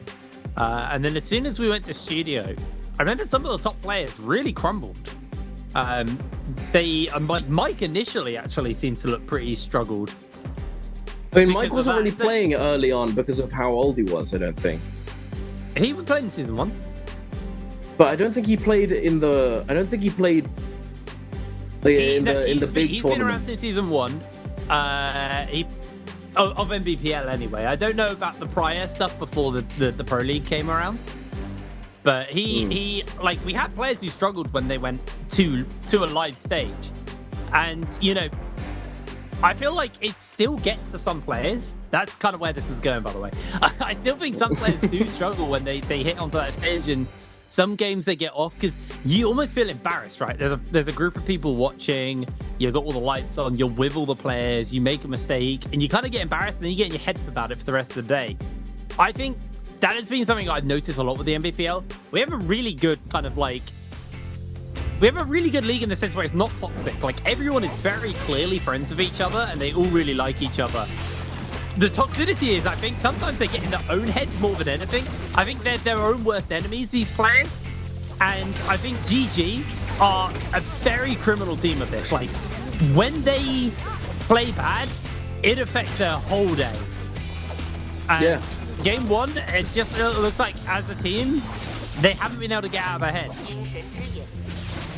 Yeah, no, I mean, it's very understandable. Mentality is one of the most important things when it comes to competition in general, let alone being on a team. When you're on your own in a solo environment, for example, it's not necessarily, I mean, it's obviously very important, but because there are 3 players on a team for trios, every single player's mentality is important. And if any one person is just really annoyed or really tilted, it can impact everybody else on the team as well. And it can really just be the end of teams, the destruction. And it is what it is. Some of the best teams in the league and in general in esports have always been the teams that can surpass this sort of this mentality issue and not let things like that get to them and just keep soldiering on. But sometimes even the best teams will falter, But those who are not faltering today, WBG, they are definitely pulling something out of the bag. They've got something to prove. They didn't make it in the previous bi-weekly, but they're definitely looking to make it today. Yeah, really big. Really big. Hardy MVP? I've not seen a Hardy MVP in a while. Actually, I don't know if I've ever seen a Hardy MVP. Well, there it is. I think I've definitely seen 1 or 2, but I don't think I've seen Hardy. I don't think I've seen it in a while. There we are. 28,000 damage coming in for them. Really big. Fist blade. Surprising, actually. A lot of damage out Well, of actually, fist blades. okay, Nice. not that surprising. Fist blades, that makes sense as to why he had so much damage. But I mean, Hardy in general in trios at the moment functions somewhat as a support, considering the fact that he's constantly trying to utilize the cube, go up into his ultimate, and then cancel. You know, obviously you can utilize the ultimate itself, but a lot of the time, if you're gaining advantages early on in the fight, you're not always looking for the full commitment of the ultimate usage. You know, you're just using the cube on cooldown to continuously fight. Obviously, you do need to use it from time to time, but getting at that much damage is absolutely massive, coming out from the Hardy. 20, almost 29,000 damage. But yeah, the fist blades doing work. We all know what fist blades are like at this point. You know, fist blades have been out for a while. They're pretty good. I'd say they're pretty good. I mean, they're incredibly strong. It's speaking of strong though, like teams need to be worried about WBG right now. They are popping off. I am very, very excited to see how they stand on the actual ladder. And if they carry this tempo going forwards, I mean, they've got 3 more games. They have been putting some pretty serious points on the board, and the big thing for them is it's the bottom end of the table that's moving up, not the top end. So they're chasing a goal which isn't actually creeping that far away from them, where the top end, the bottom of the table coming up doesn't matter because they're still scoring more than anyone else at the bottom end of the table. So they're still not being contested for their spot. So right now, it's honestly, it's the top end of the table who are looking a little bit lost. Anyway, we're going to throw it over to Zen for our interview after this. So over to you. Ladies and gentlemen, welcome to the post-game interview, and this is Jaeger. And now I'm standing here with 真一 and let him say hello to our audience. 来吧，真一，来到我们的这个赛后采访，先跟观众朋友们打招呼吧。先说说你的俱乐部和你的名字，好不好 Hello， 我是 SS1 真一。欢迎真一来到我们的赛后采访。Okay, so we know today is a really meaningful day for you, because it's the first time you got the MVP in the short game in the journey for the Nbpl. So I would like to know how it's meaningful to you. 我觉得其实今天对真一来说应该是一个特别值得纪念的一天。今天是第一天，其实是来到 Nbpl 作为一个职业选手以来第一次拿下了一个属于自己的 MVP， 对不对？感觉这个 MVP 对你来说有怎么样的意义吗？就加了点信心，就信心有了很多，因为之前打得不是很好。Okay, to be honest, I think in the past, the couple weeks before, we had really not did a great job. So for me, I think it really gave me a lot of confidence today because I got the MVP. Okay, so we talk about because the last week, you guys, you are not qualified for the bi-weekly. But you know, this week, not only for Trolls game and also solo game, I saw that your club, so for SS1, you guys really did great jobs. I would like to know how you guys just adjust. 那我这边要问一下，其实这一周啊，就感觉非常让我们眼前一亮，你知道吗？因为其实很有趣的一件事情，昨天我在这里最后一场采访的也是 SS1， 采访的是单排选手。哎，这周你们整个俱乐部都像觉醒了一样啊！这个过程当中，从上周到这周，整个俱乐部进行了哪些调整？然后大家感觉啊，整个斗志都焕然一新呢？没什么调整吧，就中秋吃了个月饼嘛，感觉不能辜负了这顿月饼。过了一个节，突然大家更加的团结，而且更加的有力量，是不是？是的，是的。Okay, so in my opinion, we don't have too much adjust, but for us, because we have the traditional festival which is the Mid-Autumn Festival, and we ate the mooncake together, and I think this mooncake really give us power. 哇，也非常有趣的一个经历，让我们来看一下今天题目是什么。Okay, let's move on to the next part. Answer for treasure. So you guys can see the question on screen, and if you know the answer, just type them in the chat box. After our player counting 3, 2, 1, we will take a screenshot, and lucky guy will be whispered. Okay, let's see today's question. How many kills did Team SS1 get in Game 3? 这道题目呢是在刚才这把比赛当中啊，那么我们 SS1 到底拿下了多少击败积分？我觉得真一肯定是心里面已经有这个答案和目标，已经有这个答案了，对不对？我们先不说啊，我们来聊一聊，因为今天其实呢，就是过了今天，马上我们也知道，马上要迎来一个周决，对不对？对于你们队来说，这个周决你们自己或者说今天对你们自己来说最后的目标是什么？是我一定要进入到周决呢，还是说我只要在这个赛场上，今天比如说我拿了一个 winner 就好，或者我学习到什么就好呢？就尽力就好吧。对，尽全力，然后名次加油，加油就好。尽可能拿更高的分数。是的。Okay, I just asked him because we are going to have the bi-weekly final. So we know that for the SS1, last week they are not qualified. So for today, what's their ambition? Is to qualify or just to like have the higher scores? And he told me that they want to try their best and can do the much as they can to get the high scores in today's matches. Okay, I think our players prepare and let's start counting. 3, 2, 1. Screenshot. Okay, let's find out the correct answer. 也有请真一给我们公布一下正确答案到底是什么呢？是 C. Yeah, the correct answer is C. Okay, at last, because we know, like Zhenyi, you are new for here, so maybe one more self-introductions, like one more special things for us, okay? 那我这边最后啊，要请真一最后再做一次特殊的自我介绍，因为也是我们第一次来到我们的赛后采访，能不能给我们介绍一下？那除了就是你自己，像你之前你自己的一个专业啊，或者你平时的爱好，还有什么给我们讲讲吗？就爱好就打游戏吧，就挺喜欢打永劫无间的，就一天到晚打永劫，然后也不干啥。是真爱，一天多少个小时？打的多了就10几个小时吧。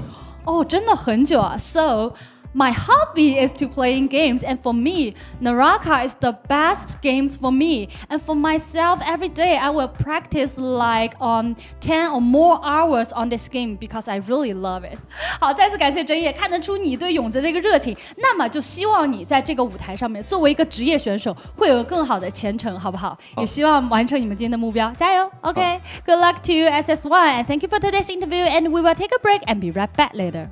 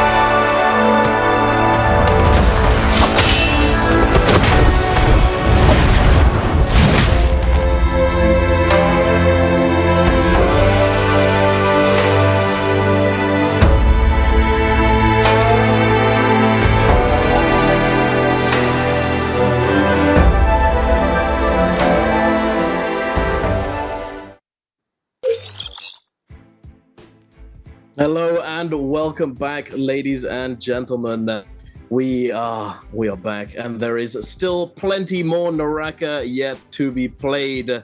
We are only in game number 4. We're going to be starting game number 4 relatively soon. We're going to be going over to a little bit spicier gaming. You know, we've got the Fireflies coming in now. I believe we've had 3 back-to-back daytime maps, and now we're going to be going into the evening. We're going to be getting some Firefly gaming. You know what that means, ladies and gentlemen. We've got a lot more alt charge up for grabs. A lot more players are going to be able to have these resources readily available to them when they need them. However, I will say this: although having ultimates is obviously, it usually equates to having more fights and that sort of thing, we have seen many times in the past that Firefly maps, they start off extremely aggressive and extremely chaotic, but as soon as it gets to mid game, a lot of teams slow down moving over into that end game, as they aren't sure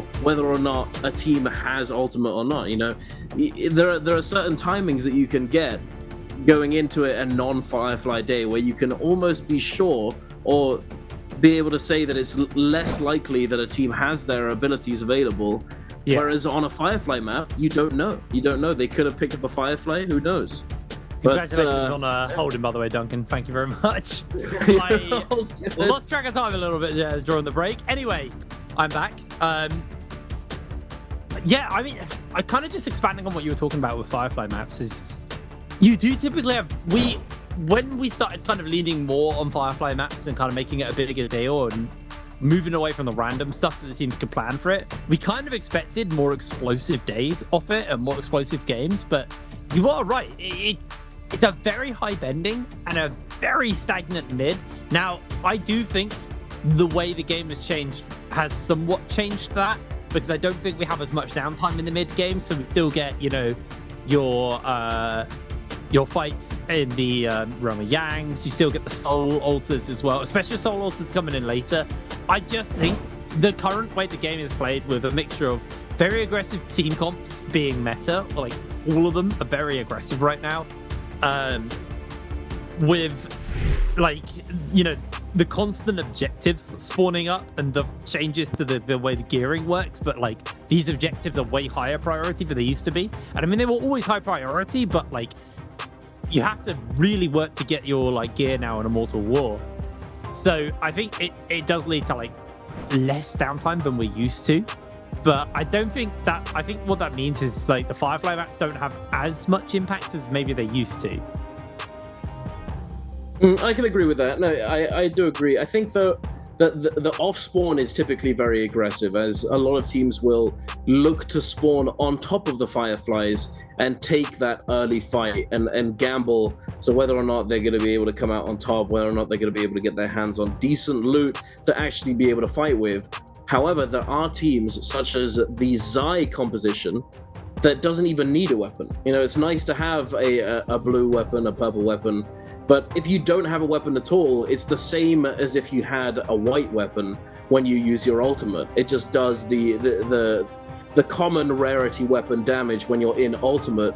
And if you can get your Zai to pick up both of the Fireflies off the rip, you instantaneously have an ultimate online and have it's a very difficult ultimate to deal with, especially that early on when you don't have the effective health pool to truly deal with it. As if you get caught once, maybe twice, you are probably going to be taken down. But going into the final round selection here, we have one Kylan team being picked up, and then 3 Viper Tessa Wuchens. Not surprising, not too surprising. This composition does typically get picked up in the final round selection. It's not as good as it used to be, but it is definitely one of those compositions that can still do very well, especially on these Firefly maps. For example, Tessa is one of the characters that can use their ultimate with less than 100%. You can use it at 60% instead, which means that if you pick up one fire, you can potentially get your ult off extremely early on with only the one Firefly. It's very impactful actually with, you know, characters like Tessa and stuff, how how effective the Fireflies can be, but here we go. Getting into it for game number 4. I'm gearing up excited. and ready. I'm very excited. WBG have been popping off today. They really it's have. so exciting because I kind of, at the beginning of the day, said I was really looking forward to seeing the bottom end teams kind of play scrappily for the top end. Well, for a place in top 12. What I didn't expect was the bottom end teams to deliver and the top end teams to not. Now, I do want to quickly note on the hero points because some teams are burning through points. JDG, 2 points. GG, however, very conservative with their points. I expect them to get a little bit more explosive points towards the end of the day because they've still got all 9. WBG are done. They are tapped now. So the next 2 games, they have to be really on it with what comps they're picking, because if comps increase by points, they literally get no points if they play a team that would cost them points. So it is going to be rough. But some of our higher up teams are really showing up. We'll have to wait and see. But hey, ASE also have used up all of their hero points. So, well, I do think though that WBG has certainly made good use of those hero points as they've gotten 2 MVPs back to back here. I believe it's just, hey, let's spend all the hero points, use them early. And then we're chilling. We can get, as long as we get good games early, get to play what we want to play on the maps we want to play them. We can potentially ladder up early, give ourselves the confidence, give ourselves the mental boost that we need, and it's exactly what they've done. It's a huge contrast from the previous bi-weekly where they were scrambling at the very end to try and qualify. A little note there. Wow. Not City of Tang, just north of City of Tang. Can't remember that location. Lots of teams. 5 teams dropping. Interesting to see that GG dropped towards the bottom of Imperial Village. They normally drop right at the top by the big tower. Oh, wow. Like, this is just a bloodbath. Like, that 5-team cluster is going to be carnage over there. It's gonna be ugly. It's gonna be ugly. Look at this. Oh my lord! No one has a weapon. Circle. Everyone's just scrambling, looking for something. Everyone's just gonna be slapping each other. Oh, very nice, Jing. Yes, very nice that you got a crossbow there. That's pretty good. I mean, he gets crossbow. Oh goodness. Hey, Zhao now getting caught up by this Tessa ultimate is going to be charmed here into the Dragon Slayer, but the damage reduction buff coming in huge from Xiaohu on the Karumi, able to mitigate all of that damage. They did lose a teammate. Junks is down. WX98 trying to cut away. So is Kakashi. Are they going to be able to get this resurrection off? Kakashi looking for the drop down now. It's coming through. FPX are ready for it. They're trying to force him into stone form. The F3 comes in, not able to get the stagger. A huge turnaround jump parry, but he doesn't follow through. Instead, he's going to try and consolidate it onto Xiaohu. No problem. Let's just kill the Karumi. Xiao now going to have to kite away the 1 HP Viper ultimate coming out from Kakaishi. He's going to take him down. He's going to get the Soul Bloom, but he's immediately going to get eliminated by the third-partying OG. Down by Beast Pit, speaking of GG in a fight here versus Bowder. LXM's going low, but so's Yoran. He's going to be the first victim of the fight. LXM able to heal off the Soul Bloom as they are pinned against the wall. You is melting through them all. Those Fireflies paying dividends, able to get a massive amount of damage off. There's the parry. There's the follow-up. And 3-3-0 goes down. Bowder absolutely outclassing them in that fight. That was very, very nice. Bowder's their newest member, certainly making moves and doing considerably well on this team, having transferred over from OUG, I believe. And hey, they've been doing extremely well. We're doing extremely well together on Bowder. OUG as well, although they're doing very well today. In the past, since they lost you, they were struggling a little bit, but they're doing pretty well today. They've been clutching it up in this bi-weekly. But JDG now still in Imperial Village. up against Bowder. Bowder with the Moonbane, dropping it down right on top of this engagement. Tutik trying to cover and move for his teammates, trying to prevent the aggression coming in. JDG able to kite this out. Bowder's U immediately diving in with that pulse sword, sends the blue. The F3 is going to protect them. The Kurumi ultimate now going to be committed. Tutik, he's getting juggled around, trying to get on his feet. Finally manages to make it back up. And now popping that ultimate, looking to re-engage the full scrap off right in the middle of these Kurumi circles, trying to create an advantage. The Moonbane is still in play as well. Yearun now being forced to kite back into the Moonbane, but is he going to be able to make it out alive? No, he is not. He gets shoved by the Takeda and now taken down. But although it's a 3 versus 2, there's a Moonbane still in play. They could potentially kite this out. They do have the Kurumi. They are going to be able to secure that tether. Tutik tries to find the parry punish, but immediately gets knocked down by the Moonbane. Now Bowder's Peak gets forced up against the corner, and it is going to be taken down, and Yu is going to be following it quickly after. This is an absolute bloodbath. WBG actually losing Jing here. Now KLA, can they find that turnaround? They still got one more charge on the fear and shove from QGG. Nicely going to find the opportunity. The cube comes out. Does not. Oh, he does hit Sleepwalker actually. Jing not getting picked up as KLA just going to do a little bit of shopping on his remains. Walker up to the sky as he goes. QGG, can he turn this one around? I don't think WBG going to have the power here. Only the one standing. Sleepwalker locked in place. They do have the revives, so it's not the end of the world for them, but losing your gear at the start is going to suck a little bit. Indeed it is. That's not what you want to see. But good for KLA. 3 early kills, not too bad, but we're heading on over to yet another Moonbane. X1. With them are the Moonbaners. XLY had been taken down. SS1 and 521 all in the vicinity. 521 Yin trying to kite it out. No armor to his name, half HP. SS1 is not going to make it easy for him to disengage. SS1 trying their best to peel for their teammate, but he is going to be taken down. Oh, 521, sorry.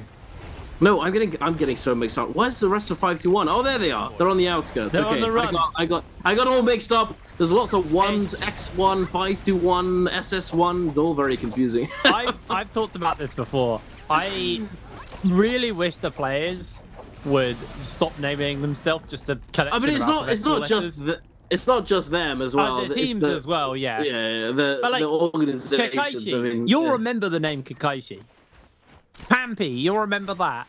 Like, I feel like some names are just like letters, and I know that I did speak to Rune about this. Actually, Rune said a lot of it is they're like abbreviations of like their full names because the names are fairly lengthy, which I understand.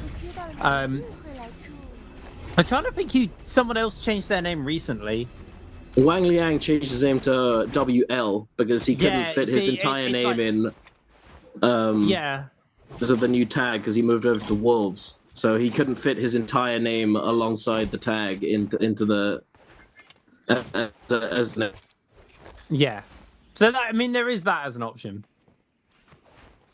But no, I do agree with you. There are some names that are a little bit hard to say. But then again, it's if they want their name to be that, then I guess no one can really say anything. Oh, no. At the end of the day. No, I know what you mean. I know that's not what you meant, but yeah, it is sometimes a struggle for people trying to say it.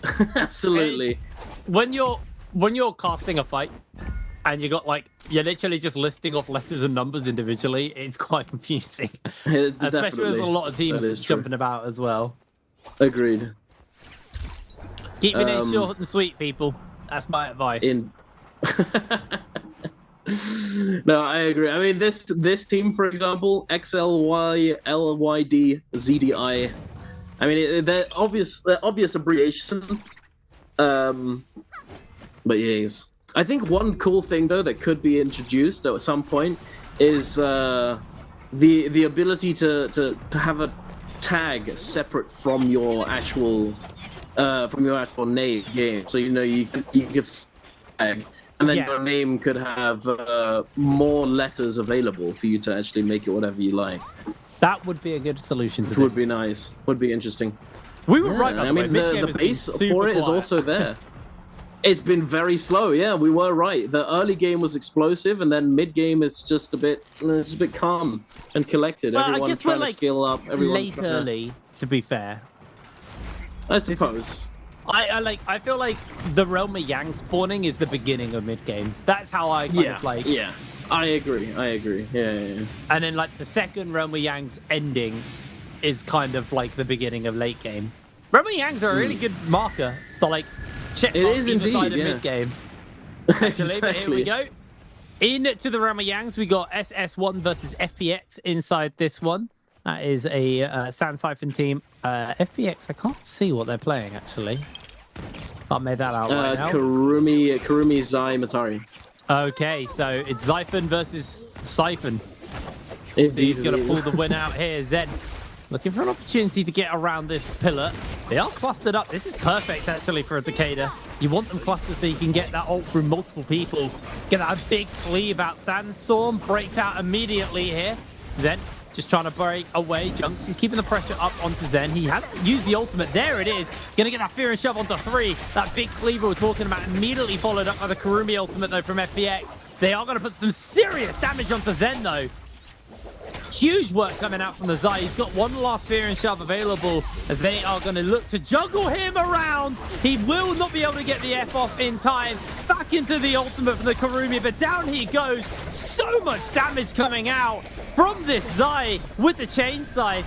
Zhao, he's not going to be able to find himself an opening. Rosemary trying to do some work here onto them, but not going to get it as that is just Riest taken low HP.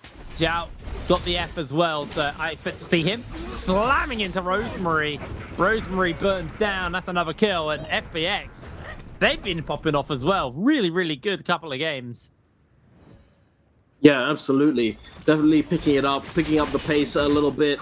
Another team also picking up the pace, KLA up against WBG in the Realm of Yang. WBG having been performing extremely well in these past 3 games. Now going into the 4th game, unfortunately, this Realm of Yang are going to be taken down by KLA. However, it's only the first Realm of Yang. It is very recoverable. It's not over just yet. They are going to be able to have a bit of time to try and recover, find those soul blooms. They lost Realm of Yang last game. Just saying. Yeah. Let's just hope it's not a repeat of game number 1 where both teams who had Yang depletion just ended up dying to Yang depletion. It's not what we want. We want to see. Let's see the fight. GG definitely looking for the fight themselves as they've gotten their hands on Draco Storm from what I believe was a Spirit Well, I think. And all of the other teams, JDG, KLA, and FPX, all won their Realms of Yang and picked up the Million Birds Might. Interesting though. So in the other games, we've had a mix of buffs. We've had Draco Storm get picked up in Yang in game number 1 in Perdoria, and then game number 2 we had Mystic Might on Daytime Holoroth, and then in game number 3 we had I believe White Tiger's Prowess. And I know this is only the first Yang, and Vermilion Birds Might is typically still the first one picked up, but I wonder if in this game after second Yang we're going to be seeing Mystic Might again. Yeah, it's interesting how they prioritize different buffs on the different maps. They're slowly kind of figuring out mini metas for those maps in their own right. But KLA in a scrap here. They got that Birds Might. They're going up versus JDG, who also have Birds Might. Harry comes out from QGG on the 2-tick. Here another Clan Connect as well off the back of that one. Briefly, now getting turned onto here by QGG. He's got the brooms. He just wants to clean this one up, but he's finding himself chunked out. One last fear and shove available. Get the cleave onto 2. The follow-up is absolutely huge. 2-tick just pinned in place, taken down, and KLA able to explode out the fight. Now OUG coming into this fight with that rank, that depletion, able to get one cleanse off immediately, but caught outside the wish. Pocket Sand make the connection. The charging from Xinyu, just chasing through. OUG will be cleansed nice and easily onto KLA, just finishing up 17S. One last dash, one last kill. Absolutely huge is now QGG trying to go for the turn. The 1 versus 3. Xinyu low HP. He is going to keep that pressure up. The fear and shove comes down, and he is just unrelenting onto Xinyu. Looks like Zinyu will be able to get the heal off. His QGG does not want to be going down yet. He does have that rebirth available, and actually WBG have slid in as a third party. They were looking to cleanse themselves, remember, as well, as in comes DRG. There's the burn, there's the pop. KLA finally going down, and the fight is still not done. Jing finds himself stunned, locked, rooted. Fan has to use the ultimate. Can he keep the sustain going? He needs to dash, but he's frozen. He can't move. The crowd control is too strong. Finally getting the dashes, so some of that sustain is going to kick in. Some of the health is going to be recovering for him. He's actually doing a fair amount of work here onto Don Q, forcing the ultimate out. It's JDG off in the distance now, pressuring up on the Jing. SS comes in onto Jing, the parry. WBG lose their star as Zinyu now pinned in place. This fight just doesn't end up. Oh my god, what is happening?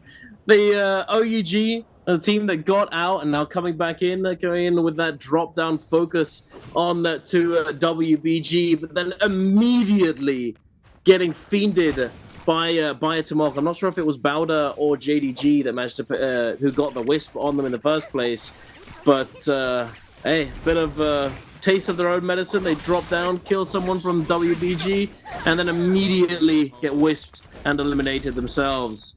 Looks as though WBG are going to lose another member. However, I believe that their Hardy, Sleepwalker, is still alive. And he did get a Soul Bloom as well. He managed to cleanse the Yang depletion.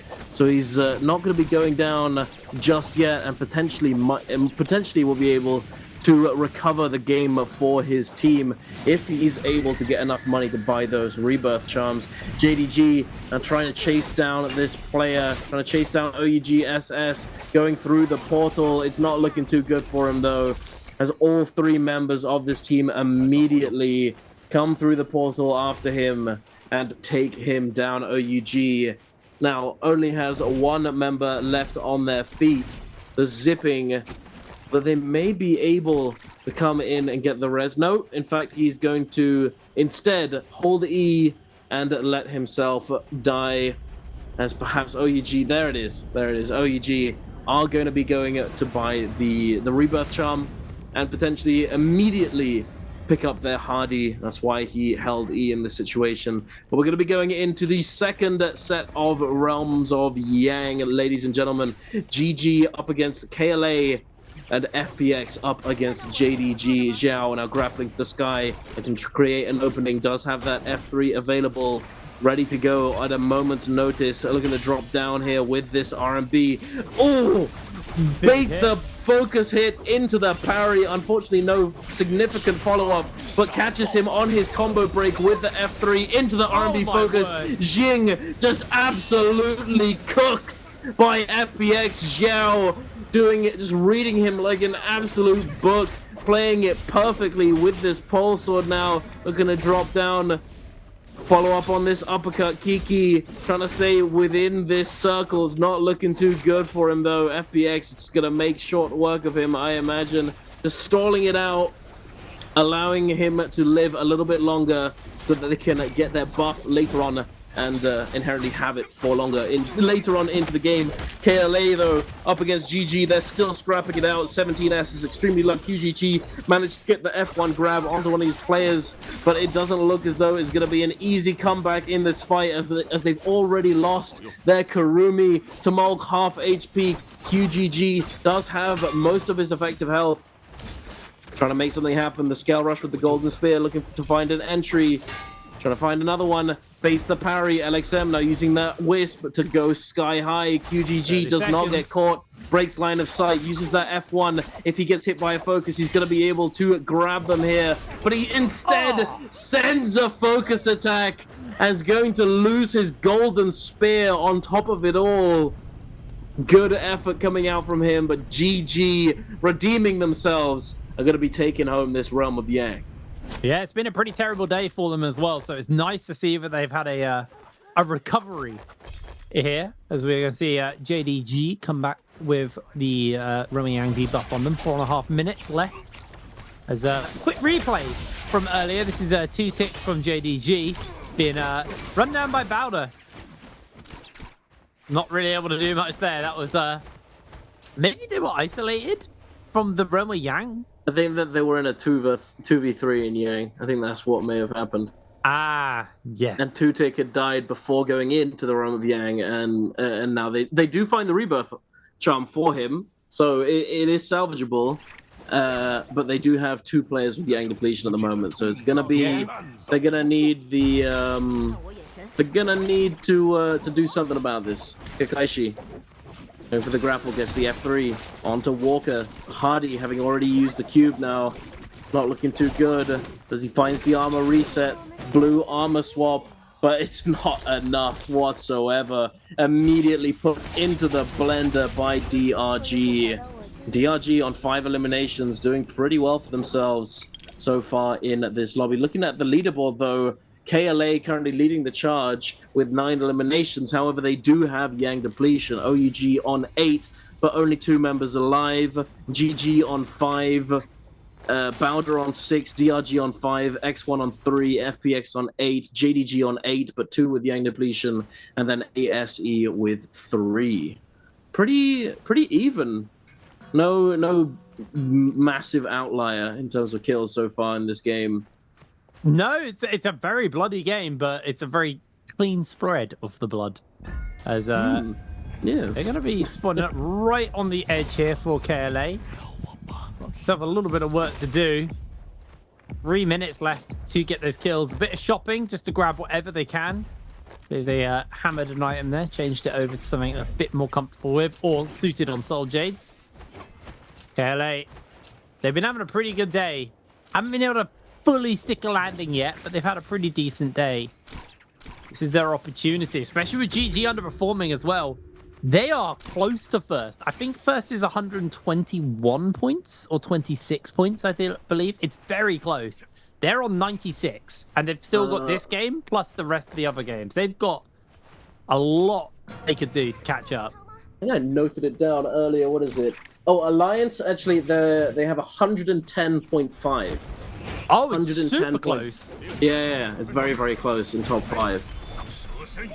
But OUG actually have managed to break into that top 5 spot, now sitting in 4th place. But DRG, KLA scrapping it out. The Wuchen port is going to be utilized as DRG was put in a pretty bad spot. And KLA looking for these Yang depletion cleanses. They do have time. 2 minutes is not too bad, but they'd much rather be able to cleanse it sooner rather than later. Donkey9, though, he's ran straight into the hands, the clutches of GG. It's not looking too good for him. KLA lurking on the outside, waiting to see if they can jump in and claim these soul blooms. Kakaishi now using that Viper ultimate to try and buy some time, peel this pressure off from GG. He might have been able to do so as well. Oh, wait, what? What just happened? CGS somehow got a kill there with a pistol. I don't know. I did not see that, but hey, blink and you'll miss it. Kakaishi is getting chased down though. They got grappled there, so they get the lockdown. They're keeping the pressure up, and that's going to be 1 person cleansed once this comes through. Though Kakaishi's armor swaps off and actually puts a better distance around. They got a minute left, and they still need to get 2 soul blooms. Remember, this is going to be a tough ask. Kakaishi still on the run. Finally not going down. They have to just full send. They do not have the time. Kakaishi is actually such a nuisance for them. GGG about to go down. The king is killed in the middle of all of this. Is now GG are fighting versus KLA. Kakaishi gets down to FPX after all of that. Do they cleanse? I don't think they do. I think this is the end for GG. Cleanse. It might be the full commitment. I am so surprised how bad that went for them. We say this, 25 seconds, they're getting the burst onto FPX. They still got 2 more fearing shoves. GGG's kind of just stuck on the rocks though. He's really struggling to get some openings in. As FPX able to take down 17, and that is it. 13 seconds on the clock. No way they're going to be able to cleanse him in time. 17S, the only hope for KLA is also down, and that Bye-bye, GG. We'll see you in You game see the 4. look on his face. It's just pure pain right there. Actually, pure They had pain. 3 versus 1, and they couldn't close on Kakaishi. That is tragic. Yeah, I guess they just didn't have the weapons for it. He was able to permanently get those armor resets. Not having the stamina, perhaps, just not able to close out that kill. Unfortunate for them. Very, very sad. Even just one Soul Bloom would have meant that they could potentially salvage the game, but unfortunately just not able to hold him down. GG, looking pretty solid though. Not too bad for them. 7 eliminations. Looking to try and close out this game. Very scaled up at this point as well. They have 25,000 Darktide coins in the bank ready to spend on top of all of that. X1 with a golden armor on the Viper comp with, I believe, I'm not sure if that's a gold pulse sword or a golden dagger. It's a bit too far in the distance for me to see. Oh, that's a gold pulse sword, I think. I can't tell. Yeah, it is. A golden pulse sword. But we're gonna actually have a plumed castle endgame, it seems. Oh, I've not seen one of these in a little bit. Definitely a pretty interesting endgame. It's not a tree endgame, which is typically the win condition for a Viper composition going into heal-off situation. However, Plume Castle might as well be a tree endgame as it has so much verticality.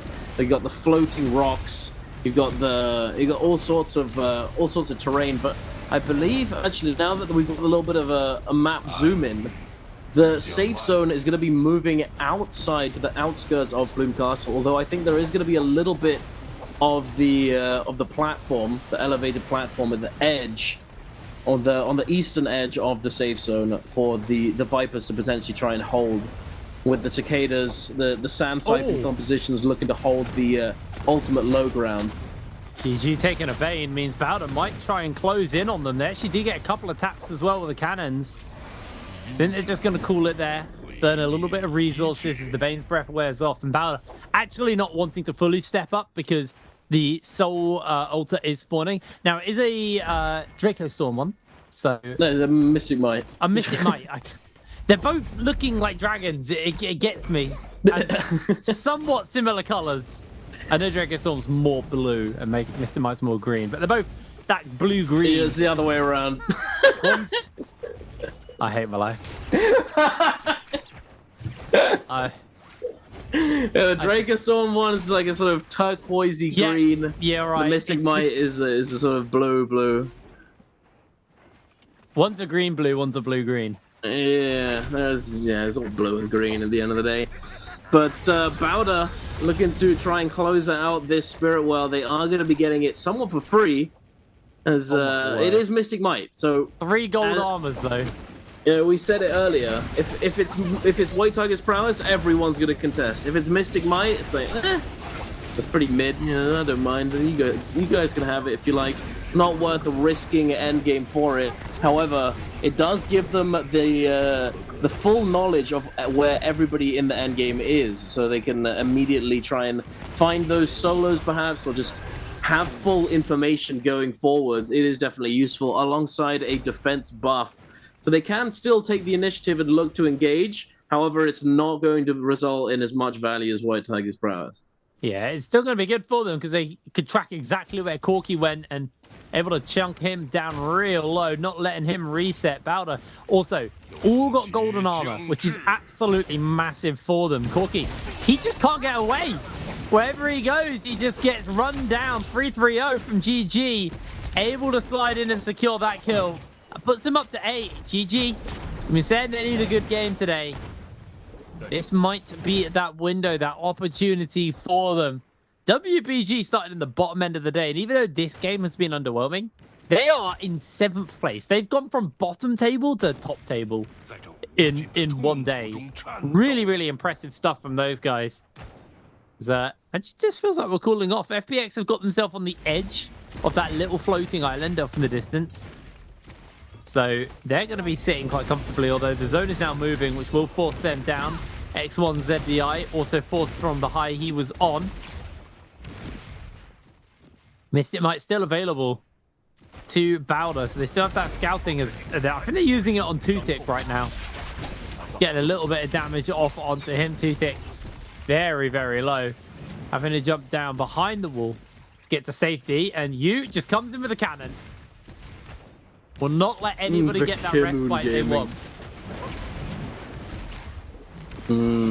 Powder. I mean, another important thing to note is that the Mystic Might allows you to determine which character's which and then focus out specific compositions if you want. A zone X1 ZDI dropping down from above with this Viper ultimate, able to lock down a couple players. Run does get caught outside of the zone, but immediately is able to use that ultimate to get back to safety. I believe as well that Bowder's Peak used that Karumi circle to try and keep him alive. JDG lurking as well. Jing able to pick up a kill onto LYD. Bowder trying to hold this sort of mid-ground between the low and the high ground. JDG up on the ultimate high ground right now. There is like a platform at the top of the zone, and then I think there's somebody clutching the underneath it, trying to hold on for dear life. Bowder now looking to engage, going to that low ground. They have the Cloud Weaver. That was it. I forgot it for a second. Cloud Weaver is burned into my mind. We've all experienced this, Jade Lamau. But yeah, look at that. XLY just at the top with JDG just trying to stay as inconspicuous as possible, ready to drop down at a moment's notice. FBX now no ultimates available, seemingly trying to hold this position. X1 now having been forced to drop down. The Tessa is going to be knocked into the zone. Good cover. But no follow-up. Zhao's just trying to hold the space. Does have the really cavalry nice bloom cover. as well. That parry came through, and he made sure that they could get back on their feet and get that weapon. Bowder forced himself up into the high ground. GG still holding on, waiting for an opportunity to come back. Things are about to get real explosive, real quick. FBX already get one. Sandstorm breaks out on the edge of the zone just to be a real nuisance to everyone. Health bars being minced. You has the cleave. Bowder are just going to mince through everybody in the lobby, but not before GG take a couple of names themselves. GG somehow almost turn it. You is the last one standing. Bowder. You know, I'm really glad that Bowder's back. Bowder definitely back, securing themselves the MVP of game number 4. I think it was pretty close towards the end, though. There were a lot of kills on quite a few teams. I think that the final scores were definitely pretty close, pretty neck and neck. But we'll have to see. We'll have to wait, have a look at the actual leaderboard in a moment. For the moment, though, Bowder very happy with themselves. JDG, they don't look burnt out. They look pretty locked in. No upset faces, no frustration, or visible frustration. I don't think. Bowder very calm, not overly excited. Not letting the hype get to them. Level-headed, emotionless. You know, but that's the thing. You gotta stay locked in. You can't let a big win or an MVP just like go to your head. Because if you do and get overconfident, could be bad. Could be bad. You know, you could be feeling yourself and feeling pretty good about your performance, but if you let it go to your head, you could get complacent and make mistakes. But game number 4. We still got 2 more games to go, and quite a few teams still lurking in that bottom 6. There is only one team in the bottom 6 that can't play today. So 5 other teams are still fighting, clawing their way to try and secure their final spot for this weekend. It really is all to play for. Well, let's bring up the question for this game number 4. Make sure you get your answers ready if you want some goodies. What hero did KLL CXZ use in game 4? Was it Wu Shen, Tvolch, Justina, or Kailin? Put A, B, C, or D into that Twitch chat, and we will, we'll give you a goodie. If you win, make sure you do check that whisper box, because that's where you are. Only one can win, though. Only one. There must be one. Only one will be chosen. So we had, obviously, that was game 4. Really, really big game for Bowder. You know, they were the kings of the lobby. And what do you do to a king? Or what do you do in front of a king? You bow, duh. That was a terrible joke. You did it fake.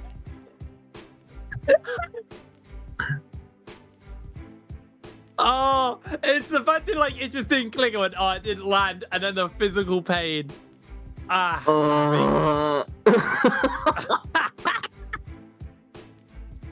Oh, this is what happens. This is what happens when the moon keeps me up all night. Let's have a look at the scoreboard and see Very how it did nice. after that game. Oh, I knew it would land. Good Respect. Powder I respect coming it. in. 14 kills, get himself 20 points after that one. FBX 16 points. Well, 16 kills, 18 points for them. JDG walk out 13 for GG as well. KLA 9, OUG 8. Where are WBG 1.5? Bad game for them, but they've had a good enough day. They can still make it work with these next 2 games and have a look at the damage dealt. Honestly, one of the lower numbers we've seen from a team today. Yeah, I mean, that's the thing though. If you're there, if you're in the right place at the right time, able to third party effectively and able to effectively burst players down, you know, a player with full health, full purple armor, that's 2,000 effective health. You know, it's not actually all that much. Split between 3 people. If you're able to take them down very, very quickly, then, you know, having damage isn't everything. But obviously having damage looks pretty cool. You have the most damage, you're definitely gaming. GG are in 7th. Yeah, that's. I mean, they're not in trouble or anything, but they're definitely not feeling it today. Especially contrasting from their first day. You know, their first day, they popped off. They had the highest number of points for a single day so far in this bi-weekly. Yeah. But now it's not looking good for them. Something happened. Something's gone awry. I mean, OUG are 2 games. Wait, and they what? don't need that many points. I was wrong. I thought it was 24. I literally fine. made a note of it earlier, Bro, before the I cast. I made a note, and it said, I don't understand. I guess I'm just... I think it was because the way the thing... It's fine. Like, I missed Was it it. 120.5? 124 on the dot. 124 on the dot? Where the hell Yeah. did I get 110.5 from? I genuinely don't even know, but okay. I mean, look, man, I got the colors wrong on Mystic Might and Dragonlight. It's not even Dragonlight. I just called it again. Yeah, you got the Dragon Light is a Soul Jade. Yeah. So much information. Yeah, my brain is just filled with all these gaming facts. Indeed. And sometimes So they much just fall out information. wrong. But look at this. Look at what is on the Bowder U's screen right now. Just so many players, so much armor as well, but just no health whatsoever. Nobody was really taking damage to armor. It was just all health damage, which is insane. But hey, there it is. No real surprise, I don't think. Bowder's U getting that MVP for the team. Definitely deserving. This guy has turned Bowder around, I feel like. Well, has definitely given Bowder the boost that they needed. Now his 4th MVP, having come over from OUG. Bowder's just been, you know, they've just been leveling it up. They were a big name back in the day, back in the early NARAKA Pro League. But then for a very long time, they just disappeared. They weren't doing well. But this year, they're coming in with a vengeance. They're looking to try and take the cake. And they're no expenses spared, you know? They got XCG's coach. I'm probably sure she's quite happy to be watching this and see, you know, this Bowder actually really performing this season. They're having a very, very good time. Yet to take a, you know, I don't think they've taken a single bi-weekly this split. Let me check my notes. But no, they haven't. So this year, remember, no. Not this split, I meant this year. So this year, they haven't taken a single bi-weekly. It was AUG, WBG, GG last season. This season, it's been Wolves. Yeah, Wolves last bi-weekly. Good lord, 4 games. Insane. I'd had a little bit of a break, so I hadn't really seen like the White Tigers changes. it caught me off guard when everyone just got nuked. Unbelievable. Indeed. Remember, guys, at home, get yourself some goodies. So make sure you have your account linked, and you can be grabbing these daily drops. That's the top one. You only get them once per week, mind you. But tomorrow and Sunday, you'll have a shot at getting these bi-weekly finals drops. I say a shot, you just have to watch and you get them. As long as you're there and you've got it linked. It's a guaranteed lock-in, bro. Like, exactly. However, I will say this. So I've answered this question and talked about this many a time on my stream, where people are confused as to why their drops aren't working. To make sure that your drops are working and that your account is connected, go into the top right of the Twitch webpage. On the top right of your screen, you'll see your icon, a little avatar, and you click on that drop-down menu, and there should be an option that says drops and rewards. You can go to that screen and it will show you all of the drop campaigns and all of the things that you're progressing, and if you're not progressing, if your account's not linked or something like that, it'll show you there as well. So go over to that menu just to double check so that you don't miss out on some juicy drops. You don't want to be regretting it. You're missing out. Obviously, a lot of people here for the NARAKA gameplay, but it's always nice to get some extra goodies on top of that. But yeah, absolutely. Speaking of NARAKA, Game 5 coming up. What's it gonna be? It's gonna be Morris Isle Firefly, I believe. I remember saying at the start of the stream that we were going to be starting and ending with Perdoria.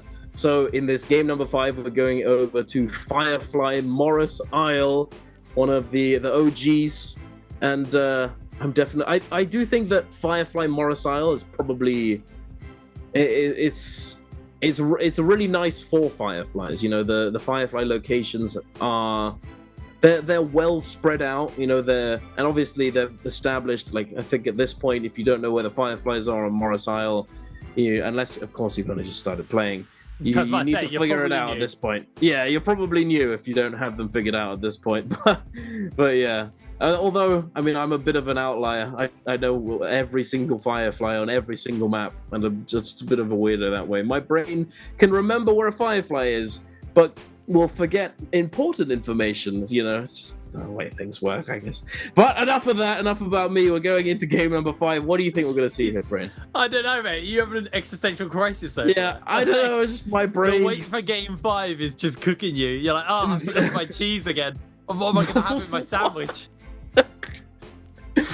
I forgot the ham. Oh god, wait, we've got no bread. Oh no. I'm just gonna have a slab of ham. Yeah, some spam. Very English.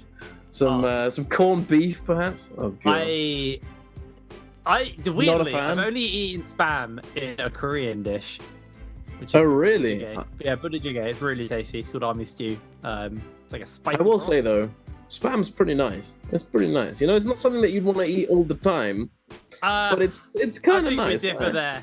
It was. You differ. You don't like it. The spam was all right. It was carried heavily by the Korean side of the food because it's like it's like ramen noodles in a very spicy broth with sausage. What are we talking spam. about? We're talking about this food, gone? Bro. I'm waiting for game 5. I'm hungry and I'm waiting for game 5, so I'm just gonna talk about food. All I'm saying is the spam was carried by the sauce because that sauce slapped. The spam was really horrible. Like, texture-wise, taste-wise, ain't right. Where's game 5? Well, thinking about game 5, I reckon we're probably going to end up seeing it much of the same in terms of character composition.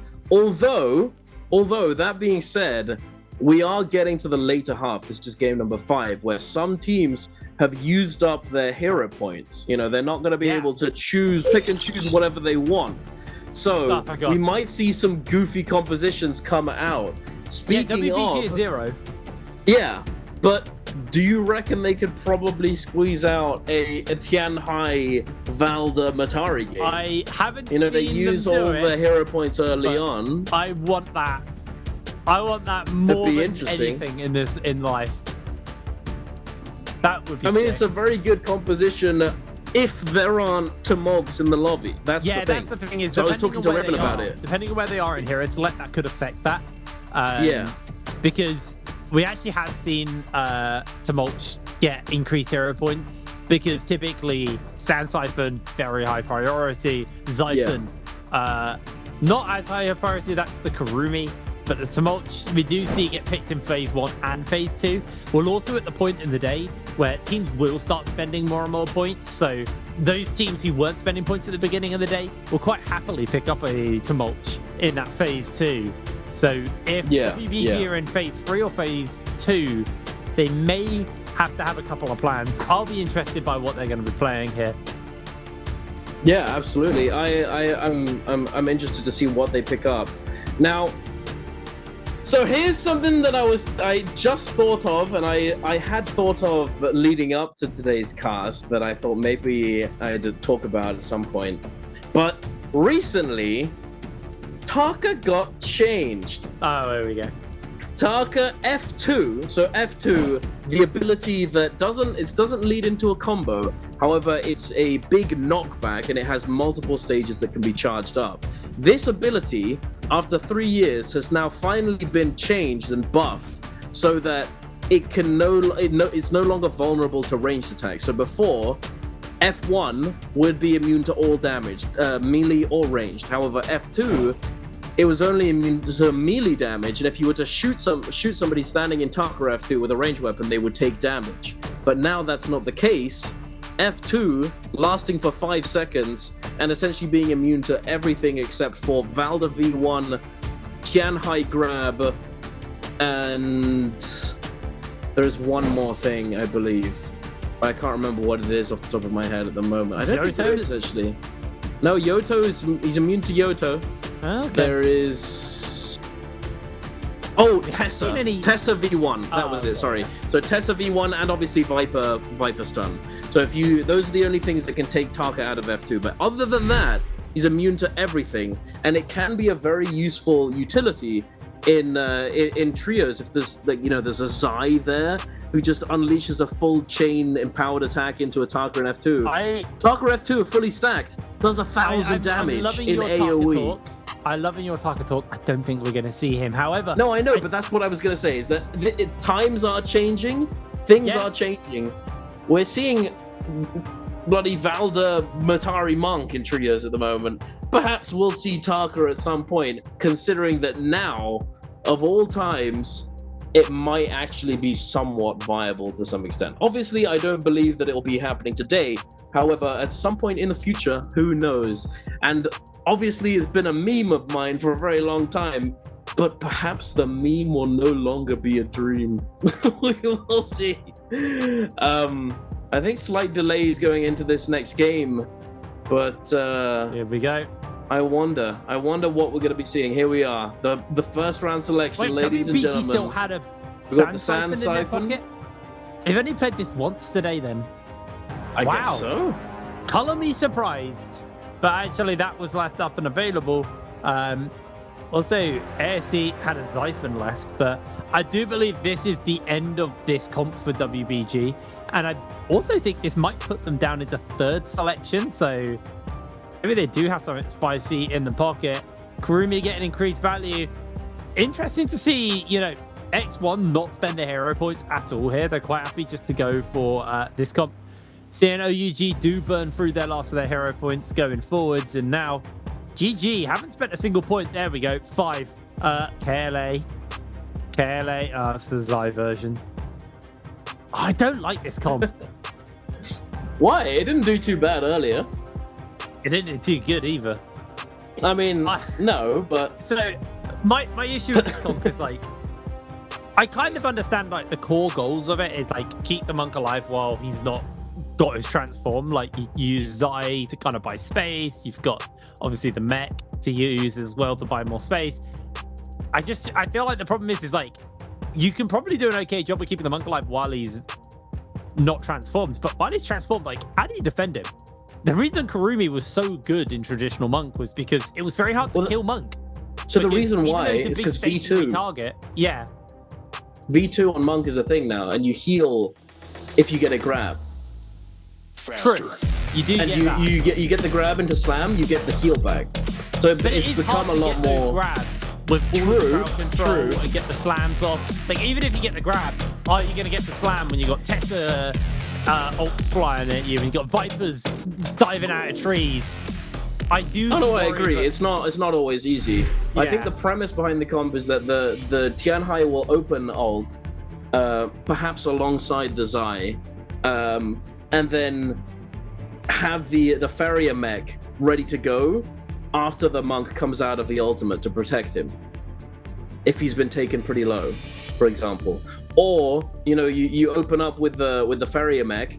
And you try and utilize that as a sort of like in a slower engagement. You try and play around with the Farrier, or you can use the Zai ultimate as well to open, and then use the Farrier mech after that once they've used all the cooldowns. I think it depends on the cooldown rotation. However, I do remember asking Raven about this, and he told me that it does do extremely well into a specific comp, but for the life of me, I can't remember which comp that is exactly. However, we shall see, perhaps going into this game, which one that is. But interestingly, Bowder is actually going to be playing the Yotohime, the original Attack on Titan composition, the OG comp. We haven't seen played very much for a long time now, and I think the It popped up a few times last week, actually. I think. It's it's kind of like a comp that we see picked up when people are starting to run out of like hero points and like the Xiphon isn't available to them, or it shares characters with the love comp as well. Blind Date, that's the one. The love comp. What is wrong today? Oh goodness. My brain is melting. What? It's okay. Don't worry. It's all right. We're going into game 5. SS1 gonna be landing in the Shadow Jade mine. OUG just to the north of them, gonna be going for those Fireflies KLA. And I can't tell which other team that is going to be landing to the north of Wreckage Plains. Going to be grabbing those Fireflies as well. 521 and FPX going to look for the Cave Fireflies. But they are immediately getting contested. This could get pretty spicy. Xiao has managed to find himself a fan. Yin, 521 Yin has no weapon to his name. Just getting absolutely fried by these fan RMBs. Not looking good for him. However, Pampy has now come out of the cave. Has a purple armor and a weapon. But it doesn't look like it's going to matter. He's going to go down pretty quickly. No ultimate utilized either, as he did get silenced, unfortunately. And FPX looking like they're going to be coming away with a win in this area. Akame with the slab, so good.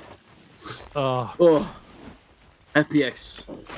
Originally, this drop was actually called the FPX drop, but then it became the TE drop, and then it became the JL drop, because the old FPX players moved to TE, and then they moved from TE to JL. And now it's back to FPX, seemingly, because FPX won the off-spawn for that one. Well, GG in their normal drop spot, up to their normal shenanigans. Taking a fight here versus ASE. Water gets a quick armor reswap on, has to dash away to safety from them, but GG. Lemon's about to get picked back up, and Water may just go down in the meanwhile. They're keeping the pressure up onto Water. There's going to be the parry onto 3-3-0, but Water can't follow up. Lemon didn't get picked up in time. Corky pinned against the wall, and GG secure themselves their 4th kill of the game. Really solid start for these guys. Okay. They get their favorite drop, and all of a sudden they start absolutely gaming. They're cooking. They get 4 kills. They're slapping the Karumi. Poor Karumi feels bad.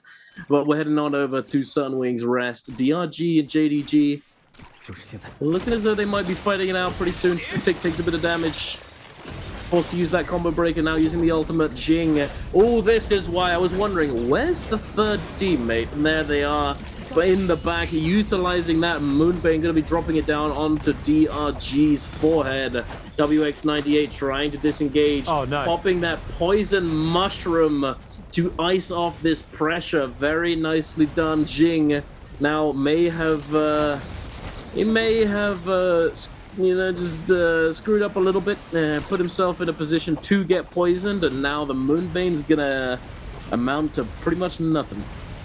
Yeah, I think that is just gonna be the end. I mean, they were successfully kited away as well. Got out of the Bane's breath before it was really a threat at all. Yeah, So, I think nicely Tutik just overextended initially and lost too much health and wasn't able to follow up on the Moonbane cast. Yeah. That's probably what happened. Mushroom. I'm not sure. Maybe they just shot it. I'm not really sure about this one, but no. DRG looking to close the gap, come in and take advantage of their loot advantage. Jing holding this greatsword R&B. Is he gonna find an opening? This is not how you. What? Okay, bro. Oh, What's going on, Jing? I don't know about that one, big dog. Just holding R&B out in the open, not threatening anyone. Just sends a 0.9 LMB focus into his face. Just immediately gets parried. But he's gaming now in that Kylan ultimate. The fast race car crashing through. It's the car crash coming through the windshield. Jing, surprise, jumping right on in. His ultimate is going to be expiring now, though. Unfortunately, now he is going to be getting a taste of his own medicine. The Hardy coming in, committed ultimate. Jing is going to be taken down. DRG looking favored to win this engagement.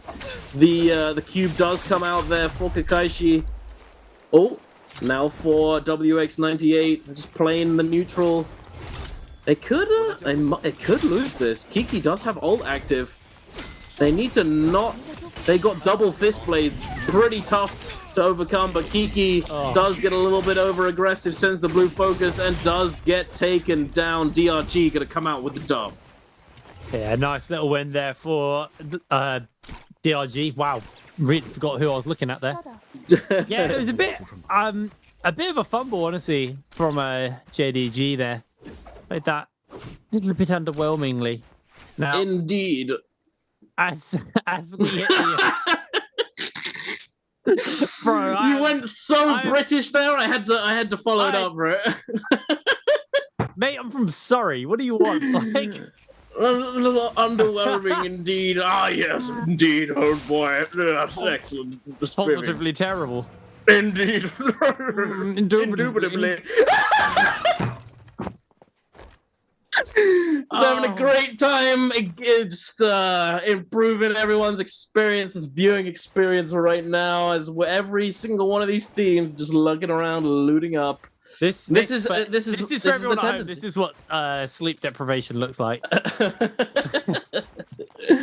But I mean, we're right though. I think we're right. Like Firefly maps, they're super oogly off the rip, and then they just die down very quickly. It just becomes a loot fest. As I think it's partially due to the fact that people don't know when people have ultimates because Fireflies screw up the timing, and also because a lot of the they want to scale up really well in these games so that they can actually do well going into mid game. I believe because of the Yang situations, etc. But OUG might actually be having a fight here. Yeah, it looks as though WBG might be in a bit of a bad spot. Axial getting forced to use that ultimate now. Zhao Yu with those purple fist blades going to be doing some work. OUG, Walker needs the focus, has the tether active, not too dangerous just yet. This might be a bit bad, hit brain. Yeah, Xinyu just going to go in for a heal. Keeping the pressure up. Walker gets hit with the old right hook. The old Titan classic. Keeping the pressure up onto him. Sandstorm breaks out, and Sleepwalker's pinned in place. They call the Bane's Breath. Too little, too late. Looking for the clangs. No parries fully connect yet as Xinyu is being juggled around. WBG looking for the turnaround. Xinyu's coming. Oh my god, no! Absolutely beautiful. The fourth member for WBG. The King. On the run, the parry comes in, and Jing will just unleash the burst, unleash the damage. SS just about evading, getting himself caught out here. WBG still have the Bane's Breath coming in. The King's clipped. SS is also clipped. Absolutely enormous. As Zhao trying to make a run away from SS, but in comes the backup. Popping the ultimate hit from him. Woo! Into a Bane's Breath, marginally evaded. The WBG have the pressure. SS is holding fast. Hold the door. Bane's Breaths are just so close to clipping. He's Bane surfing so well. Spooky. Okay, the Moonbane's over. The snake is gone. The snake is no longer staring you down. Is that a third party? No, it's OUG. They rest. Oh, they raised. Wait, what? Yeah. OUG opting to go for the salty run back. Like, they only won because of the Moonbane. Get him, boys! And now the king, he's on his own. The Kurumi ultimate has been utilized. He's trying to get away. He lost most of his health. It's looking pretty rough for them. They may have bitten off more than they can chew. Axiao trying to make something happen now, disengaging. Having lost up most of the shield, the tether is active. The king has found an armor swap as well. Ooh, gets caught on the rocks. 1 HP. F comes out now. He's able to heal. Walker extremely low. Jing also getting chased down. All of this is just going back and forth. OUG, the jabbing comes through. OUG now. Can they actually finish them off? I think they can. They killed two. Now Jing is... Bro, damn. The king, more like the goat. That guy held the on. Goat. He did not go down. He is the goat. Inside the realm of Yang, we got X1 taking on DRG. ZDI, I mean, he just doesn't get a move. It looks like WX98, also low HP, just going to go for a quick tumble away. But this is looking rough here for him. They do have a man advantage, though, so he can just kind of play distraction for a brief second. But WX98 is taken down by the horizontal from XLY, has to take up to the skies, and suddenly X1 have evened this one up, or have they actually? No, it's still a 2 versus 3. Can he make this work? XLY being chased on by Dongqing, trying to put some damage in, but he's going low. Cubes away to safety. Pressure's being pushed on as he is taken down. Icarus flew too close to the sun there. He did indeed. Now JDG up against Bowder. You better bow to the king. Jing. Oh, sorry. I couldn't help myself. I couldn't stop myself. JDG Jing, they're gonna try and chase down this team as they've teleported away with that Wuchen port. Yeran eating a focus from the side. Yeran on the Yota Hime as well. We're seeing the OG attack on Titan here. Can it overcome this team composition? Can it beat the Kailin Hardy zipping comp that's been taking NARAKA by storm? Looks as though one of these players has been taken out. Bowder's U has been eliminated. It's not looking too good for them. Yeran pretty healthy though. JDG Kiki not able to use the ultimate in time. Perhaps he was silenced. Who knows? JDG and now Bowder equalized 2 versus 2. Yeran now utilizing that ultimate with the beautiful skin. On the old skin. Very nice. Yeran slice and dice. Looking to chase down Two-Tick. Yeran is going to be tasked with chasing him, perhaps. Perhaps he's going to let him leave. Go for the res, go for the loot accuracy there was absolutely beautiful from Yeran. Very I'm nice. still a big advocate for Yoto. She's my second favorite after Valda. So it's great to see her occasionally show up and get piloted well. If you get into late game and the Infernal Circle closes, Yoto Ultimate absolutely ruins lobbies. It is really rough. Agreed. It is very strong. But it's I don't know. It's just one of those characters that the value is obviously still there. It's just that other things have slightly more and just end up being more useful and more worth it. I think the value for her is very much at the end of the game. That's when she's like at her highest value. Yeah. And there's other characters who also have value in the end game, but also have value later, or earlier as well. Indeed.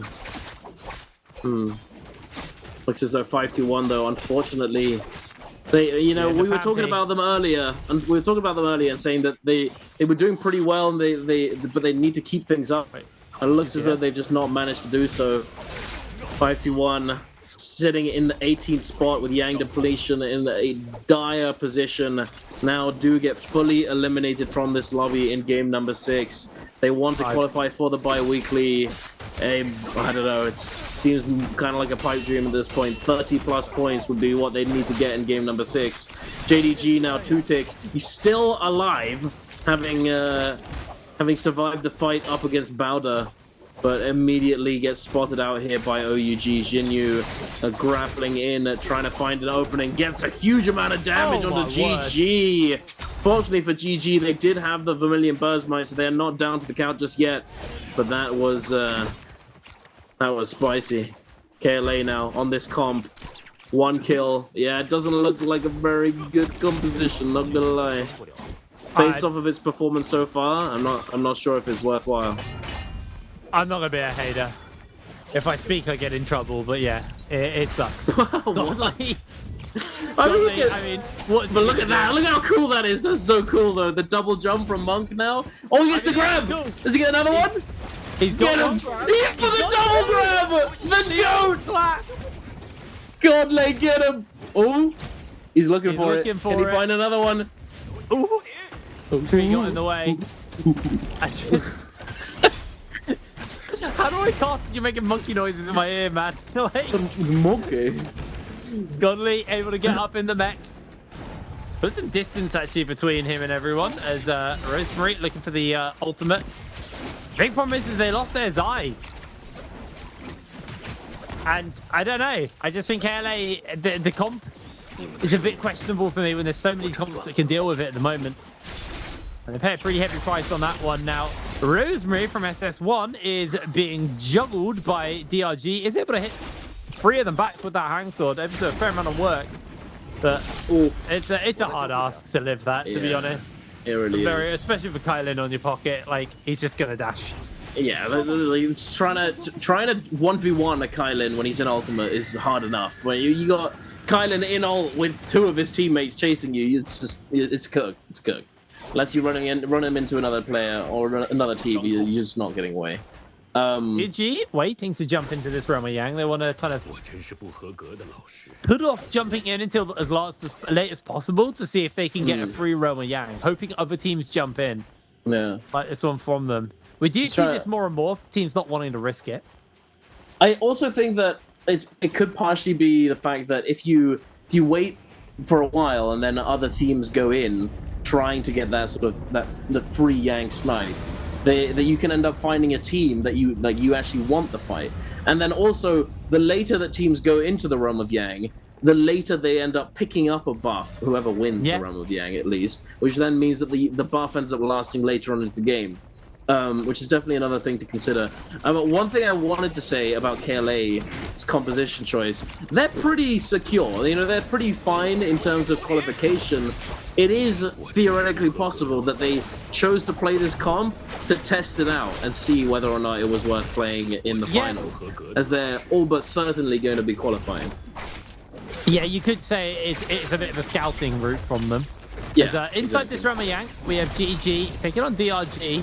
Can't really see DRG's health bars. You can see that Kakaishi is very low, being targeted out. In comes the ultimate from CJS on to Kakaishi. Oh my the god. combo is brutal.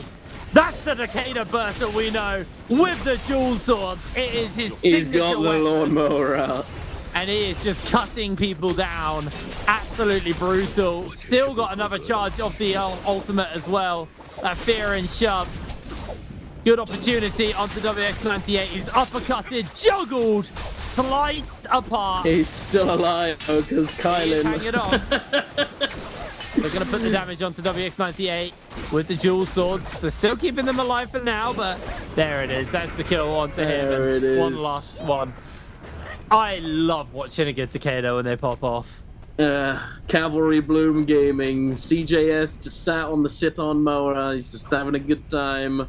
Got a beer in hand, just mowing the grass, just like chilling out. It's just 7 kills under his belt. Now he's gonna get Draco Storm. Good luck standing in front of this guy. It's just, you're absolutely cooked if you are into this team right now. GG finally stepping it up. It's good to see. Definitely good to see. Sitting on how many kills? 13 kills? Yeah, pretty solid. A win here actually is just first place. Yeah. Literally. If they get the win and they get a few more kills. I think even if they didn't get any more kills and they just placed first, the multiplier would be enough. But yeah, actually, you might be right. You might be right. With placement points and multiplier, it'll be enough. True. OUG just a patch hello. though. OUG. So there is competition for the top. Game 6 could be spicy. It could be spicy indeed, especially considering that looking at the lower end in terms of the threshold for qualification, X1, JDG, SS1, DRG and FPX are all very, very close. And EWG, a team that we didn't think could possibly get eliminated, might actually end up going. I mean, if X1 has a massive game or JDG has a massive game, you know, then all within about 10 points of each other. Yeah, not that big the kills of a they gap. need to climb up. Most crucially as well, Look at them, they're gaming right now as well. Look at them. This might be it. Keep in mind, FX and DRG both have the Roma Yang debuff on them as well, so this could get spicy as Bowder have launched into this one. Okay, X1, their chances to pull ahead may be getting a little bit slimmer here with the Bowder entry. ZDI able to get his dashes through the window, grapples out, and he is just running, but Yoran is on his pocket. Rosemary is going to get picked up by Zhen. Oh no, Pete comes in. If Pete had been a little later, he might have been able to get an extra kill for his team, but... I was thinking, is that why he's letting this guy res? No, he just immediately jumps in and stops the res. I think it looks like Zhen not going to be able to break away, although maybe... I mean, when you're in town here, you just have so many doors, windows, and kind of cubbies you can slide in. It's actually very hard to commit and fully get a kill. And X1, they kept their Kylan alive, considering he was getting chased down. There's the rebirth charm from ZDI as well. Good job.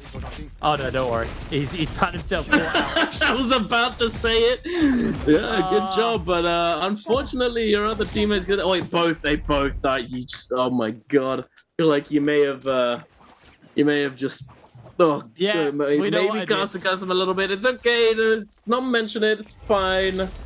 Unfortunate for them. But yeah, no, you're absolutely right about Celestra. You know, trying to chase someone down in Celestra, good luck.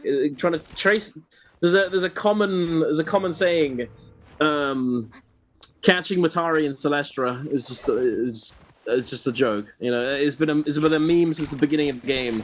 Trying to catch players in this city is so difficult because there's just so many avenues of escape, so many places that you could hide for a second. Breaking line of sight is not that difficult in a place like this. However, as soon as you head out to the outskirts of Celestra, you could find yourself out in the open, as these players currently are. FPX trying to chase down DRG out in the open now. Kurumi eating a blistering edge to the face. Zhao heading over, going point blank. Position 1, Junks taking a lot of damage, forced to use that ultimate. Zhao now using that F3, trying to dive in.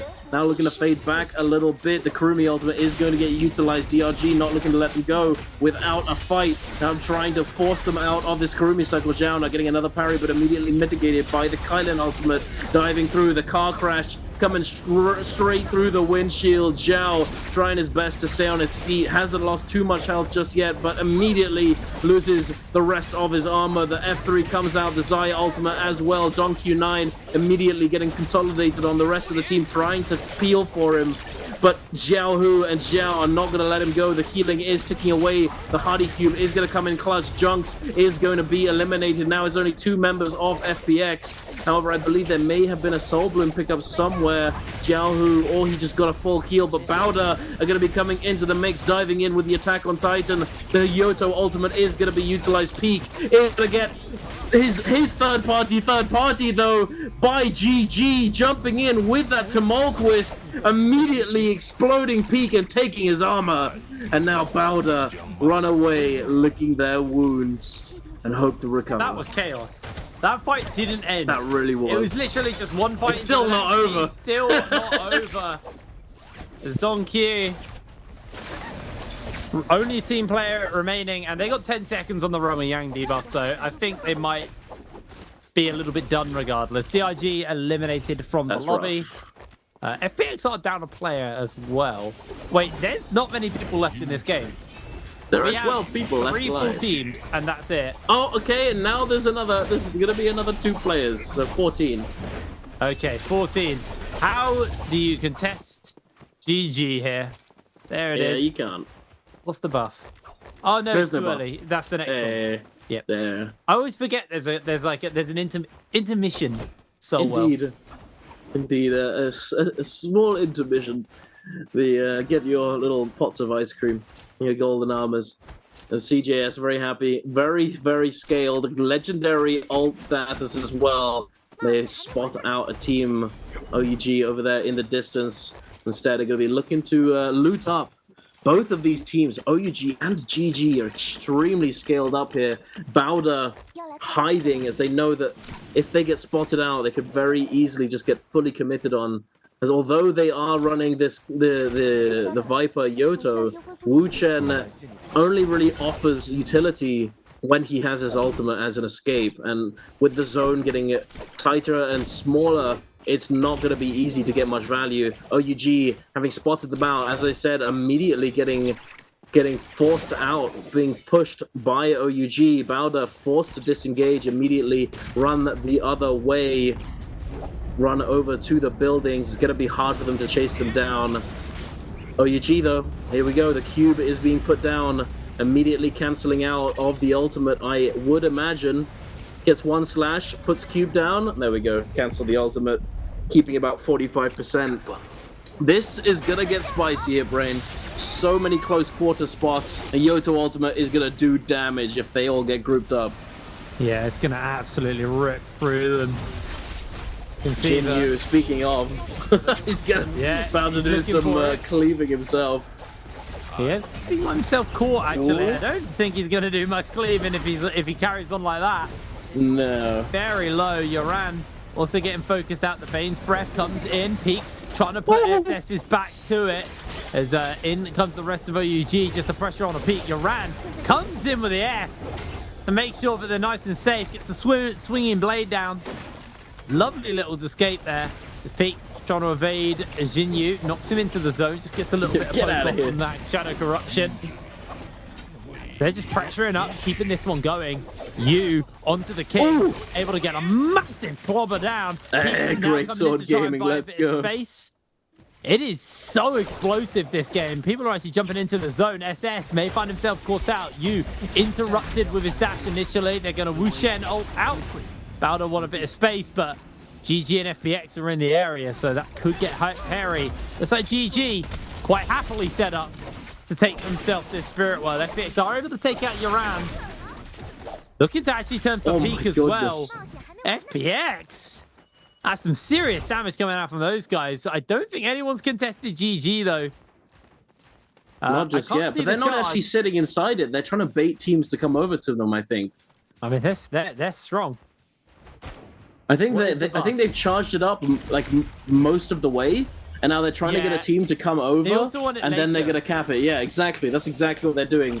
They've almost capped it. They're trying to get a team to come contest them, and then they're going to immediately ult and then cap the Spirit Well. Oh, that's really smart. Sneaky, sneaky. I see what you're doing, GG. Yeah, I see you. I see you. But I don't think any team is wanting to do that. I think they all clock their goddamn GG trying to bait us. Nah, dude, we ain't falling for that. Not again. Yeah, there ain't no way they're falling for that one. Oh, no. They don't cap it yet. Again, they want this as late as possible. The later they have this buff, the more likely they are, depending on what the buff is, mind you. I think it's I want to say it's a White Tigers, but I could be very wrong. I think it's Mystic Might. If it's White Tigers, that would be very surprising, as none of these teams have contested. You know, as we said earlier, I think that if it's gonna be White Tigers, then everybody would contest the buff. If it's Mystic Might, then teams just don't bother. Or at least that's kind of been the tendency so far. Okay, they've lost the safety net, so GG probably want to turn their attention now the ults, and there it is, Mystic Might. Get their ults back online. CJS getting tossed around by this Kylan though. Yeah, he's trying to get the heal off, not able to. The Kurumi ultimate now being put down. Ooh. CJS. Lurking at the edge. Trying to make his way in. The Kylan just doing so much though. Look at these Kylans just flying through. Cleaving through every single one of these players. Insane. Ultimately, they don't get the kills though. The gold armor meaning GG's very tanky. OUG also got gold armor. So these are just such stacked final lobbies. DJS pops the ultimate, gets the damage down onto FPX. The Sandstorm breaks down. FPX's health bars are just bursted through. Gets the pull in from the fist weapons as well. Consistently pressuring up those. Doing so much work. Another charge comes down from that Fear and Shove. from CJS as he continues to pester and just rattle through the health bars of people who stand in front of him. No more fearing shoves available though for CJS, so that will make him a little bit weaker as he's just going to go up and get onto the high ground now. 8 people left in this lobby, 1 minute 51 until this game fully closes out. Cow trying to find an opening if they can get it, but OUG pressuring up onto them. They're just going to make sure they're knocked into the zone, battered down. No way Zhao is going to survive this one. Down he goes to Jinyu, able to pick that kill up nice and easy. Jinyu now got the ultimate back up and available, just cubes up, gets the glider to some safety. LXM hiding on the high ground. It does look like GG are waiting for those ultimates to come back up and available before they pressure up more. But the problem is OUG starting to pull ahead as far as the kills go. So GG need to commit. Jinyu still got that ultimate, looking for the dashes, able to get a couple off there. SS is going low, but so is CJS. Jinyu with this ultimate, still got so many dashes to work with. It can be so oppressive playing into him, especially when he's got the gold weapon to upgrade it. GG. I don't think they're going to be able to hold on for much longer. LXM is doing his best, able to sidestep away, but he is knocked into the zone, taken down by the king. And OUG are going to close this one up. CJS, the only man standing. There goes GG. BX's Junks. He doesn't even want to give him the kill. He's just making a break for it. Can he get away is the question. Nope, he was hit, so down he goes. Oh, there it is. The game to OUG. Very, very convincing win from them there. Oh, indeed. What a game. Actually so oogly, it's insane. We had 3 teams at the end. It looked like a... It looked like an EU tournament, like an NA tournament. We got only 3 teams at the end who were turbo stacked. Actually crazy. But another thing that I mentioned just before the zone started closing, Bowder, when they were hiding in that bush, you know, they were hiding in there for a reason, and we immediately saw got that confirmed. That as soon as they got spotted out, they were fiended by the entire lobby because of the composition that they were playing. Not only are they weaker with Wu Chen, but Yoto should never be allowed to get the final zone. If you're letting a Yoto get there, you're kind of trolling. So all of the teams immediately consolidate on forcing this team out and taking them down, and it ends up just being an absolute fist fight at the very end. OUG coming away victorious, taking that MVP of game number 5. Championship round has concluded, and we're going to be going into game 6. Woo! Who's going to get in? Who's going to the finals this weekend, ladies and gentlemen? We're going to be finding out who has a chance and who is just playing the final game as a formality at this point. I mean, literally nothing is decided. That's the big thing. It's like, there's still multiple teams who could take first place at the end of today. There's still multiple teams who could or could not make it to the top 12 for Sunday. This is probably one of the tightest ones I've seen, where, like, I don't think anybody is safe right now. Like, whether that's safe from not being first or just safe from being knocked out, there's everyone has something on the line going into this game number 6. So that is going to be a banger. Now, we have a question for you guys at home. How many kills did Team ASE get in game number 5? That is so cruel. I don't even know where they went out. Like, that's how we don't know about them. Anyway, was it A1, B3, C2, or D4? A, B, C, or D? Twitch chat. Check that whisper box. That is... Oh man, we just pulled a name out of the hat there, didn't we? That's I like it. You know, when the question's too easy, it's just a bit like, but when it's actually difficult, I feel like if you actually win, you actually get it right, it's definitely a lot more rewarding, I would imagine. Yeah. And it speaks for itself. But also make sure that once you put your answer in, to stick around, check your whispers, and keep an eye on the chat, as you don't want to be the guy who gets the answer right and then leaves to go get a snack and then misses the fact that they won. You know, don't miss out on your reward if you do happen to be the one taking it home. But speaking of taking it home, we're looking to game number 6, and a lot of teams are looking to take home the qualifying spots.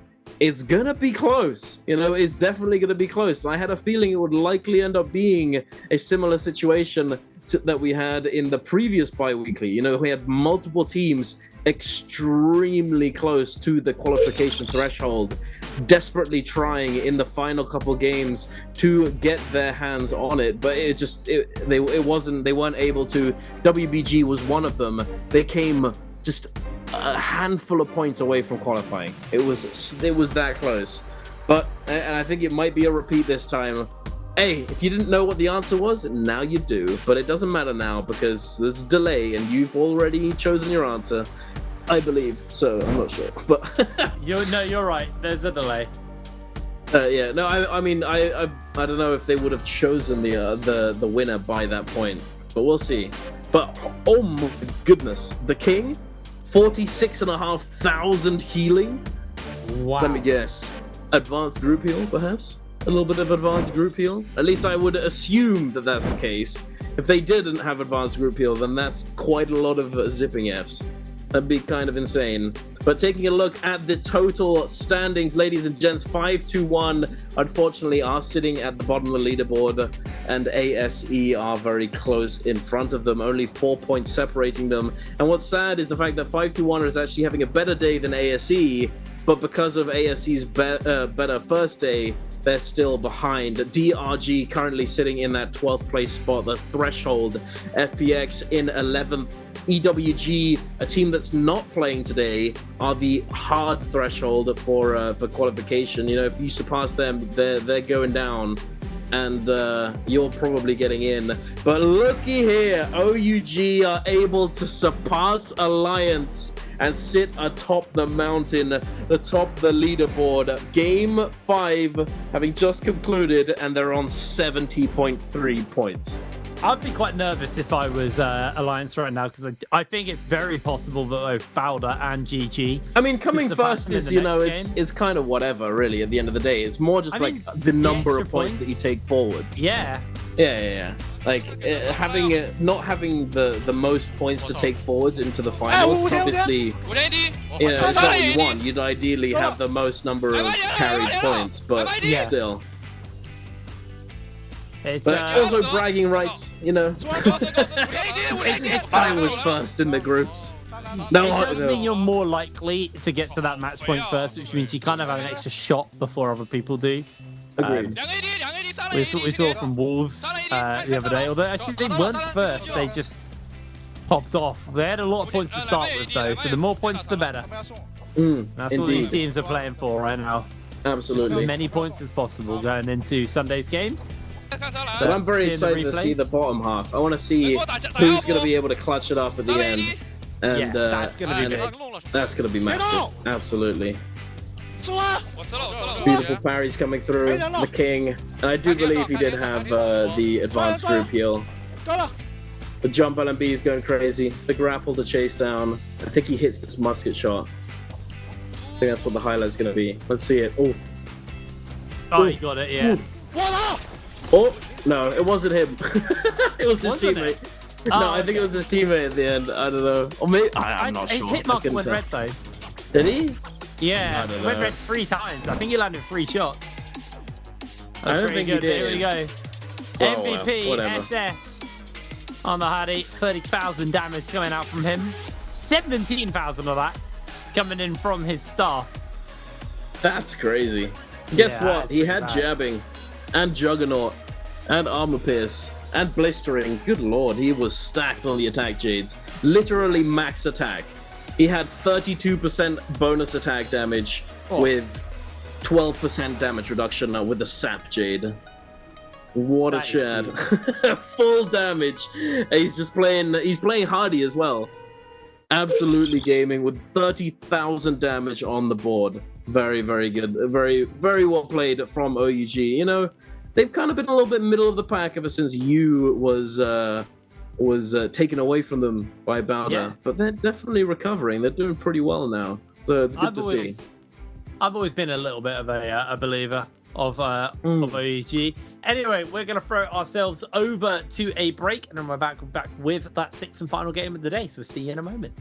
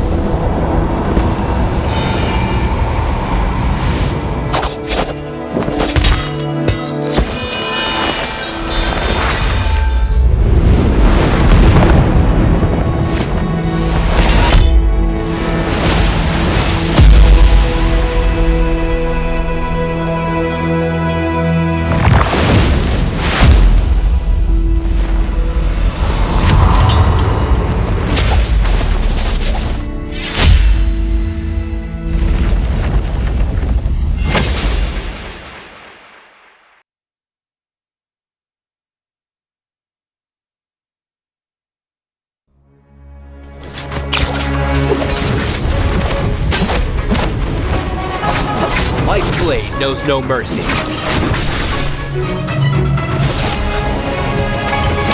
You or many, you will die all the same.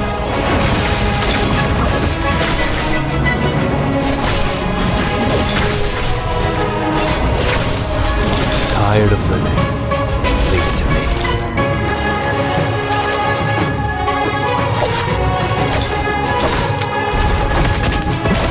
My blade knows no mercy.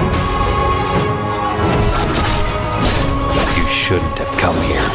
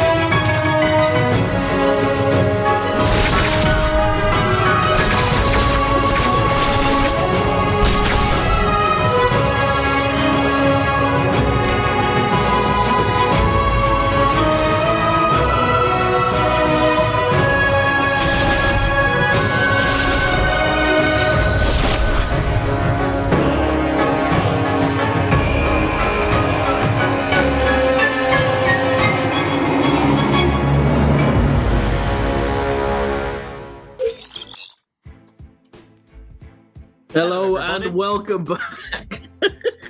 Oh, sorry. Just a quick bit of context there. The ad was so loud, but we couldn't talk to each other and figure out who was taking the opening of the show. Welcome back to the Nbpl. We're getting ready to go into our 6th and final game. There is a lot up for grabs. I haven't turned my lights on. There we go. Oh, God, that's bright. Welcome back. We are getting ready to go into a very, very important game. Multiple teams are in contention for taking first at the end of this week, which means they'll go into the bi-weekly finals with the most points, meaning they'll be closer to that 70-point threshold to win the day. And also a bunch of teams, and I mean a bunch of teams, have a very high chance of qualifying, even though they're currently not in the top 12. So it is going to be a very, very spicy game. And teams going to find their oogles boogled here, I think. Boogly oogly, the oogly boogles. Let's see.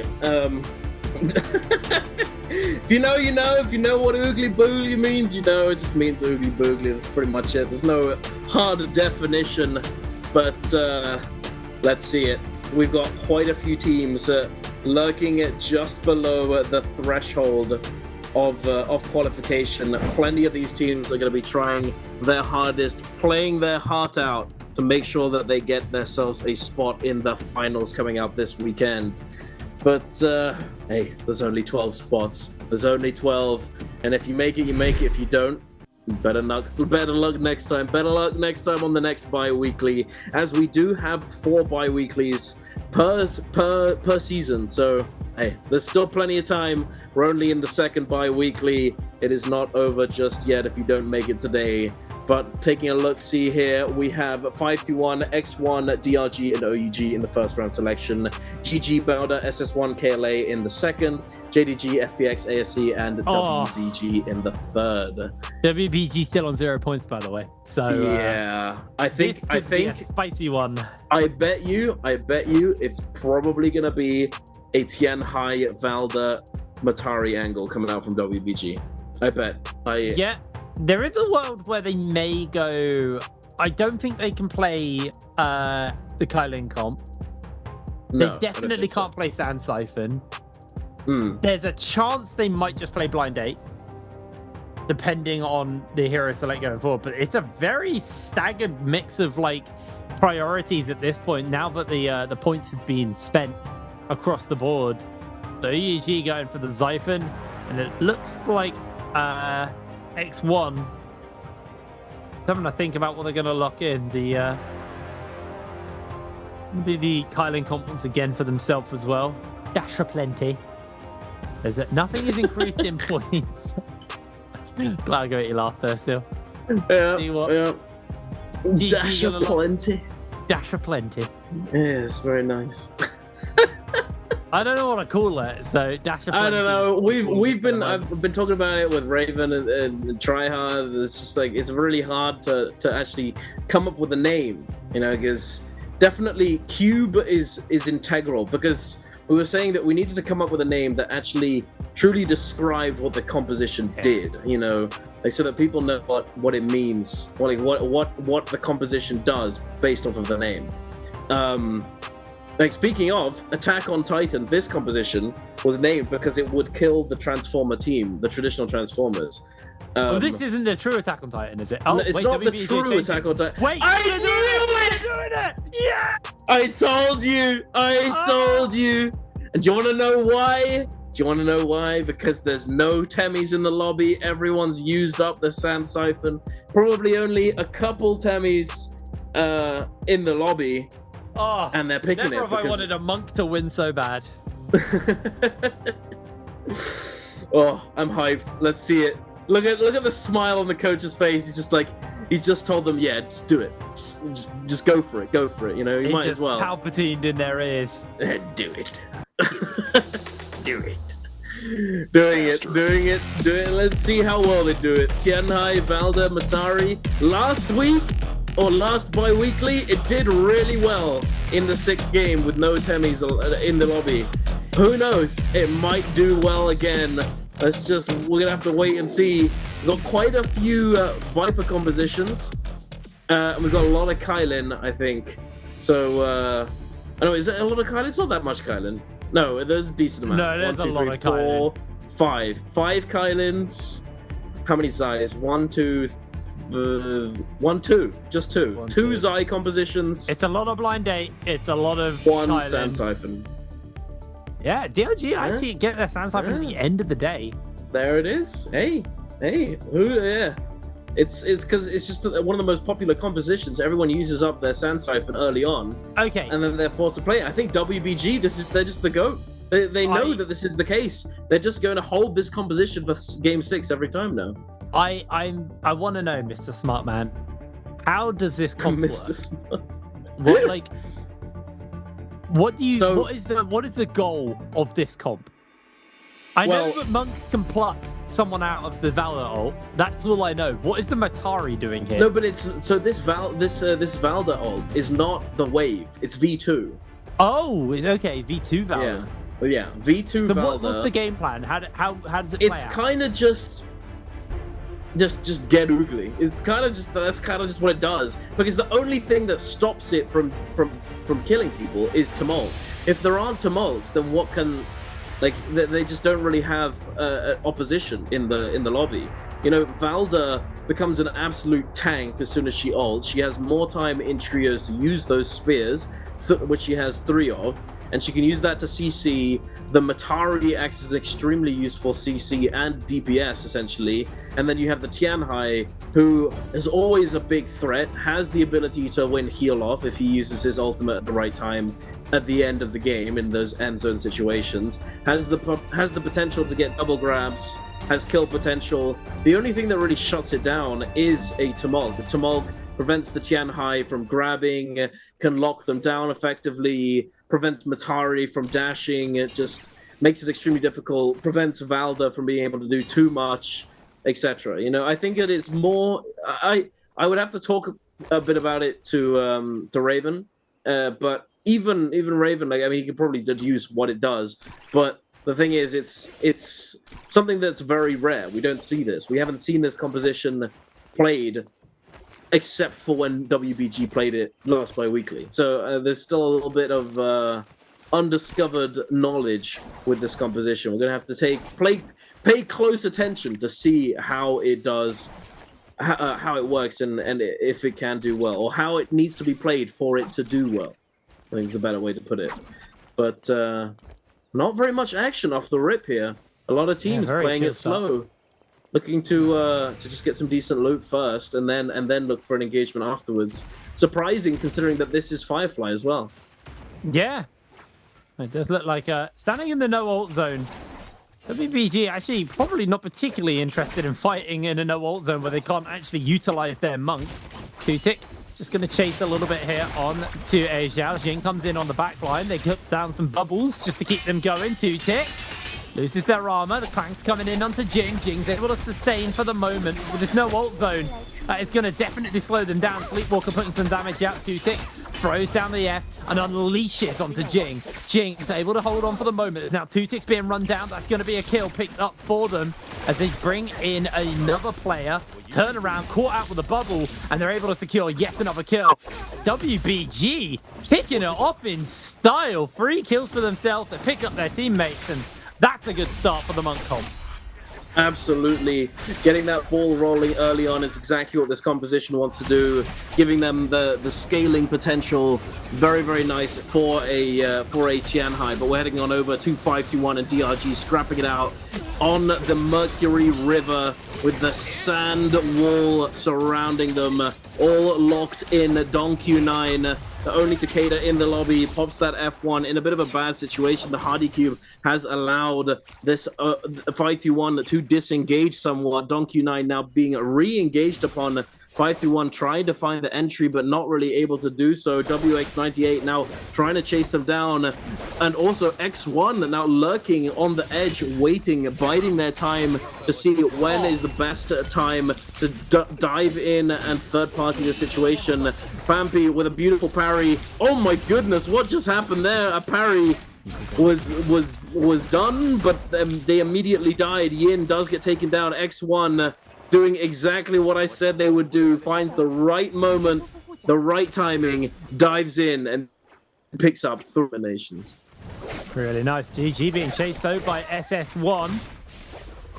GG's 3-3-0 finds himself in a bit of danger. They're going to look for the burst. GG are just not about. They're just 3-3-0 is on their own, some as down they go. Some mighty. I feel like this has been the. So this has been what's been happening so far today. 3-3-0 always gets left out in the cold, it seems. Yeah, CGS now has to pull off a 1 versus 2. Can he do it? I don't think he's going to be able to. Trying to break away. I say that, he now gets the ultimate. This could be that turn. CJS looking for the opportunity. Gets 1 charge. Gets a second. He is just pestering, keeping the pressure up. Buttery Rock's going to be a bit of an annoyance to him here. Doing this on the edge of the cliff edge. He's going to get another heal out, though. Keeping it going. The turn potential is there. CJS 1 versus 2. LXM's even picked up in the middle of it. 3-3-0. Once again isolated. Once their weapons back and once their gear back. There's the parry. There's the kick. 3-3-0. Able to break away. Got that zip. In comes LXM though. The ult's going to be popped as they try to find the turnaround. There's going to be Rest's ultimate himself just to keep him going. 3-3-0 trying to break away. The charge is there, but the damage is coming back to fire back out. They throw the ultimate down. As it looks like SS1 going to be losing their Karumi here. Tries to umbrella away, but CGS secures the kill. They salty ran back this. Wait. Yeah. This is just SS1 done. There's no way they turn this around without their Karumi, right? CGS surely not, just outplayed them super hard. They have great weapons. Just gonna have to be a fumble and a half. Ooh. No, that's it. CJS with the nunchuck neutral, very nice. Just hold horizontal blue. Good luck, you know. If you've got that charge, they just what do they do? You know. Sorry. Hold check. If you. The way you said very nice just made me think of Borat. You're like, Very nice. neutral, very nice. Very nice. I mean, the thing is, so those of you who don't know what I'm talking about, nunchucks, when you hold horizontal and you have enough biding fury, which is the charge for nunchucks, it's a unique resource that this weapon has, that's visible. If the nunchucks are glowing, very sort of a golden orangey, you can tell that the nunchuck user has charge on the nunchucks. But also, if you're playing the nunchucks and you've got these sort of gold bars next to your crosshair, your cursor in the middle of the screen, and you have charge, and there's 4 bars of it, and when you hold horizontal, if somebody releases a blue focus attack into you, when you're holding it and you have minimum at least 2 bars of that charge, you will block the blue focus attack, taking I think it's about 50% of the damage, or 40% of the damage, something along those lines. And then you can choose whether or not to immediately release a focus attack in response, or you can just not do anything. You can just stand there, or you can dodge out into a light attack, that sort of thing. It's the built-in nunchuck mix-up. But the thing that I was referring to earlier is that nunchuck neutral, when you have charge in that kind of situation, it's just hold check city. You know, these players are just going to be holding focus into each other, and you just poking each other down with the chip game. And in that kind of situation, you just can't really break the defense unless the nunchuck player releases a focus attack, because that's the only way they lose. If they release and get parried, that's the only way they lose. If they just continue holding, continue chipping down their opponent, they're going to end up coming away with the win in the engagement. So that's what I was talking about. Very nice, nunchuck neutral. But we're heading on over to a fight here. JDG up against FPX. Junks gets taken down, but the immediate Wu Chen port taking them to safety. Junks does get resurrected, but it looks as though Kiki was quick with the musket, able to immediately snipe him the moment that he gets resurrected. Kiki now grappling, trying to shoot Xiao, surfing along the Mercury River, but is going to opt out of chasing him down. It's not really worth it. You're not going to be able to catch him here. I mean, he could, but chasing on your own without your teammates is always a little bit dangerous. Yeah, especially when you haven't got that many grapples left, so if you get caught out, suddenly you're not going to make it back to your team. Kiki probably wants to grab some grapples, to be honest. Because they're running a little light on at the moment. He just used about 12. Oh, there's a shot for them, so they're okay. Yeah, they're all right. Heading over to Yang as well. X1 jumping in. They're going up versus GG. Don't see WBG on the map, so I don't think they're jumping into a Renwei Yang. Sadly, not yet. I want to see it. I want to see more of this team. Oh wait, there's fighting going on outside. Just a quick side note: Xiaohu from FPX and Lemon from ASE have just been taken down in a fight outside. But carry on. Right. Well, back to the action.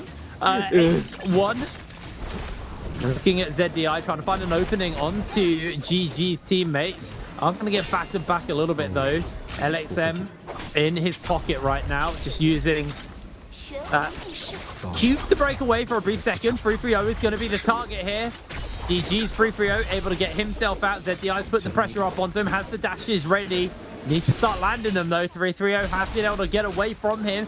And they are just actually keeping ZDI really getting that opener in. LYD trying to get onto 330. Is going to look for those charges. Hasn't really been able to pull that trigger because he is just being juggled around by GG. ZDI is going to get the charge off. Finally starting to make some headway onto 330. He's still alive, though. Still keeping him going.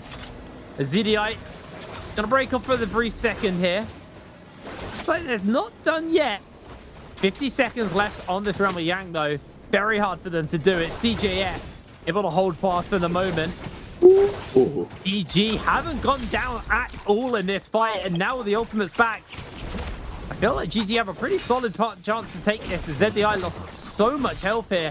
XLY also losing a chunk. LYD going to get open onto GG, just pestering away. 30 seconds left on the timer. Both teams have been able to sustain. GG has lost CJS, though, in the midst of everything. Parry on the parry. The follow-up is enough to secure the kill, but he's going to lose 330 in the meantime. No! 330 finds the turnaround! How do they do it? GG have 12 seconds. He loses 330. It's a 1v1.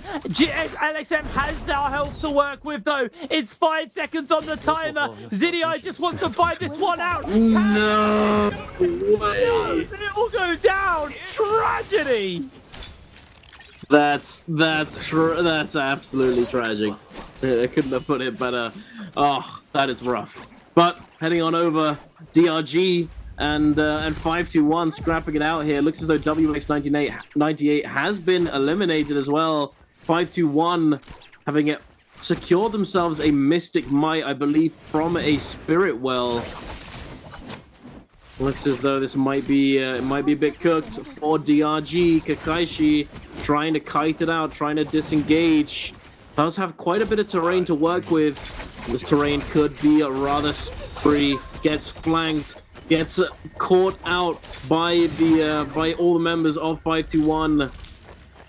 Just the pincer maneuver, taking down Kakaishi even through the Kurumi ultimate. Unfortunate for them. Thankfully, though, DRG Donkey9 had the presence of mind to immediately disengage, heading into the zone as soon as he saw WX98 go down, knowing that it was a lost fight and not worth sticking around. Also, another thing I'd like to add, WBG won their Realm of Yang and has Vermilion Bird's Might. This comp looks pretty good, looks pretty solid. Definitely performing a bit better than the Tianhai Feria Zai composition. I feel like that's rather evident considering performance so far today and in the previous bi-weekly.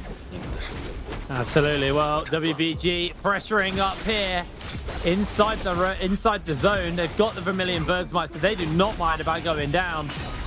Down goes one. Bowder trying to finish up another. Able to get it. About to take a WBG away from their Vermilion Bird's X1 Might. res on them. X1 going for it. I mean, they've got they need to commit. 3 minutes 30 left on the debuff.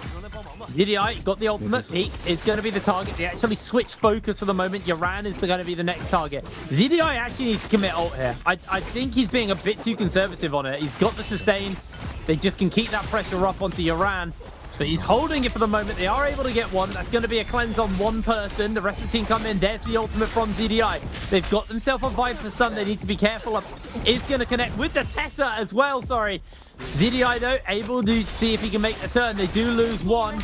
Can they keep God, the car crash! So much damage coming out from ZDI. Dash much? Keeps the look at him! He's able to get the kill. 2 seconds gonna finish him though. There's no way ZDI's gonna be able to survive this one. JDG will find the turnaround. ZDI, no ultimate available. Send it! The uppercut. How is he doing it? Exing is going down. ZDI burned. Taken out. No way! He takes him down with him, and now they're not. I don't think they're gonna have enough time to heal up and res Kiki and get all of them into the zone. I mean, I can't see the map, so I don't know exactly. It's an early one. Yeah, I know, but still, the anti-heal's built up. Well, at least it's built up on 2-tick. 2-tick can't really heal, but the zone's not that far. Damn. I think he was betting it. He was betting it all.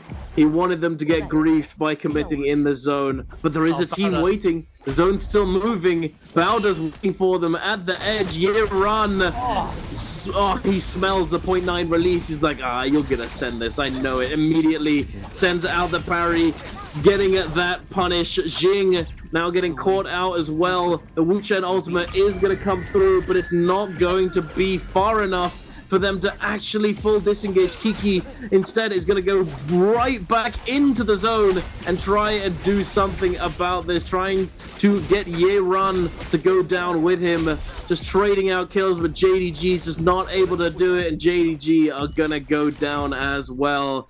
And the hit rain. Bowder, that's going to be the craziest thing I've ever seen. Hey, look at the leaderboard. Look at the leaderboard. There it is. There it is. That is it. I will say ASC and 521 are still alive. However, 521 would have to have an absolute monster of a game. They had a good game one, to be fair, but it would have to be a huge game. They would have to kill. I feel like they'd have to kill every single person that's left alive in this lobby and win. Because I'm not sure if anything less than that it would be enough for them to qualify, unfortunately. I'm afraid you might be right. But it's they're a good doing start. it. It's They a get good a kill on start. Corky. What they also could do is let people revive their teammates and then just chain kill them off that as well. There's an option through that. Now into the realm of Yang, we get to see the Titan at the beach comp as in comes Walker, trying to go for the slam. Can't find these grabs, unfortunately. We have got the Valda bubbles that were thrown up briefly. Walker unable to find himself a grab, still fishing for it. The King's able to evade and avoid him. And he get it. No, he can't. Slams forward once again. Walker not really going to have much impact yet on this Monk, and his team are actually going low. He's able to get the grab down, goes for the slam down as well, but that is going to be the end of that one. They do catch a whole heap of damage onto SS. SS Oh is my down. god! The shark comes up, and they secure the kills. Oh, this comp hits real hard, apparently. As OUG find out the hard way. Okay, let's go! I got a thing for Soggy Monk. This is sick. Okay, bro, that's wild. What? Monkfish! This comp is called Monkfish! I've named it. I don't care what. Don't give me a silence. To be honest, Better than the other one. not the worst name I've ever heard. Because it works on multiple levels. There's a monk. The fish fish. implies a water theme, Valda's water theme. A shark comes out the Monkfish. water. Yeah, I mean that's just because of the kill effect from Valda's skin, but that's Oh, about okay. that's not base game. True. It also works on the level that Monk is going to be fishing for grabs. You could say that Yeah. or play on words. Matari's just there, but you know, I like it. Now, if you add translucent monkfish, you got the Matari aspect as well. It might be a breed of translucent monkfish. That might actually be a thing. Who knows? I'm not a marine biologist. Yeah. Exactly. Yeah. I'm calling it monkfish. Okay. I'm committed to this. Oh my god. What? SS just got scale rushed out of nowhere. I didn't even know. I thought those were his teammates. I didn't see OUG, Yang Depletion, looking to try and close out these kills onto Bowder, but it's not being made easy. No, I agree. Monkfish kind of sounds good. And I don't know if there's necessarily a clear objective for this composition to... I mean, you could call it anti... No, but... No, this wouldn't work. I don't know. I'm not really sure. We're going to have to get back to you on that one. We're going to have to put No, it... we're not. It's monkfish. I've named it. Definitely gonna stick to this. Okay. Right, we do have a bit of an interesting engagement here, though. A bit of an interesting fight between Bowder and OUG. I don't think I've ever seen a fight take place on these sails of this ship. You know, Cool. it is kind of cool, but what is going on at the same time? They're running out of grapples. SS has got 2 left. He's got 1. So you don't There's want not to many fight. games that can take place like where a fight happens literally on a boat sails, just like up and down all of the boat sails. There's so much verticality to this fight.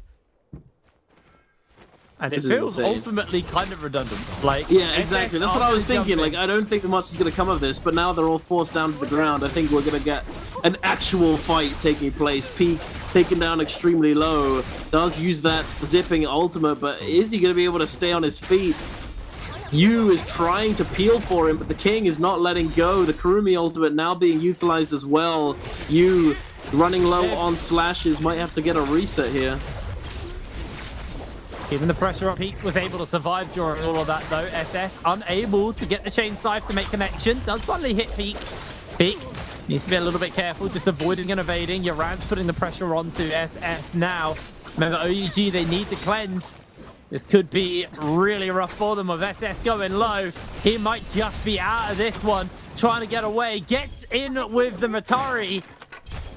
Reset onto that F, and we'll actually be able to make a quick breakaway and heal up before rejoining back into the action. Wants to repot the armors as well, as KLA have joined in as well. Rico going to get knocked back.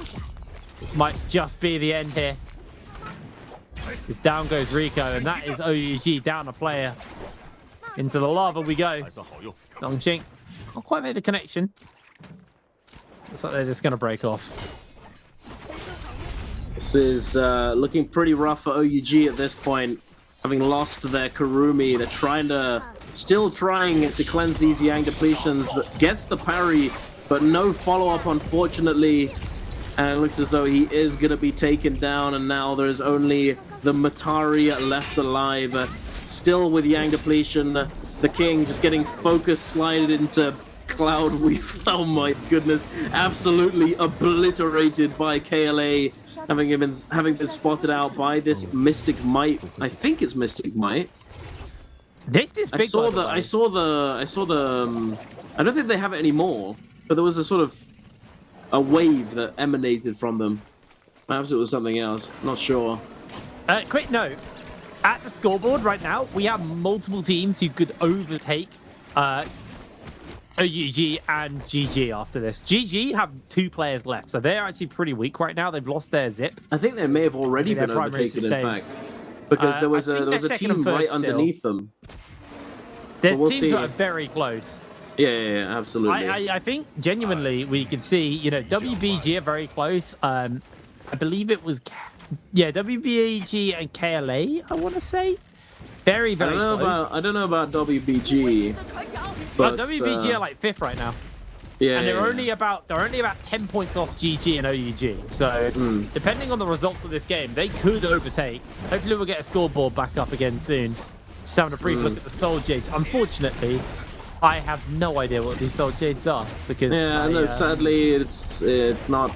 Yeah, I don't read Chinese, unfortunately. Maybe one day. I do want to start. I do fancy learning Chinese. It would be a very cool language to learn, but it is a lot of work. It is very different.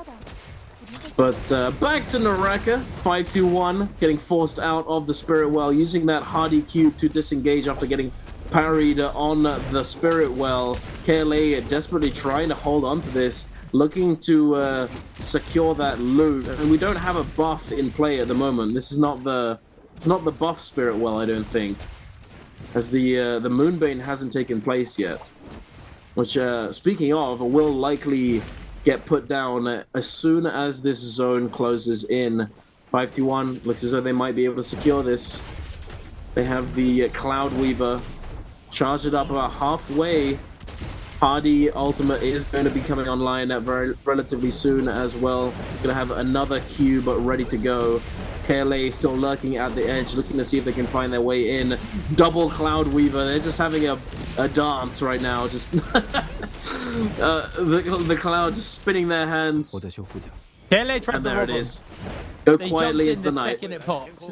Yeah, they wanted the loot. I mean, this is just something that typically happens with these Spirit Wells. You know, there'll be a team that actually gets it, and then there's going to be a team that jumps in to try and steal something away and then immediately run off. Ooh. Ballista. Oh. Wait, Bowder Year-Run still alive. He's on his own though, I think. Oh, CJS. Oh no. Oh, this is rough. I mean, they have dashes, so they can break fine. away. He's Trying to fine. get out of the Bane's breath. Oh my god! He just got ballisted. Out of nowhere. He's probably gonna be all right. Just immediately explodes. I'm having a great time. I hope you guys are too. Hope you have a good time. We're praying. This is definitely having a great time. This is cinema right here. This is, only 16 players alive.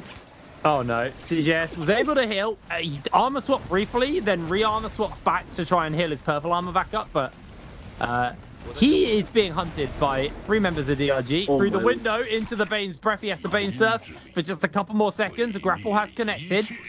It's like he is breaking away. GG able to keep Island alive for a little longer. And I mean, honestly, provided they get to late game, sure they don't have their zip, but the sustain that they have may be enough as KLA getting themselves in a wee bit of a scrap here versus Bowder. Bowder, another team who are potentially close to being able to take a top spot. in 4th right now with 117.3 points.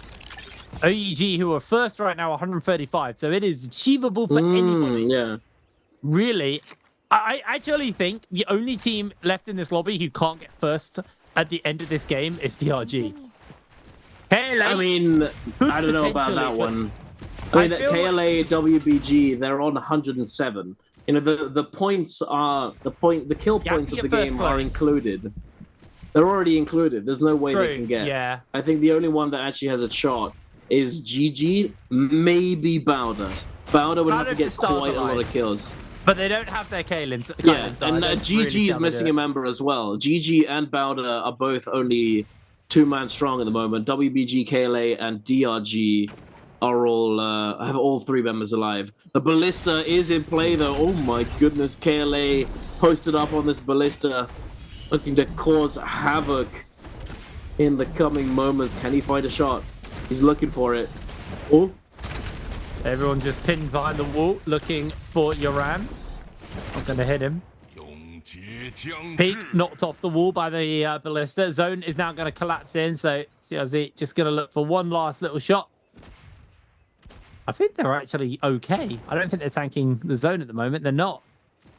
They're quite happy just to sit here for a little longer and continue to be a nuisance. You know what's hilarious is that CXZ is on the Ballista, and then 17S is standing next to him, throwing the Cloud Weaver in CXZ's direction, so no one can shoot him with anything. No projectile is going to make it through the Cloud Weaver, so he's got the full defense with the Ballista.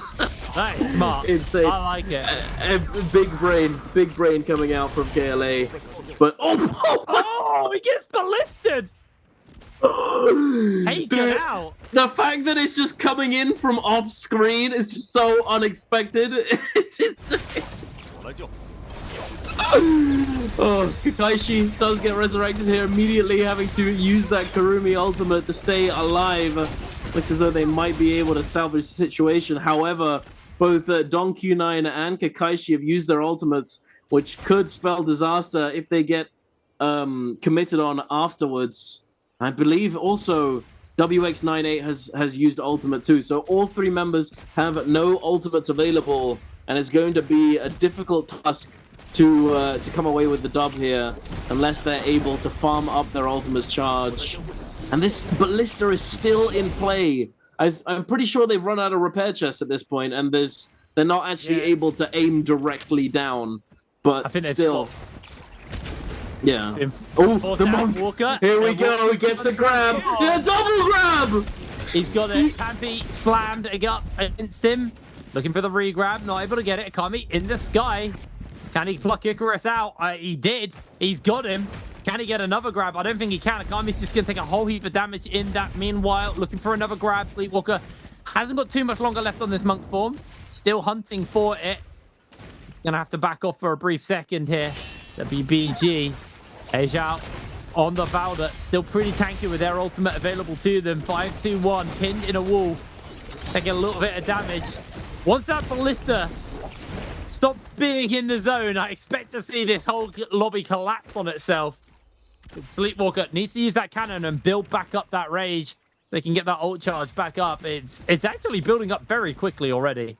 Yeah, he's almost got it already, having picked up a Soul Bloom from one of the kills that he got with that with the monk grabs. He's already able to generate a huge amount of rage. QGG taking down Don Q9 in the kill feed as well. Pampy, I imagine, will be following pretty quickly, considering that he's so unbelievably low, not able to fully make use of this ultimate. And look at this zone. This is so goofy. There's a team right at the very top that no one can get to, and then there's just the slippery cliff right underneath them. KLA have really lucked out here to damage them. Oh, I think so. WBG able to get the kill. KLA sliding in now with CXZ. He is just trying to be a nuisance. The healing is huge. Xiao's got the shield from the ult. Key. They hold fast in WBG. I believe they did it. Yes, sir. I think they did. The Valda Tianhai Mutari composition, ladies and gentlemen. Not only does the monk have really, really good end game potential, but so does the Valda. Valda's ultimate shield counts as health, so it means that you can take 2,200 damage from the storm and not really care. That's Actually huge. insane. But who comes away with MVP? That's the question. Is it them? They Is it got them? so many kills. They were very tight and they got so many kills at the end. I'll be surprised if it's not WBG. They were very close to KLA in score before that final circle, and they took down like 4 people right at the end, and then they took out the last remaining members of KLA. That plus the multiplier should be enough for them to go out first. I mean, it's not going to be the RG who the cameras have briefly panned over to. Hey, I mean, well, it hasn't been decided yet. It hasn't been posted just yet. They're still making the calculations. Any second now, we're going to be finding out. KLA's but had the camera on them. It could be KLA. Who knows at this point? Perhaps there's a... What do you reckon? They could have drawn in points, and it's being decided and calculated as to who actually gets the MVP. So I don't think that's ever been... We're back to WBG. It's got to be them. It must be them, right? It must be them, right? They're all looking up the screen, waiting. Oh, It's KLA! It was KLA! No shot! Look at them, they're all like talking to each other from across the stage. And we got it! Hey! I can't believe KLA pulled that off. That was a miracle. That's insane. I mean, they too had quite a lot of kills. I mean, they were the team on the ballista. They were the ones sniping out the rest of the lobby constantly with those ballista shots. Insane. Yeah. Actually crazy. But WBG able to clutch up and get that first place placement using that Tianhai ultimate and the Velda ultimate as well. Just able to survive through sheer health. Really nicely done by WBG. And hey, who knows? Maybe we're going to see a bit more of this comp in future. Maybe we will. It's I like it because it's got Valor in. I like seeing some Valor. Although I have to admit, and I know this is literally me complaining, even though the thing I've been asking for is finally happening. I don't find the V2 Valor as interesting. I like the big tidal wave. That's what gets me excited. So, you know, I have to admit it's a bit bittersweet, if I'm honest. I want to see big tidal wave and then Monk pluck them out of the tidal wave and then Spear hit them and then Monk slam them, and you know, that's the combo I like. But you know, the wombo combo. Yeah, I shouldn't really complain, should I? To be honest, I got my cake. I might as well eat it. Exactly. Very, very fun day though. Like a lot of teams very close. It's cool to see some people playing with a meta. Whether or not this like Valor comp actually becomes like meta, I don't know. I still think these aggressive teams are very good, and like you said, it's kind of situational. If there's too many Tammys in the lobby, like how do you play it? He's just gonna shut you down. So exactly, there is like that is a major thing. I am interested though to see what the other comps are looking like, because we've had things like, you know, the Monk and the Zai, and I feel like our players are so hung up on Monk, man. Like they still want to be playing it when I think the meta has moved away, but they are trying to find creative ways to kind of slide him into the current meta. See, I think it's like it's justified. You know, the Tianhai was very meta for a reason. You know, it's not necessarily that he's been nerfed into the ground. It's more that other things have been discovered, the way that the rules have changed, like all the hero points, the phasing, everything, and so many different compositions being created and discovered that it's more that Tianhai has just faded out and not remained relevant. However, if you play him in a certain comp, it could still be good. Yeah, I think he's good, but I think the reason why we see less and less Monks, because it's kind of been like a storm of things that have come through. So obviously Realm of Yangs were a first big thing, and we did see Monks go into the Realm of Yangs, but I felt like half the time Monk comps would just end neutral in Realm of Yangs, and they'd both go out because the healing was too much when it was like the Karumi and the Yue Shen version, you know, the traditional Transformers. We'd see a lot of the time it would kind of end a bit neutral because no one would be able to kill each other through all the sustain they had and the transforms and stuff like that. Then we'd see, that would knock them out, right? But the big thing is as more and more has been introduced, Soul Worlds, Realm of Yang, what we've actually had happen is, I remember when lobbies, we used to also have 16 teams playing, not True. We used to have more teams playing, so the days will have more teams in them. So we'd have more people in the final circles. We wouldn't have Realm of Yang back in the day as well, which would kind of take people out of the game. So you have like at least like a quick game, I would say would have like 27 people in the final circle, where we were looking at like it could even be more. 30. Yeah, we're looking at like 32 to 33. 32 to 37, I think, was like a pretty standard ending number. 37 would be a very quick day. Like, that would be a lot of teams fighting early to have 27 teams in the final circle, where like now if you had 27, that'd be slow. So monks would excel because there'd be lots of monks in the final circle, and they'd all be plucking each other's Kurumis out and taking kills that way. Well, I just think the problem with monk is, how do you find those opportunities to grab when everyone is hypermobile, hyper stacked with CC, and you're like, there's not as many targets. Like, you used to just be able to throw your grab out and then you'd bring somebody back, but we finally stopped filling. Here's the scoreboard. There was a lot of maths to do. Okay, they did tie. It was. I knew it. I said it. Didn't I say it? That's why we were confused. Huh. So I gotta change my notes. So the reason why KLA ends up being the MVP, though, I think it must have come down to damage. I pulled that out of the air. Like, wait, so they died at the same time on the. Oh my word! Yeah. So there was nobody who was actually first. There was a draw at the very end. Both players were still alive by the end, because once the timer in the top right ticks down to 0. Whoever's still alive stays alive. That's it. They can't take any more damage, no matter who has health advantage. I thought Valda was still alive. Yeah, Valda was still alive, and there was somebody from KLA who was still alive. So what it must have come down to, though, in the end, was that KLA likely had more overall damage, because as we saw, on the bolster. They had the same kills and they had the same placement because they drew at the end. So KLA must have had that little bit more damage by the end, which then separates them and puts them in the technical MVP slot. I can't believe I predicted that out of nowhere. I just guessed. That's why it was taking a little bit of time for it to be decided. But what a day, though. What a day, truly. It's so many ups and downs, so many crazy fights, crazy end games. Actually insane. What a pleasure. Has been a very different day. Like, NARAKA, the games have been incredibly interesting for a while, and like we've had interesting storylines, a very tight series. But like today has just been absolutely bonkers, as the Monkfish comp coming out as WBG's secret weapon.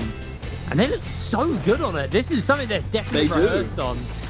I mean, Sleepwalker's been was considered the best monk in the world for a very long time.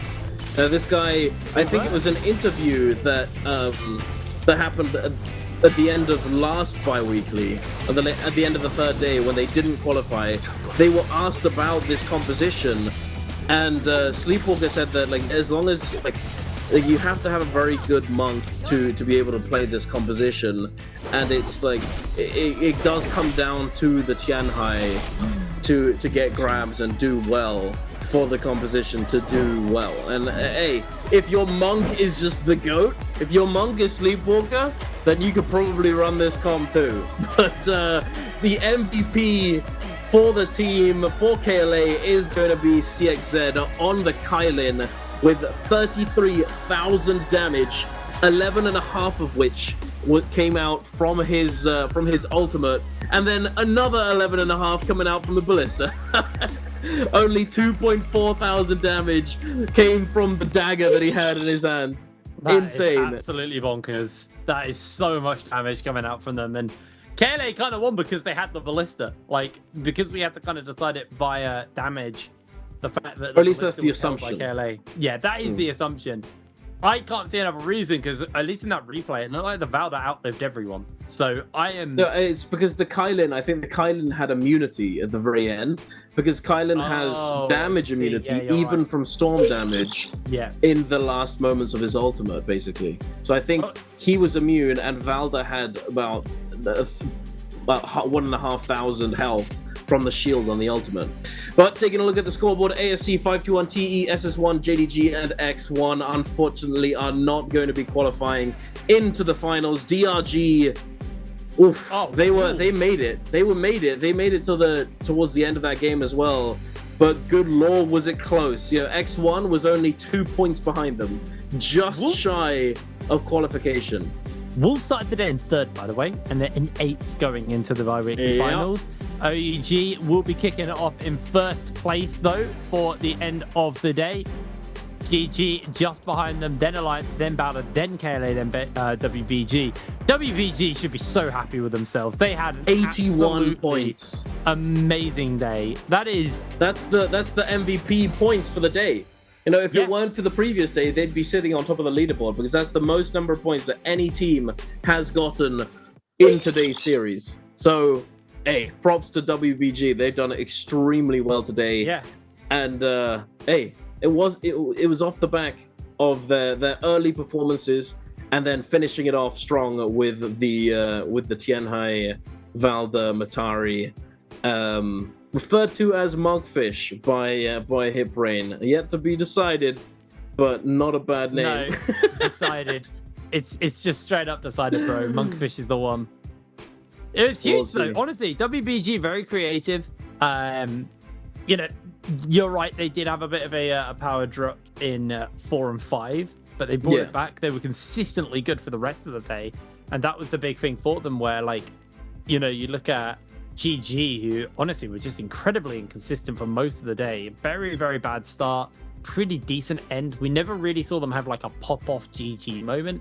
And I'm sure they're probably getting a bit frustrated because last season, the last 2 bi-weekly finals was all them. They won the entire tournament. We finally had that kind of always the bridesmaid, never the bride story for them, and they finally brought it back. And now this season's kicking off and they are struggling to defend their title.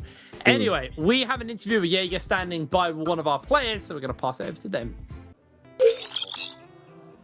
Ladies and gentlemen, welcome to the post-game interview. This is Jaeger, and now I'm standing here with Dongqing and let him say hello to our audience. 来吧，东青先和我们观众朋友们打招呼吧。大家好，我是来自深圳 DRG 的东青。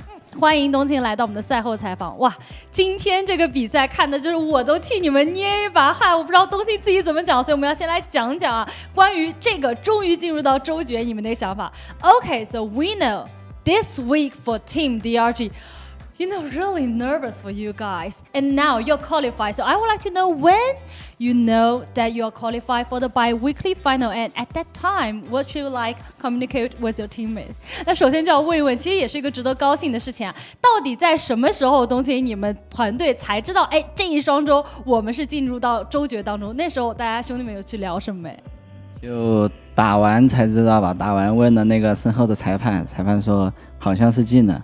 然后当时就感觉，就虽然说这把没打好，但是总算进了，还是有点开心的吧。有点小开心，也是到了已经是要全都打完才知道。Okay, you know, I know that we qualify for the bi-weekly after we finish the matches. At that time, that we are a little bit nervous, but also very happy because we are qualified for the bi-weekly. 太惊险了，今天真的对你们来说，我们来先来看看我们今天的有奖问答是什么，好不好 ？Okay, let's move on to next part. Answer for question. Okay, you guys can see the question on screen, and if you know the answer, just type them in the chat box. After our player counting 3, 2, 1, we will take a screenshot, and lucky guy will be whispered. Okay, let's see today's question. Which hero did SZDRG 东青9 use in Game 6? 这道题呢是刚才这把比赛，东青用到的是哪个英雄？好，在公布正确答案之前，我们先来讲一讲刚才这把比赛。Okay, let's talk about the latest game because you know it's a really hard game for DRG. And at the beginning, you are the only one left in the game.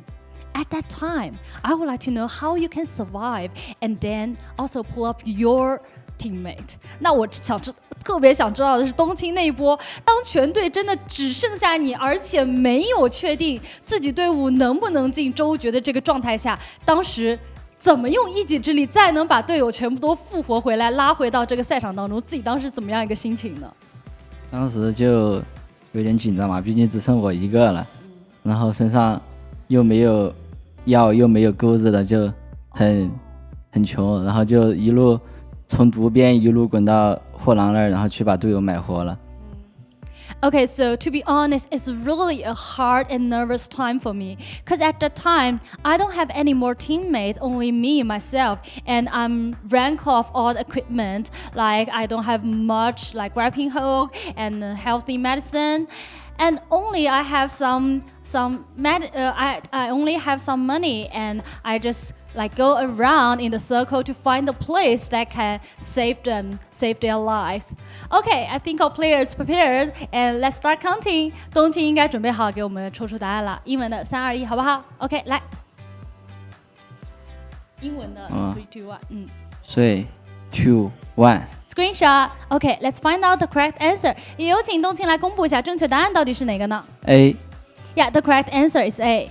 Okay, we know that Dongqing, now you have your old teammate and new teammate in this new season. So for you, what's your ambition? 那我这边要帮大家问一下了。其实冬青对你来说，这个赛季既有老队友又有新队友的同时，目前磨合的情况感觉怎么样？这个赛季第2季的目标是什么呢？目前磨合的就一般吧，就感觉很多配合也没有很好入，然后目标的话肯定是奔着冠军去的。那还要继续努力，好不好 ？Okay, so for us, like we cooperate, I think just so. We still have a lot need to practice and improve. And for us, our ambition still is the championship of the Trolls game. Okay, thank you for today's interview, and we will get back to our casters. Welcome back after that interview. Definitely very humble, you know, as I feel like you have to be in to compete in this kind of environment, you know, saying that you know still much to improve on, still much to learn and practice. And I think that that's definitely the best mentality to have as a competitor. You know, as soon as you get to that point where, you know, as soon as you start saying, oh, there's nothing left for me to learn, you've kind of already lost. Because everybody else is always going to be learning and striving for better things, and it's definitely good to see. Also, for some reason, I don't know why. I mean, obviously because he changed his name, but Dong Q9 is Dong Xing. He was playing on, I believe, FPX last year at J-Cup, but moved over to this team, and I don't know why. It just never clocked with me because of the name change. But here we are taking a look at the scoreboard. DRG, EWG, FPX, BBE, Wolves, JL in the bottom 6 of the qualifiers. Going to be moving forwards into the bi-weekly finals, carrying forward the points, as you can see, 11.3, 11.7, 11.8, 13.2, 13.7, 14 point something. I'm not sure what the exact percentage is, because it's definitely not just 10%. It's a little bit more than that. I think it's not 15 either, is it? I think it must be about 12.5%, I think, carried forwards. Something along those lines, because it's slightly more than 10%. Well, the thing is you don't want to be too high, because it's only 70 points is the MVP kind of like threshold, so need to be going for that. But these are our teams which have qualified, our top teams here at the Nbpl. It's going to be an absolute banger on Sunday. We've had some really good teams. I think this is quite tight, to be honest. Genuinely can see a lot of these teams having a solid shot at it. And the best thing about those bi-weekly finals are they can go real late. We can get a lot of games in. Sadly, also partly excitingly, we did end on game 4 last week, so you can also have a very fast day. But that's the first time I've seen that in a game I've covered. When I've done trios, we typically go to game 8. Yeah. 7 or 8, exactly. Always. It usually goes to minimum 6. I don't think like that was the first time I think I'd ever seen it finish that early. Wolves just going absolutely crazy. And who knows, maybe they're looking to do it again. They had no What, business sorry? winning that. They just like they were losing that game really hard, and then because no one was prioritizing Spirit Wells, they just got their hands on everything. They got a rob off of I think it was OEG. They like ran in, stole the gold armor, and then on the next one was the one with the white tigers in it, and the stars aligned. Like everyone was low enough for that threshold to chain react and just bang, bang, bang, bang, bang, and everyone in the lobby died, and the day was done. It caught me off guard. It caught a lot of people off guard, and then the fact that the first day of the second bi-weekly opens with Wolves doing the exact same thing, ending the lobby in one fell swoop, and ever since then everyone's put high priority onto those ones. So it's been absolutely amazing. I mean, it should have been high priority to begin with. I don't know why it took them so long to recognize it. But just for you guys to know what this is, what that screen just was, that is going to be the groups. As the groups do get shuffled around each bi-weekly, those are going to be the groups for trios in the next bi-weekly. So after the bi-weekly finals this weekend. Speaking of, there's going to be the solo bi-weekly final taking place tomorrow. And then the trios is going to be the next day on the Sunday. Depending on where you are, you could... For North America, it's really late at night, it starts, so you could call it Saturday, I suppose. But yeah, no, Saturday, Sunday, solos, later in the day. There's a restream later in the day. So that, in America, you can come watch us live, or you can get the restream, which is on like a couple hours later. So make sure you still get your hands no, it should be really exciting goodness. though. It should be really exciting, not only for the trios but also for the solos. But that is going to be all from us today. What an amazing day! Truly a pleasure to get to cast today alongside you, Hip Brain. It's been very nice. We had a lot of laughs. It was very good. Do you have anything else to end it off on? No, a really good day. I'm very excited for Sunday. I think we've got some really good teams going in. I can't call it. That's all I'm going to say. I genuinely can't call it. I think we've got really good teams, and I'm excited to see how these guys show up on Sunday. As I'm expecting they certainly will. But that is going to be all from us. Everybody at home, take care. We will be seeing you very soon. So make sure to come back for this weekend. See you there.